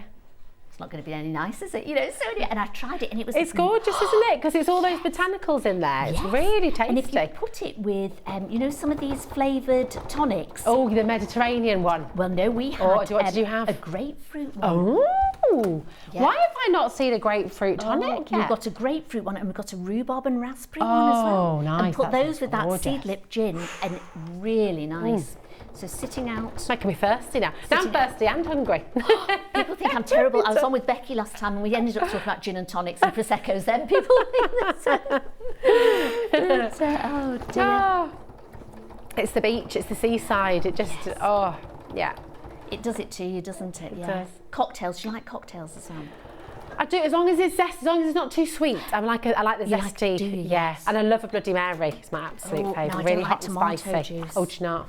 Oh, I don't like it on its own. I wouldn't just have a glass of tomato juice, but with all the spicy stuff. Love Espresso it. martinis one. Oh, yeah. do like Nice. Yeah. Right, so I'm now going to put on the here. How are we doing time? Do you find as well, I mean, it's interesting, so time-wise, we've got 15 minutes. Right, okay. Do you find when you're sewing at home, you know, here we are, we're chatting away and the random conversations that you start to have, but do you find this at home and your mind wanders into all sorts of different, you know? Well, I've either got Sewing Street, well, I've always got Sewing Street on in the background, so I watch that in the morning. Then in the afternoon, I always put an audiobook on. Oh, nice. What are you listening to at the moment? I'm listening to The Life of Agatha Christie. Oh, okay. A biography of hers, because recently we went to Devon and we went to Greenways, which which is one of her houses, which is, it's lovely, it's so nice. And so I thought, I need to learn a bit more about her. Well, you've got that connection if you used to work opposite the hotel that she stayed at. Oh, she wrote, I think she wrote Evil Under the Sun in Bigbury. Oh, really? And there's a room named after her in the hotel in Bigbury. Wow.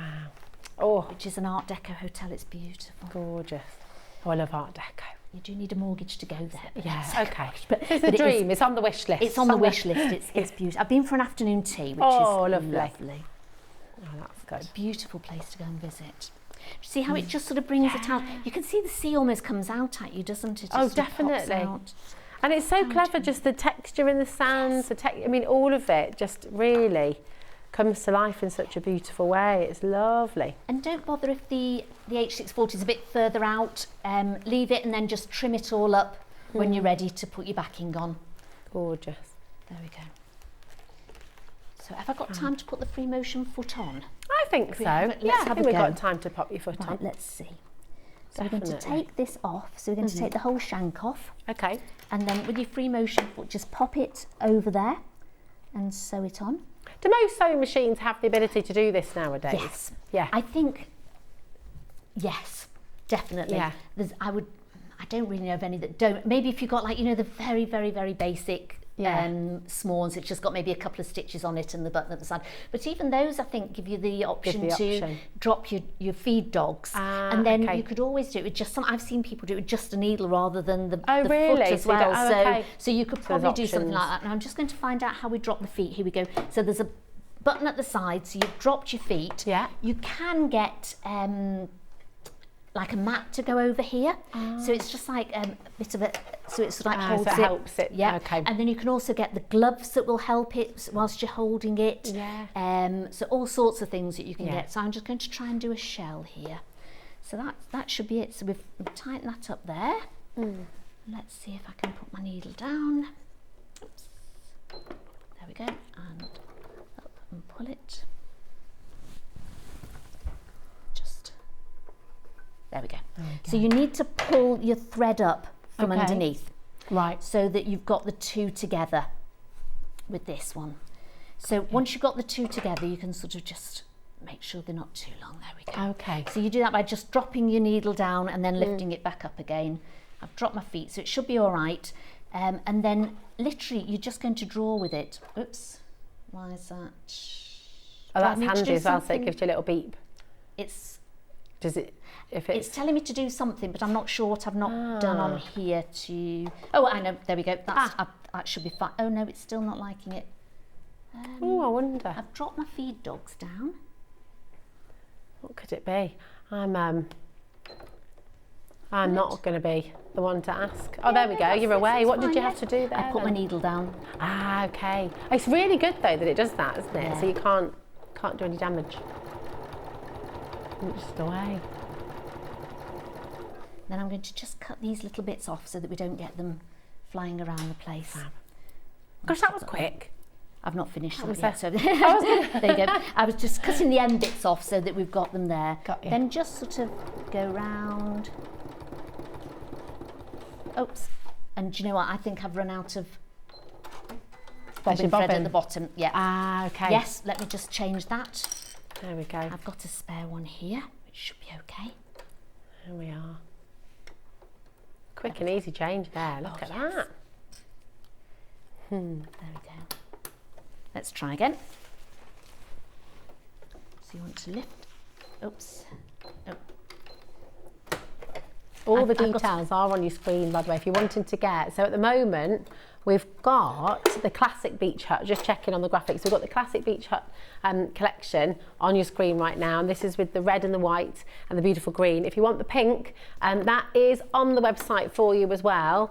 And the pink is actually catching up now. It's almost even Stevens in terms of popularity. They're both flying out the door. So really gorgeous. And actually, if you want to make a collection, it's kind of nice to have, I don't know, maybe two of one of the other. Yes. Or you know, well, 3 of each, or whatever you like to do, but they're beautiful. They're all there for you.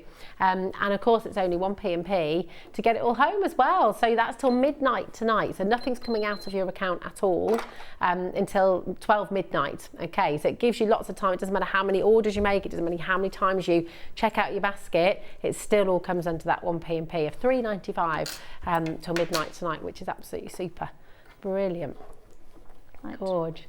I just love the way that the free line works. It's really wonderful. It's very aesthetic, isn't it? And again, this is very mindful as well, because you can really get lost in it. I'm just going to lift that foot up and just cut those little bits off. Gorgeous. So once you've sort of got going a little bit, and there we go. Lovely. Brown.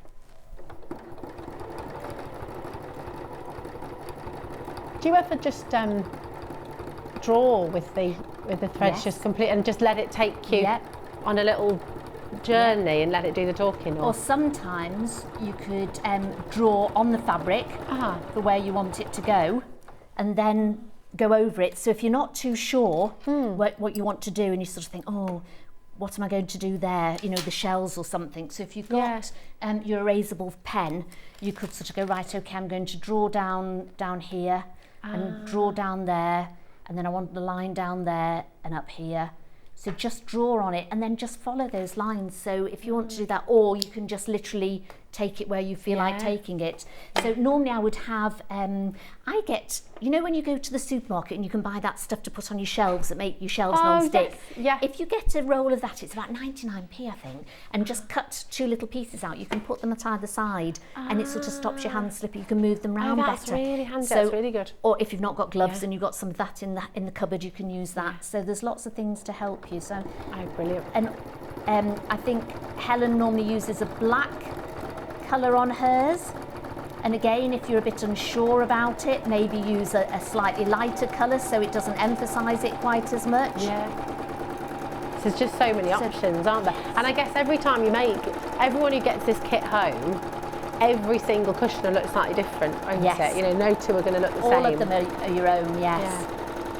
Gorgeous. And as I say, with shells, you've got so many patterns on them, you could really just sort of go to town with what you wanted to put on it.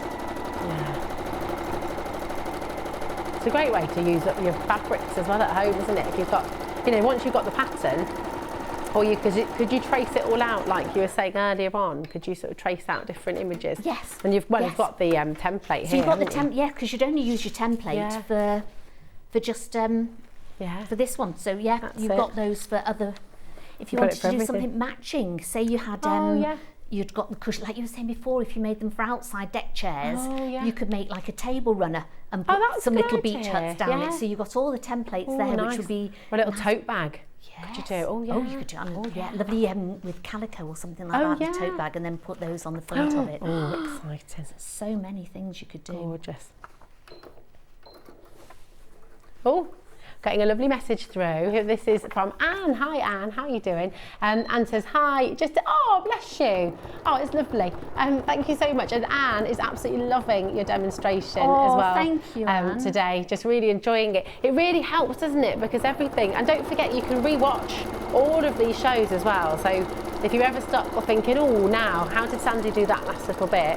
You can come back and you can watch it at a later date as well when you get your kit home. That'd be lovely. And don't forget with free motion, never, I mean mine's awful today here on live, but it's never wrong. No. And I think it looks sort of more natural if you've got a couple of little waves in it as well. Because if you're drawing and you just want to sort of sketch around it, it's never straight if you're with a pen. So you're doing exactly the same with this. So just go around it a couple of times and it's not wrong. It's fine. It's just the beauty of it, isn't it? I think because it's that feel to it, and that's why with Helen's you can you know they're hers from that lovely free motion that she does on them. So it's a real sort of signature. Yeah, but don't be frightened. And if you've never done free motion before, I would suggest getting yourself a little sandwich. Okay. Just of ordinary cotton. First, and a glass of Prosecco, and then sit down and you'll be fine. No, if you had sort of like a nice sort of like, it's called a quilt sandwich, so you'd have a bit of cotton on either side and the wadding in the middle, and then just have a little play with it. And again, if you've never done it, draw the fish on with your pen and then go over it, you know, and just sort of keep practicing. And they always say practice your name first as well, because that's sort of quite good. So before you actually head on, if you've never done free motion before, don't go straight on to here, because there's some lovely little tiny bits, especially where the little heart is on the door. So it's quite tiny, and you need to do your foot quite fast and your hands slower. So it's sort of like a bit like rubbing your tummy and tapping your head, that's right. So I don't know. Do you know what? That was a test then. I haven't done that for a while. I don't know if I could do it anymore. I won't try. You did really well there. You did great. So yeah, but you get in a real mess. You can have all your stuff everywhere and just have real fun with it. Yeah. This is it. Oh my goodness me. Right, for Classic Beach Hut, we do have way more in baskets than we actually have availability. We've got 9 left in total. And we've got 23 of you who've got it in your basket. So it is a little bit of a race to see who's going to check it out first. So this is your time to do it. Now we do have the pink, of course, as well. That's catching up as well. We've got it in the pink. It's all here for you. And actually we can show you, just for the end as well, this is the classic wall hang, so you can make either the cushion or the wall hanging. And then behind Sandi, you can see the beautiful pink in the cushion as well, which is just lovely with the ice cream cones. So on the back, look! I cut out a few more extra little templates. That's gorgeous. Because I had some material left over. Yeah. Just put a couple of shells on there and I put a zip on it and you've done the zip. So but you said you could do an envelope. You could do a zip, an envelope. I think the pattern is for an envelope one, so I thought because it's in the pattern, I'd do something different. Yeah. So when you do that, just cut 2 pieces of the ivory out, just a bit bigger than halfway. Pop your zip in the middle.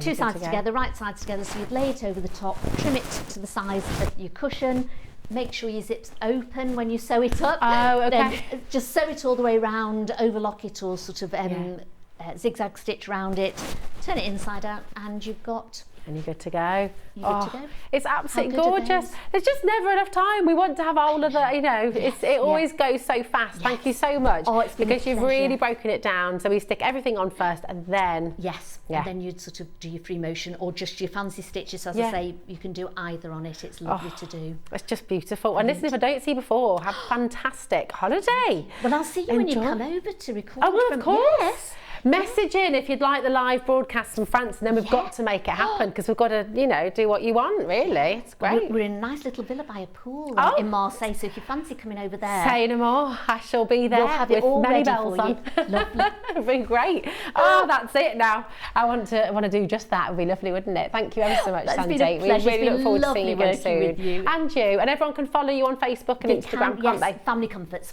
Family Comforts, there we go. So go and give a follow.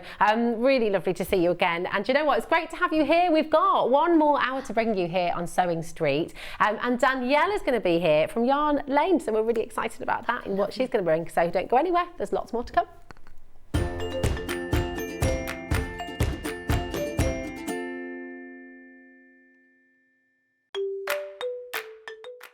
Hello, I'm Jane Greenoff and I'm stood in the barn here at Pink's Barn in Gloucestershire, England, which is where I live with my husband, and I stitch. I think I stitch in my sleep. I've certainly been stitching for over 30 years now, and by stitching I'm talking about counted cross stitch or counted embroidery in general terms. I also collect old samplers, and I've got one to show you here.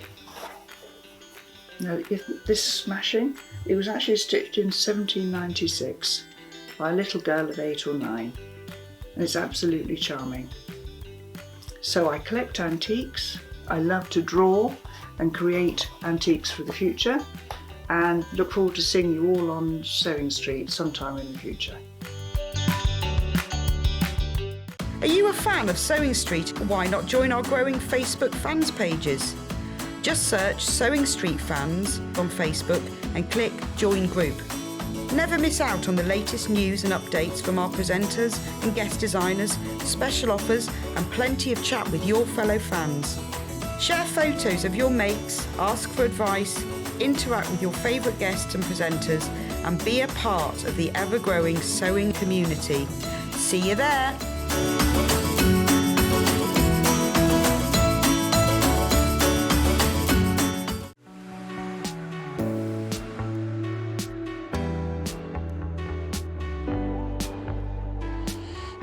What I really like about coming to the Festival of Quilts is a chance to see what people are making and really share my own enthusiasm for the quilting world.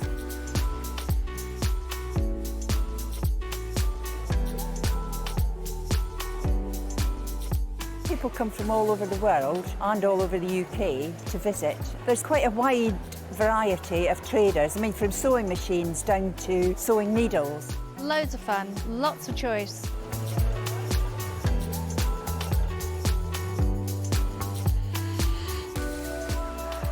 The quilts at the show today have been very inspiring because they've been done by lots of different people. They've got different techniques, different colour combinations. Oh, it's the biggest thrill when you're chosen and you get a first prize.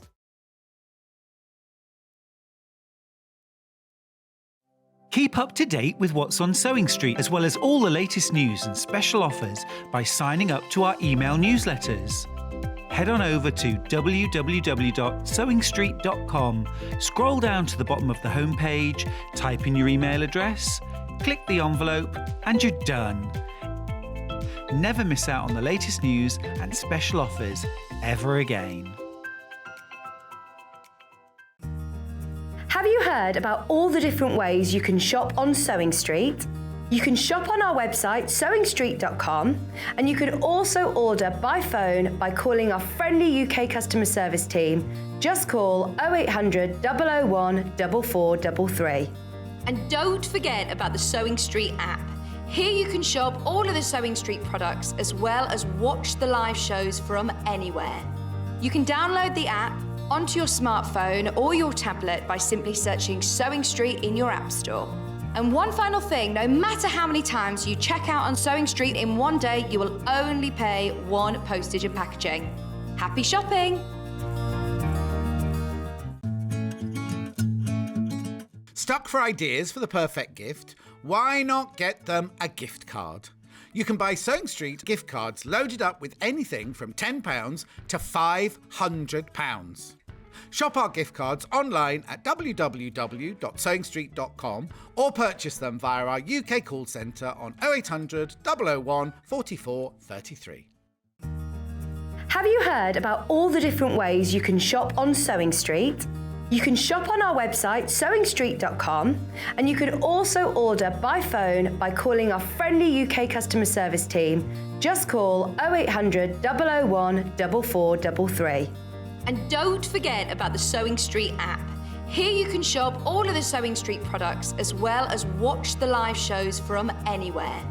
You can download the app onto your smartphone or your tablet by simply searching Sewing Street in your app store. And one final thing, no matter how many times you check out on Sewing Street in one day, you will only pay one postage and packaging. Happy shopping! Follow Sewing Street on Facebook and Instagram to keep up to date with what's coming up on the show, as well as being the first to know about our amazing offers. Get involved with our competitions that are exclusive to social media. And pick up some top tips from us too.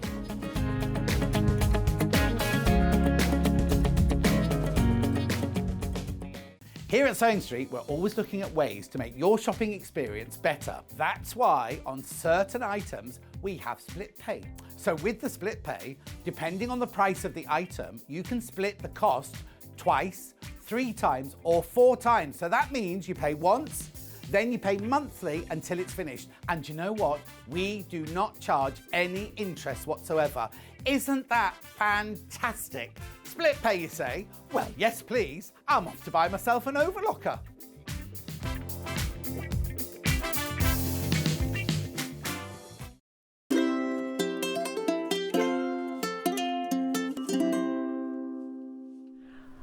Oh my goodness me, what a day it's been. And you know what, the fun does not stop yet. We've got Danielle here from amazing West Yorkshire Spinners, and we're so excited to have you here on Sewing Street.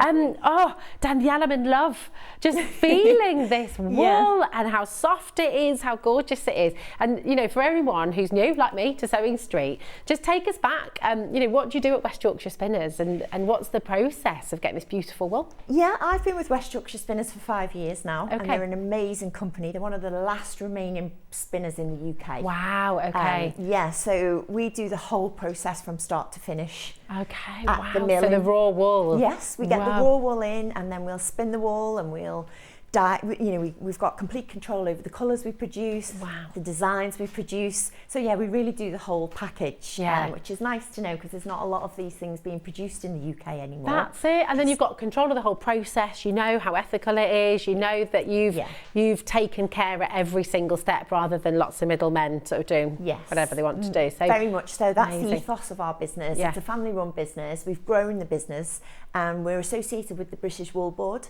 So we work very closely with the British Wool Board, so we know that the farmers are protected, they get a good price for the fleece. So it's just a really nice, transparent story behind the brand. It's gorgeous. And then, of course, I mean, I wish sometimes you could feel this. It is so soft. And it's not, sometimes if people hear wool, you can get some sort of itchier varieties of wool, right? This is so soft. It always feels like cashmere. Yeah, it is, so definitely. Tell us the difference. What's the, you know, what type of sheep do you use? Times have changed with wool. Those scratchy, itchy jumpers, you know, back in the day. Long gone. Days long gone. Back in the day, they were just, all those fibres were pooled in together, whereas now, as I say, the British Wool Board will split those fibres so that the ones that are suitable for maybe carpets and interiors go to a different area, and then the ones for hand knitting are the much finer fibres. So you don't really get that anymore anyway. But we are breed specific, so we'll very carefully select the breeds we work with. For those qualities. So the yarn you're looking at today is one of our most beautiful yarns. It really is the best quality.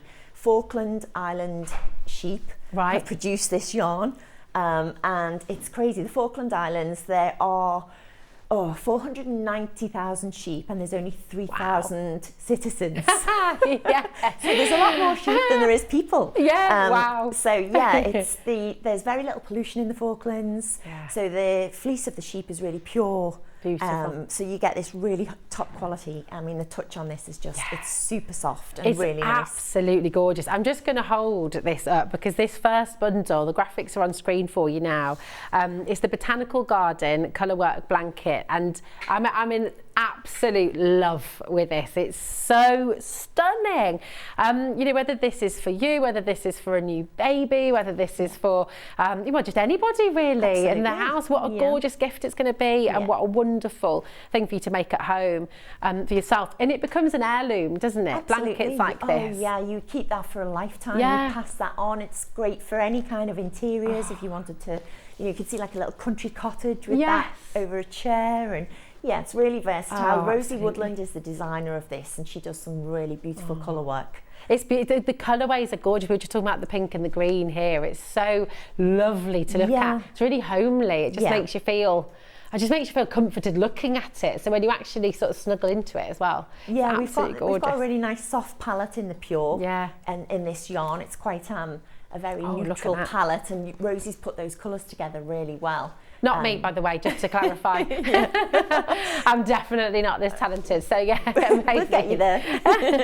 It's just gorgeous. So we've got 9 balls of the beautiful pure wool in this set. It all comes in this lovely bag as well. So it's all in there together, and you can just see just those wonderful colours. Is that almost like a little sagey green? It's almost got a sort of, and then this vibrant green over here as well. They're just so delicate and soft and gentle and warm. Yeah, we really take the time to choose the colours that we know, it reflects the landscape. We're very inspired when we choose the colourways, and then when we work with the designers, the Botanical Garden obviously is referencing to a lot of inspiration in nature. So Rosie's took some inspiration from that for her design. Gorgeous. And the pattern is available then in 8 parts, so you'll just complete different parts as you go along and sew those together at the end to make the blanket. It's absolutely wonderful. So this is knitted, isn't it? So that's the knitted blanket, yes. So all of you, I mean, if you are a complete, what's the difficulty level with this? So if you're a total beginner, would this maybe come a little bit later on, or could you start straight away? You could start straight away. We've got complete, we've got tutorials on the West Yorkshire Spinners YouTube channel. Yeah. So Rosie has done complete step-by-step videos for this blanket. So if you purchase the kit and you go along to the West Yorkshire Spinners YouTube channel, you'll be able to follow along. And it's, I mean, that's brilliant. How did we survive before? I know, that? Right? I know it's incredible, isn't it? We're spoilt now. We're so used to being our hands held and guided through, but it's great to have because you can pause it and go back and She goes through everything. She goes through each part separately. She goes through how to make up the blanket at the end, how to do the trim around the edge. Yeah. So you've literally got everything covered there. Oh, it's lovely. You've got a list of all the names: the rosemary, blush, natural, river, blackcurrant, sand, dandelion, mist, and then you've got this blanket edging sand as well. So you've got the 9 balls of wool in there. I mean, it just is incredible. What a beautiful project. Yeah, it's really beautiful project. A lovely gift for someone who's maybe a knitter that you know, and they'd really appreciate it, or obviously making the blanket yourself. Yeah, absolutely. It'd be a great wedding present actually, wouldn't it? To put their initials and the date of the wedding or something on there. I've just flown in from Chicago because we've just been at a show over there. Oh, have you? Yeah, we're distributing our yarns all over the States and Canada. Wow. And just the appreciation for the natural fibres now. It's really nice to see that. People are aware of what they're crafting with now. Yes. There's a great awareness. They want ethical yarns. They want to know where it's come from. They like the story and the history behind it. So it's really nice to have that appreciation. It's beautiful. And just sort of, you know, talking about the natural fibres, you know, there are so many synthetic options out there and maybe they have their time and their place, but but what's the difference? And for you, using the natural fibre, using this beautiful quality natural wool, what's the biggest difference to the outcome of your project? Wool is an amazing fibre, and it has been for hundreds of years. King Charles is the patron of the campaign for wool, so he's really, really passionate about the use of wool, specifically British wool. You know, we've got an amazing amount of, we have more breeds per sort of square foot than anywhere else in the world. Wow, is that right? So we've got all these different breeds, and he just wants to really bang the drum for the use of wool.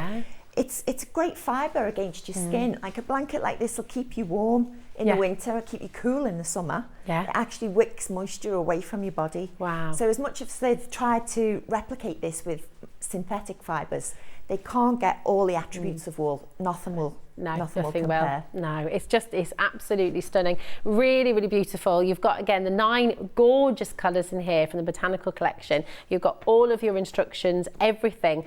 So you can make every single patchwork, and then it takes you through how to put them all together as well at the end. It's incredible. It makes it all comprehensive. Such a beautiful, and I'll just hold it up again just in case you missed it, because it's just wonderful to see all the different colours. You've got that mustard and that gorgeous grey. Really lovely. You've got that soft, beautiful, it's almost like a cornflower blue, isn't it? Yes, it is, and then the pinks and the greens, so you've got the 4 different quarters, and here as well, absolutely lovely. That's the blackcurrant, isn't it? Yes, which is just blackcurrant, gorgeous. So it's such a lovely collection. This is your Botanical Garden Colourwork, and for knitting, you've got your crochet collection coming up as well, haven't you? So what's the difference? I mean, if you're wanting to knit or you're wanting to crochet, do you look for different wools, or can you use the same? You can use the same wools for either one. People, you know, you get this mixture where some people who knit don't crochet, some people the opposite, and some people do both. I do both. It's just nice to kind of have that change up with something a bit different. You get quite a thick fabric in crochet, and it uses a bit more yarn than knitting. But they're both amazing hobbies. Beautiful. I just need to ask you as well, because on our graphics, just to avoid confusing, it says CAL kit. So is that crochet along? Crochet along. Yes. So should this be a K? Yes. Because this is the So we have made a little graphical type of, this is a knitting along collection, okay? So don't worry if you're buying it for knitting and thinking, hold on a minute, that says CAL. It is a knitting kit, 100%. I'll just show you that on the front here as well. But it's just beautiful, such a gorgeous, gorgeous piece. And I think you get that satisfaction, I guess, as well when you've made something. Yeah, absolutely. To know you've handmade something, like, you know, you're not going to go and buy anything in the shops of that quality. No. That quality fibre. That will literally last a lifetime. Oh, absolutely. Yeah. Our two. So my two kids, my friend's mum's a brilliant knitter, like yourself, and they're 2 blankets that she made for them when they were born. Yeah. They will always Keep have them them, forever. and they're still in their shape. They've kept their shape. They haven't shrunk. They can wash well actually as well. You know, and on a cool setting. Yeah. And they've just going to last forever. It's gorgeous. Definitely. How long did this one take you to knit? It can take a while with the colour work, but because they're in individual squares, it's quite nice that you can just concentrate on that one square at a time. You're not sort of intimidated by a huge blanket at that time. So you're breaking it down. You can just break it down, and it's nice. And then you get that satisfaction at the end of each and every one, don't you? Way through it, yeah. They're beautiful patterns. I mean, when you look at all of these gorgeous, they're almost like stencils, I guess, or like the kind of Moroccan tiles that you can get. Is that where Rosie gets her inspiration from? Yeah, definitely. Yeah, she's a brilliant designer. As I say, she's kind of took that botanical garden, you know, English quintessential British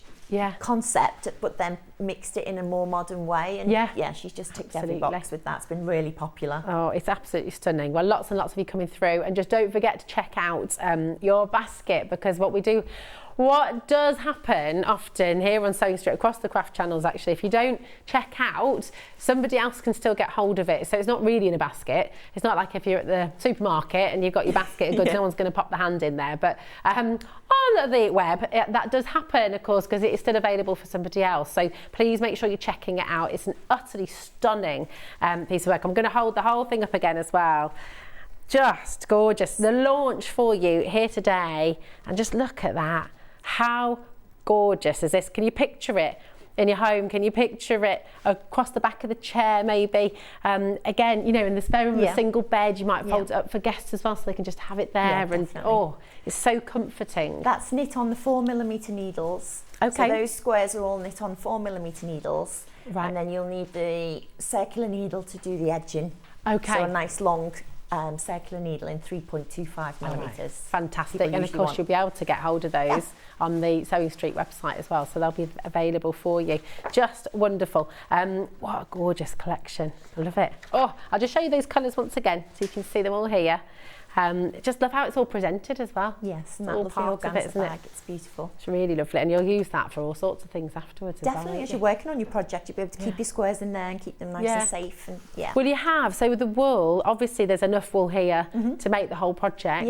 And will there be a little bit left at the end, or is it exact? It should be pretty exact to the measurements. Yeah, the size of the blanket for that one is 85 centimetres by 83 centimetres. So it's quite a good size blanket. Yeah, perfect. Yeah. It's absolutely gorgeous, isn't it? Really, really wonderful. So you can come in for that right now. The graphics are on your screen, and just check the detail there. It's FM6640. So if you're looking on the web and wanting to find this code, that's your product code for this beautiful, beautiful collection from West Yorkshire Spinners. Now we've also got another couple of projects for you. We've got a gorgeous crochet project coming up for you now, which is really, really lovely. So I should just pop this here.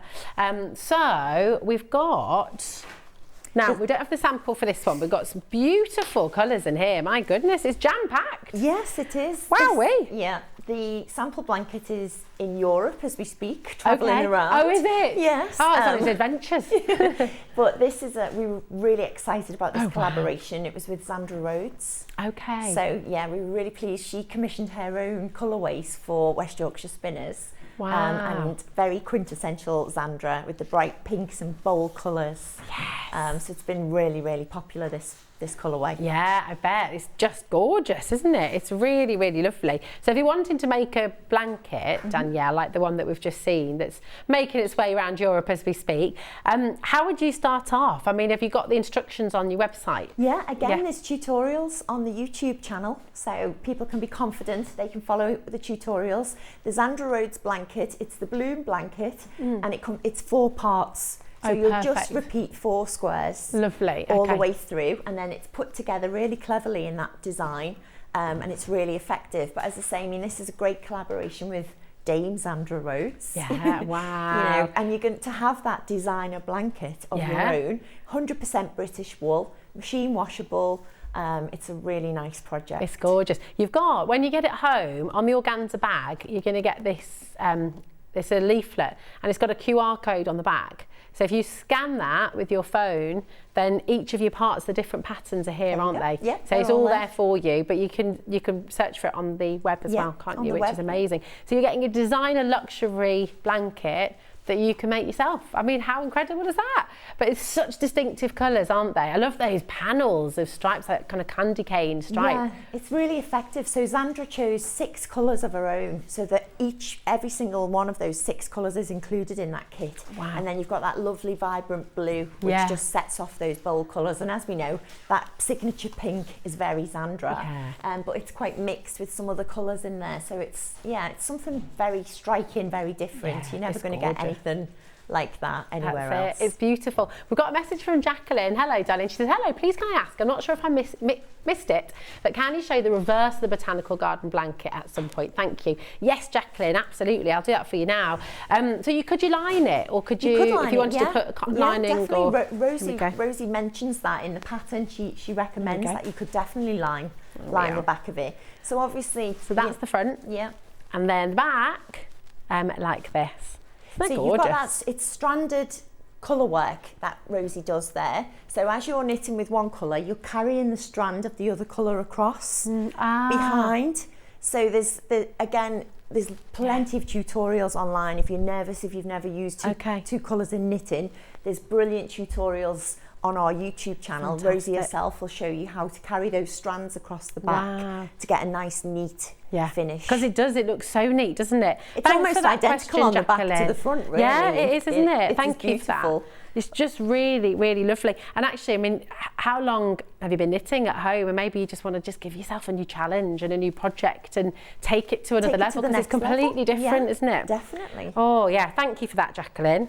Wouldn't have thought to show the back, but you're absolutely right. It's lovely to see just how clean and neat it is on both sides. Fabulous. Thank you, my darling.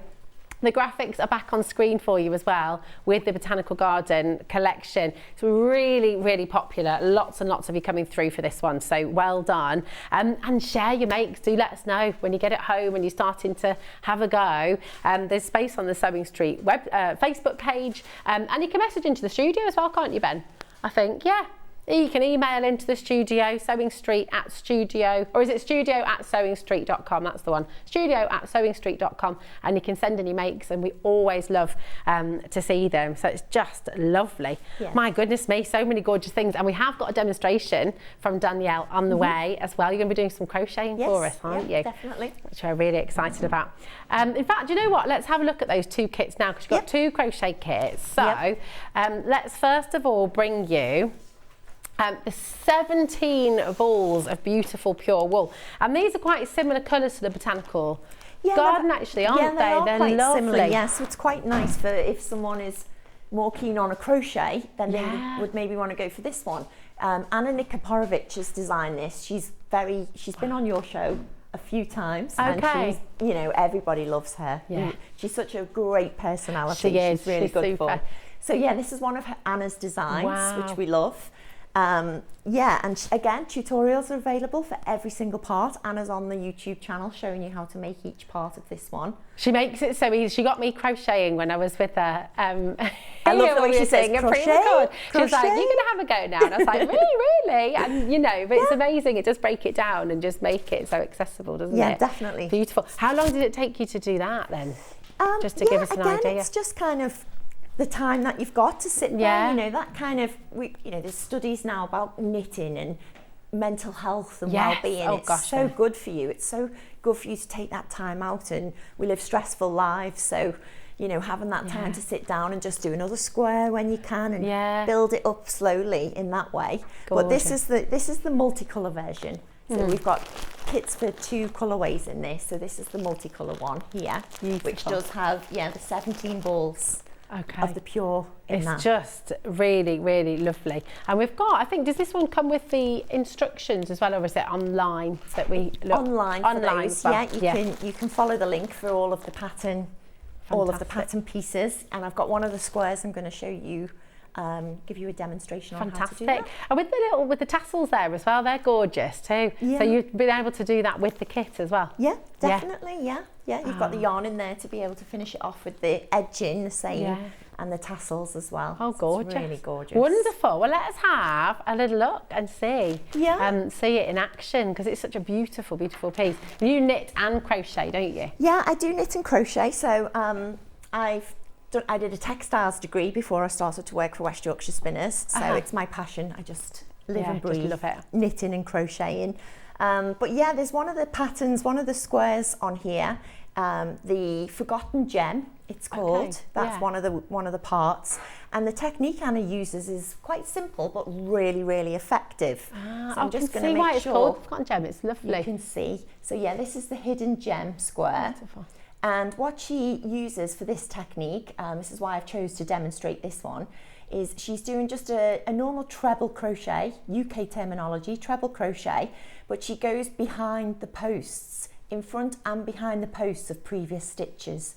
And you'll see you get a really, really unusual effect. And I like this with Anna. Her designs are simple but effective. Yeah. So I'm just going to show you there. I've just turned a corner here and I'm ready to go into my treble. But instead of just placing a treble into the space I've got here, I'm going to go yarn over.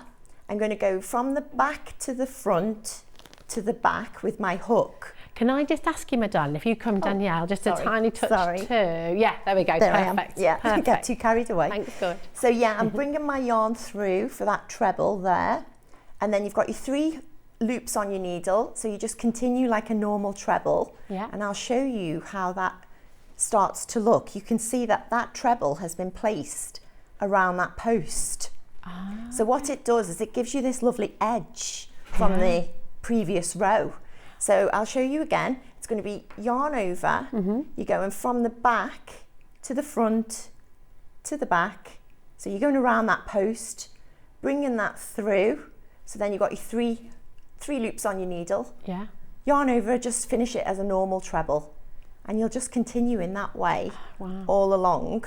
I've got 2 more to do there. So I'll just show you that there. Yarn over, oh, 1 second.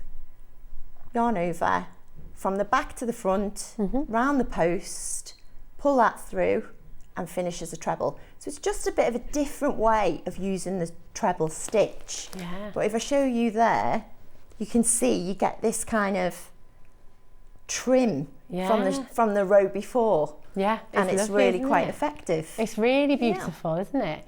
So yeah, as I say, Anna's got all those tutorials online. She's, she takes you through step by step, each different technique. And if you kind of take a liking to one square, you could always just do them in that square. Yeah. You don't have to use. So there's no rule, is there? There's no rules. You've got options there. You can make it your own. It's quite nice to see what people do with that. You've got the yarn, and you might think, I did that with one of the. This is my favourite. So I just did a blanket completely full of squares with this. Yeah. This technique. Lovely. So you just wanted the whole thing with that one. That's beautiful, isn't it? Yeah. So you've really got control of what you're making, and you can really just make it completely your own, which is absolutely fantastic. Yeah, definitely. I mean, it's terrific value as well. I mean, you're getting 17 balls of wool here for £94.99, which just seems outstanding, especially given it's pure wool as well. So this is here available for you. We do have a smaller kit for you as well, which again you've brought with the crocheting. We've got another stunning example that you've brought with you, Danielle, that you've done at home, which is the beautiful mustard and cream colour. I love this colour combination. These two colours together just work so well. Oh, they do. They really do. That's lovely. So again, you can see there, all in beautifully packaged, pure 100% wool, just so you get a better idea of the colours there. As well. And oh, look at that. You see, isn't that stunning? Absolutely gorgeous. It just is perfect. And I'll show you here live as well. I mean, this could be used for so many things. You could pop it over a small side table, actually, couldn't you, as well? Definitely. Have it in your bedroom, over your dressing table stool, something like that. I mean, it's such a great size, isn't it? Yeah, that mustard colour I think has been so popular for quite a long time, and it's still a really strong colourway, isn't it? Within interiors, you see in that colour a lot, but this is really quite a nice muted mustard. It's like quite a really soft mustard. It's really nice. It's one of my absolute favourite colours. I love it so much. It's gorgeous, isn't it? So perfect. I mean, making a blanket like this for somebody, for a new baby, or again, just presents for people, just really makes it special and personalised, doesn't it? Yeah, definitely. Really gorgeous. It's lovely. So what kind of patterns have you used for this one? So that's exactly the same. It's part of the hidden treasures. Okay. So they're exactly the same technique. So the one I just showed you there, the forgotten gem. Yeah, that's in there as well. So you've got kind of 6 parts in total for the hidden treasures. Okay. So there'll be 6 variations of those crochet squares. So as I say, I mean, there's different skill levels in there. You can go for the ones that you're comfortable with, or you can try push yourself a little bit more. So they're exactly the same techniques that are used in the 2 colourway that are used in the multicolour blanket. And it's amazing because they look so different, don't they, with the different colours, which is why it's so lovely to explore. Sews them up together as well. Yeah. You can see that she's kind of done, she's chose those colours to complement where you've got that stripe running through. Yeah. So it's really clever the way she does the design. Yeah, that's amazing, isn't it? It's just gorgeous. Really, what's this one called here? So you've got the forgotten gem that you've just shown us here, and then what's this one called? Because that's really lovely as well. I could almost make those into little coasters because they're quite flat, aren't they? They're all named different things. I can't remember offhand what she's called all the different parts. I know the hidden gem one. She's got all different types in there. Yeah. They're all on the YouTube channel. Yeah. So she's because that's the thing, I guess. I mean, especially if you're beginner and you're sort of just setting out and just doing each one, because each one's a small project in itself, which is lovely. Yeah. You could keep them all together and put them all together, but you could make little coasters or little placemats with them, couldn't you? If you wanted to. Yeah, you can use this pattern. You could keep some of those. You could make a smaller blanket. You could make a matching cushion. Yes. If you wanted to use some of this and put a backing on it, then you'd be able to have something a matching cushion set as well. So you've got lots of options there, definitely. But as I say, I mean, the quality of this yarn, it's just unbelievable. It really is. It's so soft and so beautiful against the skin. It's one of our best quality yarns that we use. That Falkland Island wool is just... Talk us through because I always find this fascinating because we sort of take it for granted, don't we, sometimes, when we find a ball of beautiful wool.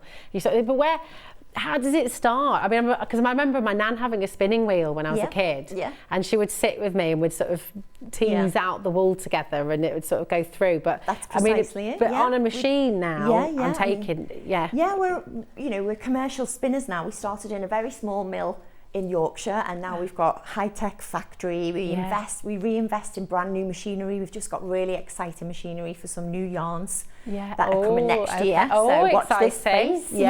And we're on this show quite a lot. Your viewers are really great supporters of West Yorkshire Spinners. So we do the whole process from start to finish. The only part we don't do is the cleaning of the fleece.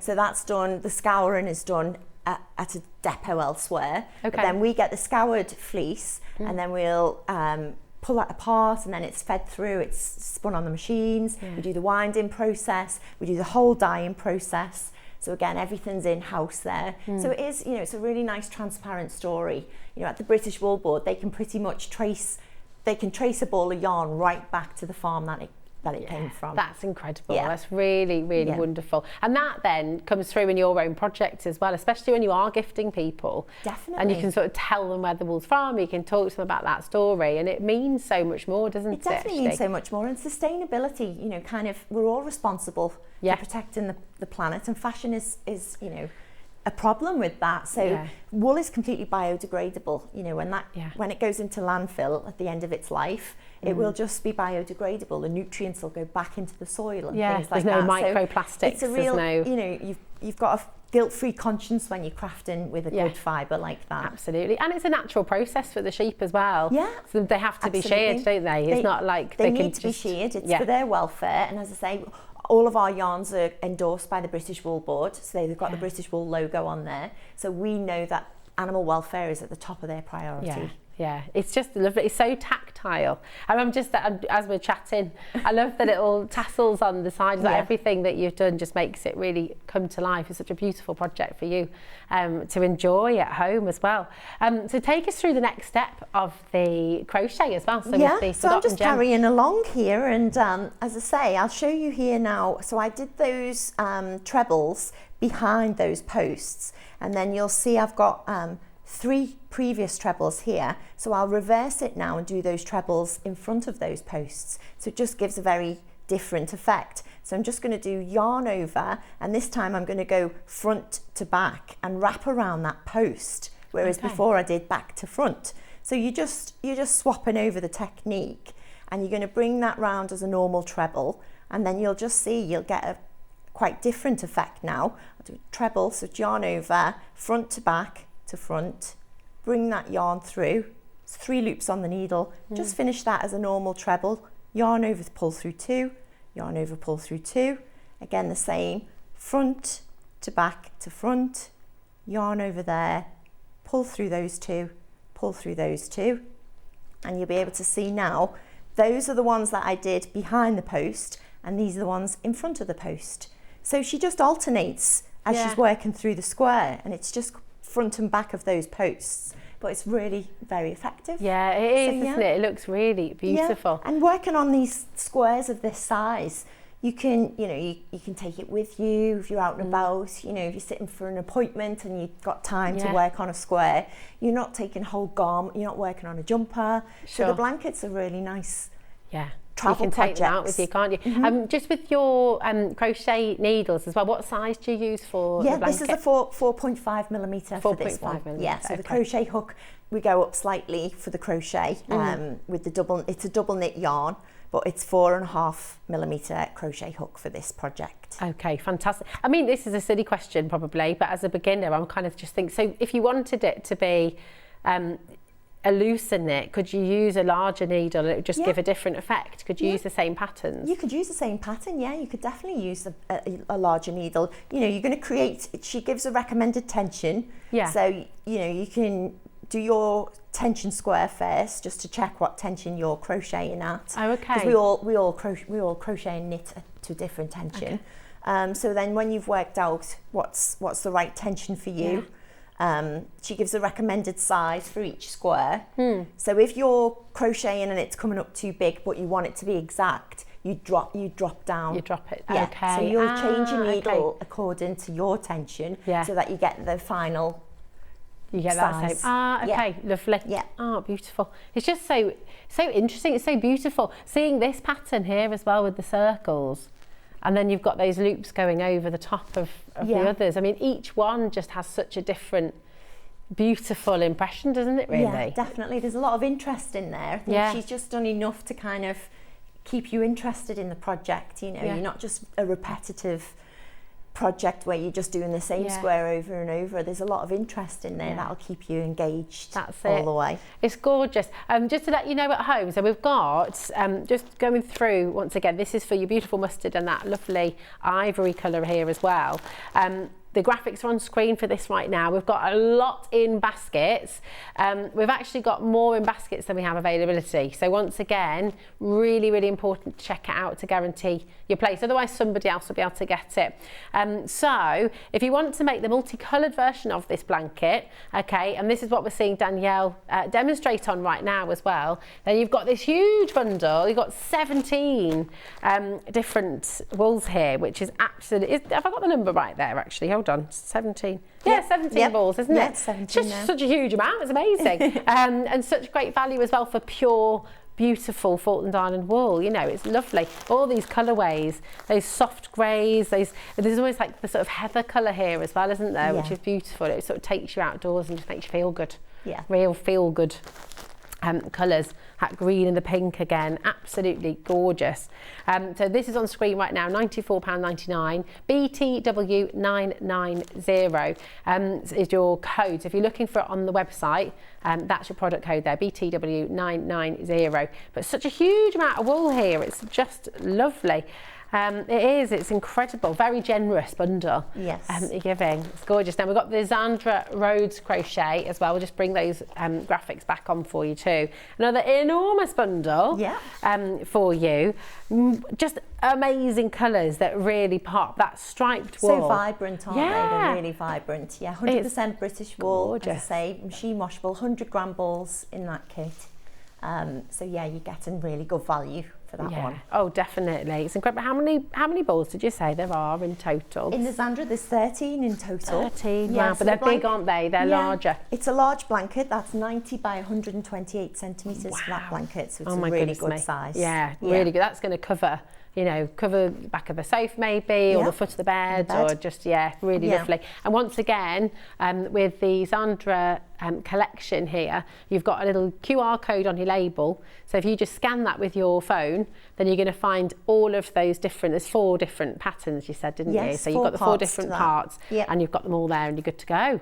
That's incredible. And then the first one that we launched today, and this is a world launch, like brand new and absolutely wonderful, is the Botanical Garden blanket here. Just absolutely adoring this. It's so beautiful. So this is for your knitting, and you can see the front here, and I will just turn it over on the back for you once again, so you can see how neat it is and how precise it is, how beautiful it is, all these different colourways. And in the bundle you've got all the colours that you need to craft this, to knit this, which is just lovely. And I'll just show you that here. You've also got the full comprehensive set of instructions for this blanket as well. So you've got all the wool in the organza bag. You've got the Botanical Garden Colourwork blanket designed by Rosie Woodland. Skill level 3. It says, and inside you just got each and every panel broken down for you, and then of course how to stitch them together. I mean, what do you love about this for you, Danielle, when you're knitting or crocheting?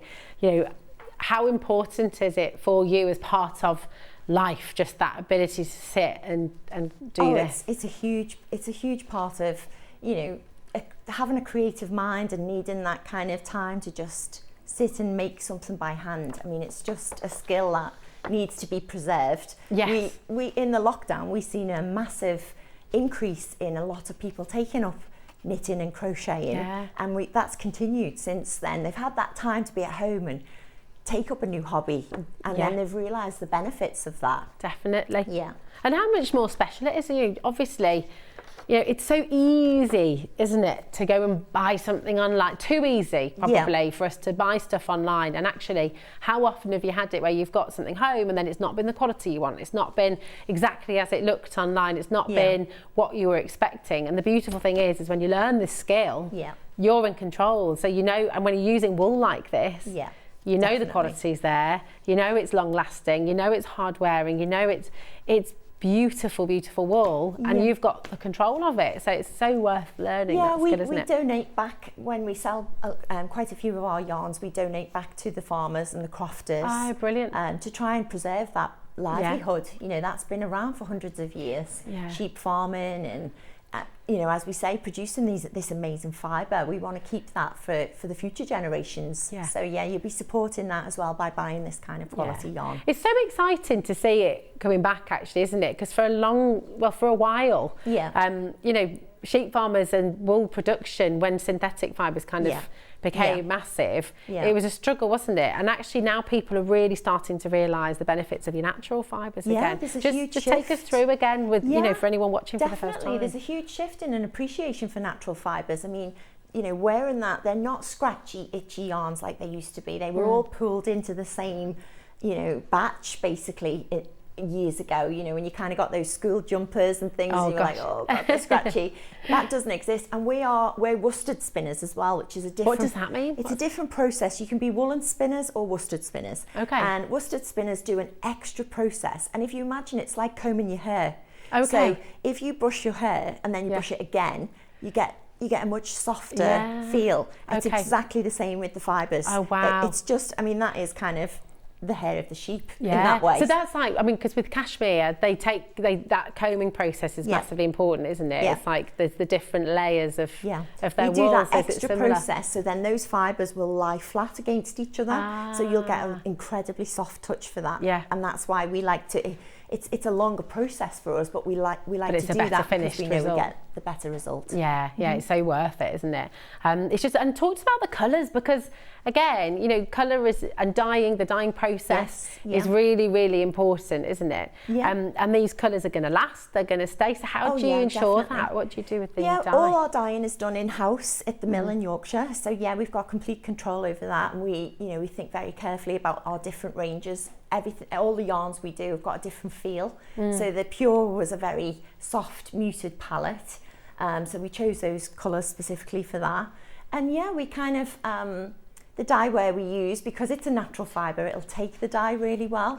So it's quite a saturated colour on there. So that's really nice as well. You're getting that effect very well. All the same dye lots for each kit, so then you'll know that there's quality and the colour's consistent right the way through. Oh, it's just wonderful. It's so beautiful. What you're seeing on screen right now, the graphics are in for the Botanical Garden Colourwork blanket, and it really is brand new to us today here at Sewing Street, and so many of you are coming in and getting involved. And actually, if you're unsure how to do that, maybe you're watching for the first time and thinking, oh, do you know what, I want to have a little look. If you go to our website, sewingstreet.com, then what you can find, you can watch live first of all. You can also go back and watch other shows that we've had through the day. You can watch this show as well. You can come back to it later on and see how to do that forgotten gem crochet stitch there as well from Danielle. But here we are. If you click on watch live, you're going to find everything, every deal that you've seen on the show today is here for you now to shop, which is absolutely brilliant.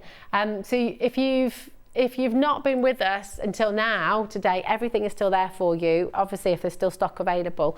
But let's go back to your demo, Danielle, and see, so how are you finishing that off? What's the next I'm just working process? my way around, so I've done 3 sides of this square. I'm on that final side of the square, and I'm repeating that same pattern there. So I'm doing those treble crochets around the back of the post for those first 5 stitches. Then I'll do the treble crochets for the 3 centre ones, and then around the back of the post again for the final 5.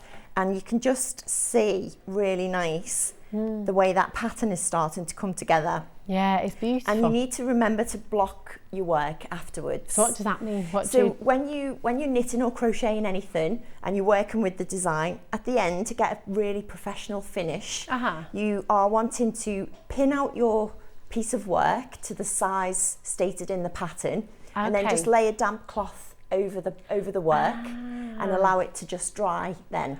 It's obviously a fibre that is responsive to moisture. So if you pin that out and put the damp cloth on, then you'll get a nice square edge. So you'll get that kind of really professional finish, and you've put so much effort into making that piece.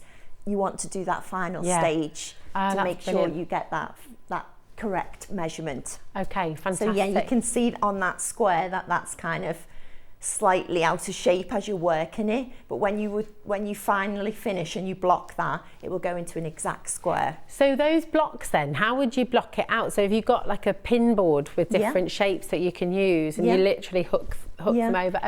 You can buy lots of different ways of blocking. You can buy the mats and then you'll just pin them out. There's various techniques. And I'm guessing, do we have some of those blocks? If you look on the Sewing Street website, I'm sure you'll find the right tools. So if you haven't got them yet, then I'm sure you'll be able to find them if you go and have a little look. Amazing. Fantastic. Oh, it's just, but when did you find crocheting? Because you said you studied textiles. So there's so many different types of textile art and textile work, from sort of designing the prints and making the prints. When was it that you really found your love of knitting and I've been crochet? knitting since I was 3 years old. So my mother taught me. So it's nice to have that skill handed on from generation to generation. And then crochet maybe about 10 years ago. So as I say, I've been with West Yorkshire Spinners for 5 years. So I'm involved in the whole creative process at the mill. And we've got an amazing team there. We work with fabulous designers, some really Anna and Rosie Woodland. Having a collaboration with Sandra Rhodes, we just love that. she's a legend in British fashion. So she was really passionate to be involved with a company like ours because it was nice to support British manufacturing. Yeah.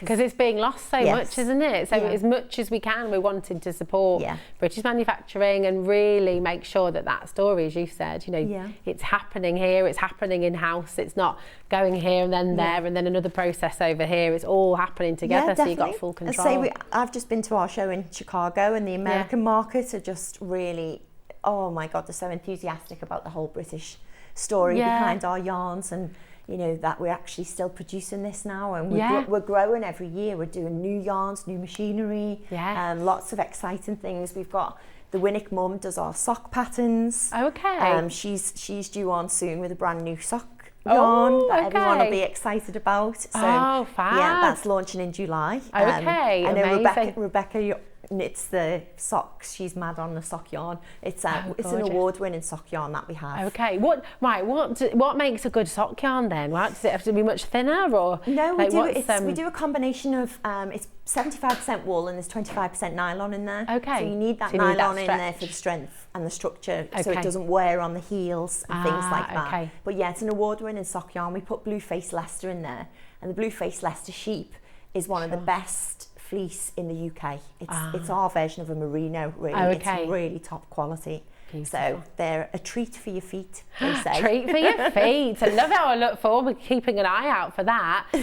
As will you, I'm sure, as well. Don't forget to look on the website. I'm just going to recap with you as well the large bundle here of the Zandra Rhodes.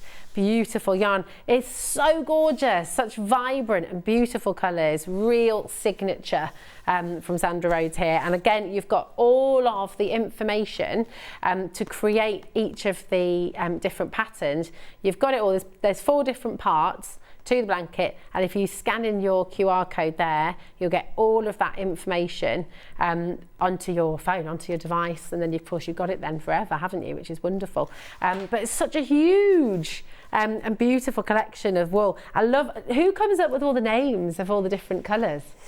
The whole team work on the colours. We do a Shetland yarn from the Shetland Islands, so we name a lot of those yarns from the islands themselves.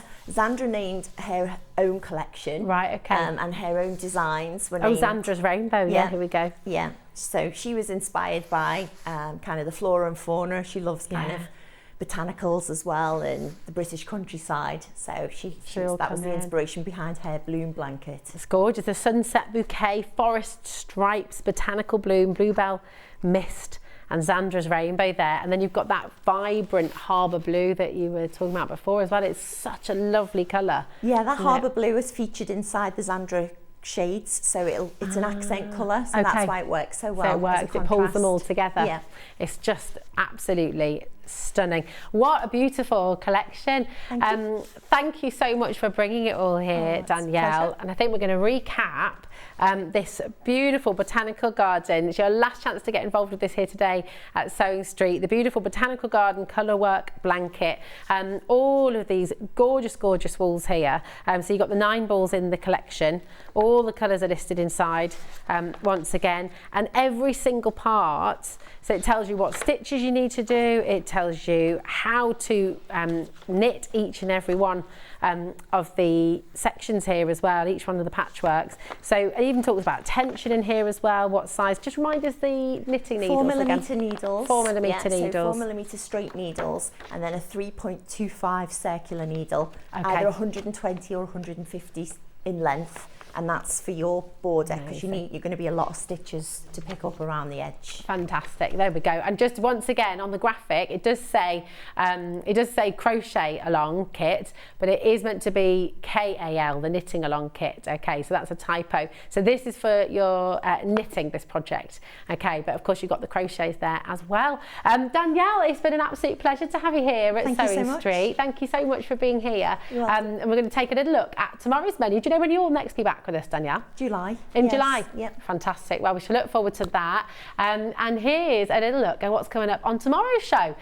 So you've got tapestry fabrics featuring William Morris. It's a gorgeous collection that. The rustic home heron cushion with Delphine Brooks. She's going to be here tomorrow. Mini crossbag and Mara tote with Sarah Patterson. Then Delphine will be back again with her workshop bag, and Sarah will be back to bring you a reversible bucket hat and fabrics as well. So it's going to be another jam-packed show for you here tomorrow on Sewing Street, and I'm sure you're as excited as we all are here as well. Thanks so much to the team as well. We've got Charlie, we've got Alex, and we've got Ben, of course, producing the show today. So huge thanks to all of you. And don't forget, if you have missed the show today, you can come, you can re-watch, you can still shop on the Sewing Street website as well. So do you know what? You don't have to miss out on anything. See you soon.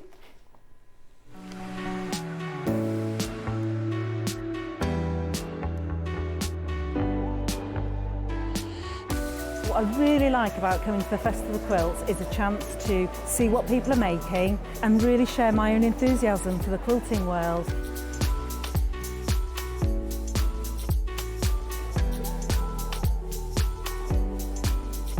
People come from all over the world and all over the UK to visit. There's quite a wide variety of traders. I mean, from sewing machines down to sewing needles. Loads of fun, lots of choice.